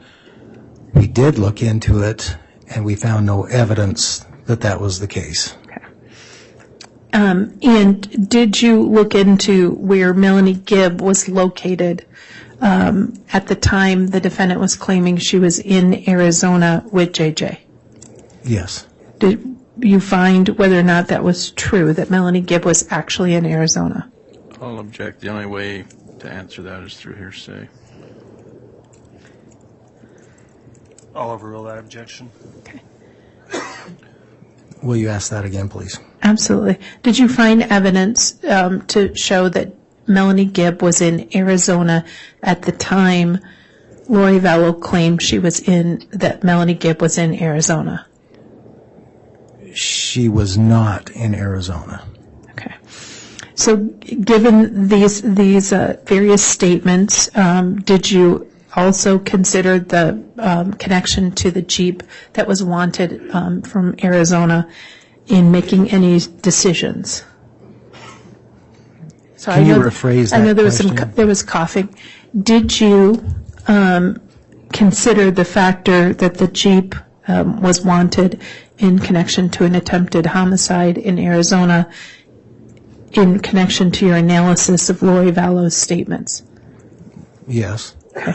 Now, did looking at that analysis and investigation lead your department to make any investigative decisions? Yes, at this time. What did you guys decide to do about this stuff? Due to the facts that we had discovered, which a lot of those were discovered later that evening, an effort was made to obtain a search warrant to go back to the residence and search the residence for evidence of J.J. Vallow. Okay. So did your department obtain that search warrant as to the apartments on Pioneer Road? Yes, warrants were obtained for 3 different apartments in that complex. And what was your role in the execution of that search warrant or search warrants? Again, I was assisting officers to search those residents for evidence of J.J. Vallow. Part of my role was I did take video footage once the apartments were gone into and that they were, if you will, cleared of any danger. I went in and documented apartments 174 and 175 with video footage. All right. May I ask that the witness be given State's Exhibit 7J, a copy of his footage? Yes. Okay. Okay. Thank you. Okay. Is 7J a copy of your footage and recording of the recording that you did November 27th, 2020 of the apartments 175? Of 2019, yes. Okay. You move for the admission of State's Exhibit. It's 7J, Your Honor. Any objection to 7J being admitted? No. All right, Exhibit 7J is admitted. And I'm going to request permission to publish this, Your Honor. It can be published. Thank you. I'm going to close this real quick.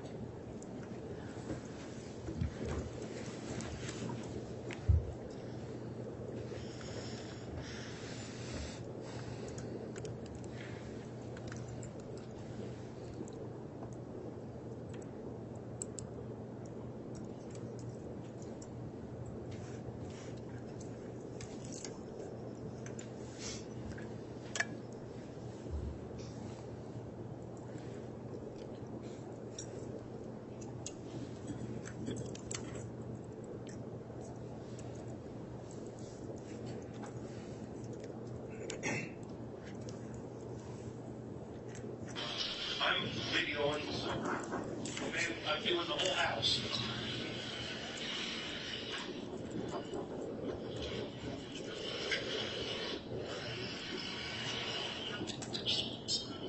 Okay, this is the search warrant on part number 175. 175. Jump into the front door. This is the front room. Scanner. This is the damage to the door upon a no-knock entry warrant. Door.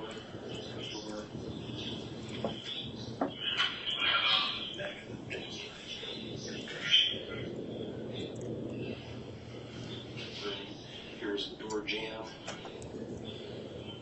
The kitchen area. There was arrival keys that had been left on the counter. A envelope from Amazon. This was on the front porch to Lori Vallow, 565 Pioneer Road, apartment 175, Richmond, Idaho.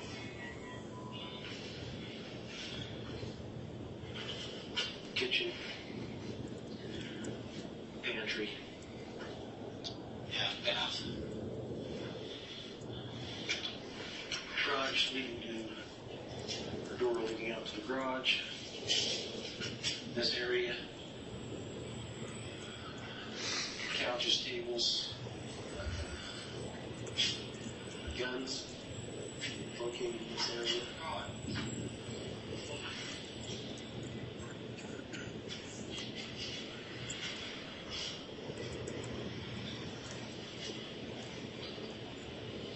Sorry, Sean.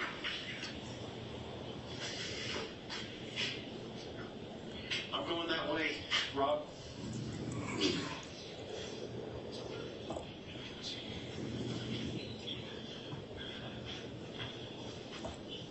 Staircase going up to the second level of 175.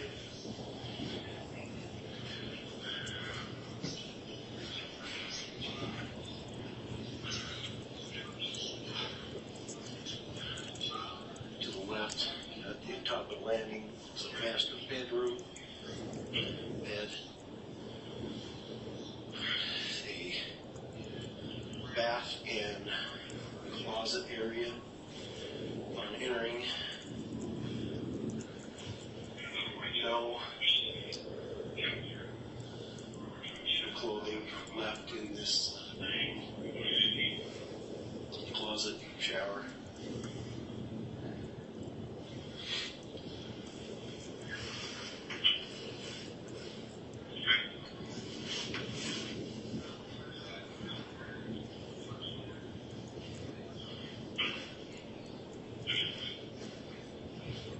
Looks like there was some electronic devices on these. At one time I can see dust imprints. What appears to be computers. Here's a printer. On this printer is a lease agreement.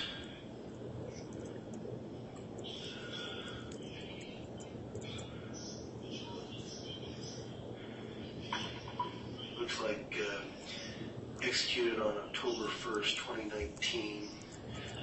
And it says a Lori Vallow, R-V-A-N, as the leaser. Coming out of master bedroom, hall adjoining a laundry room to the right. Continuing down the hall to the left, a furnace, water heater, closet. Opposite that is a bathroom.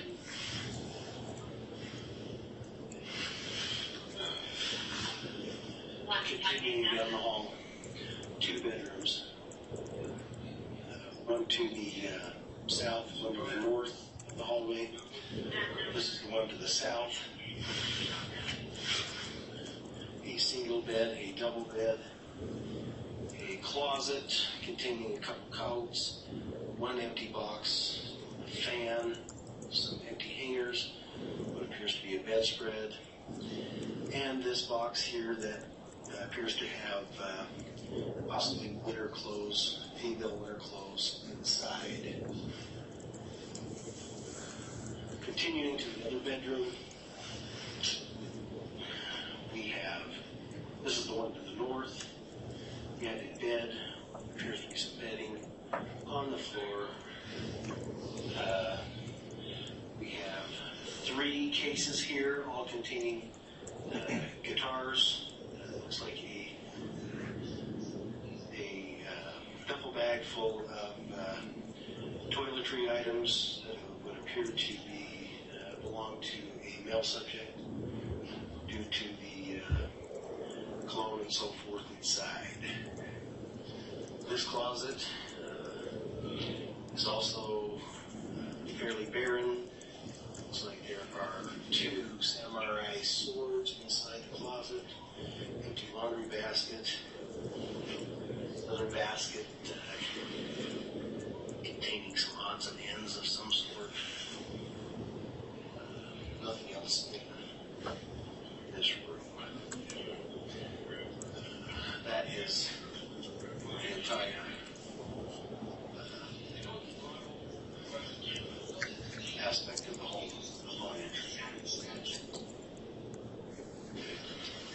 I'm videoing.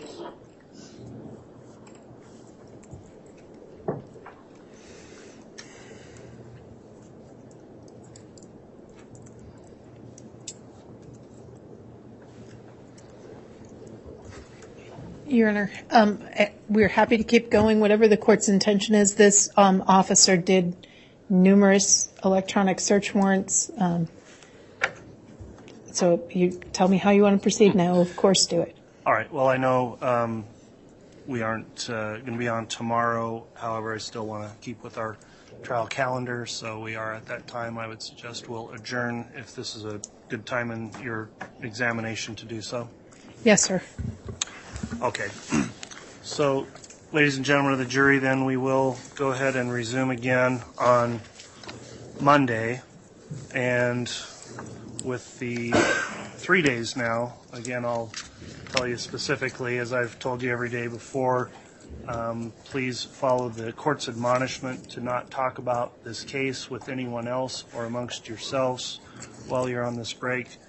Please do not do anything to investigate the case. Don't look up any of the news coverage of the case. Don't follow any stories that are reporting on the case. I very much appreciate how you have continued to follow this admonishment every single day, every one of you. Your jury service is greatly appreciated by the court and by the parties. So with that in mind, we will recess for the day and we'll resume again at 8:30 on Monday for what I believe should be a full trial next week. Full week of trial, I should say, next week. So with that in mind, we'll adjourn for the day. All right, please.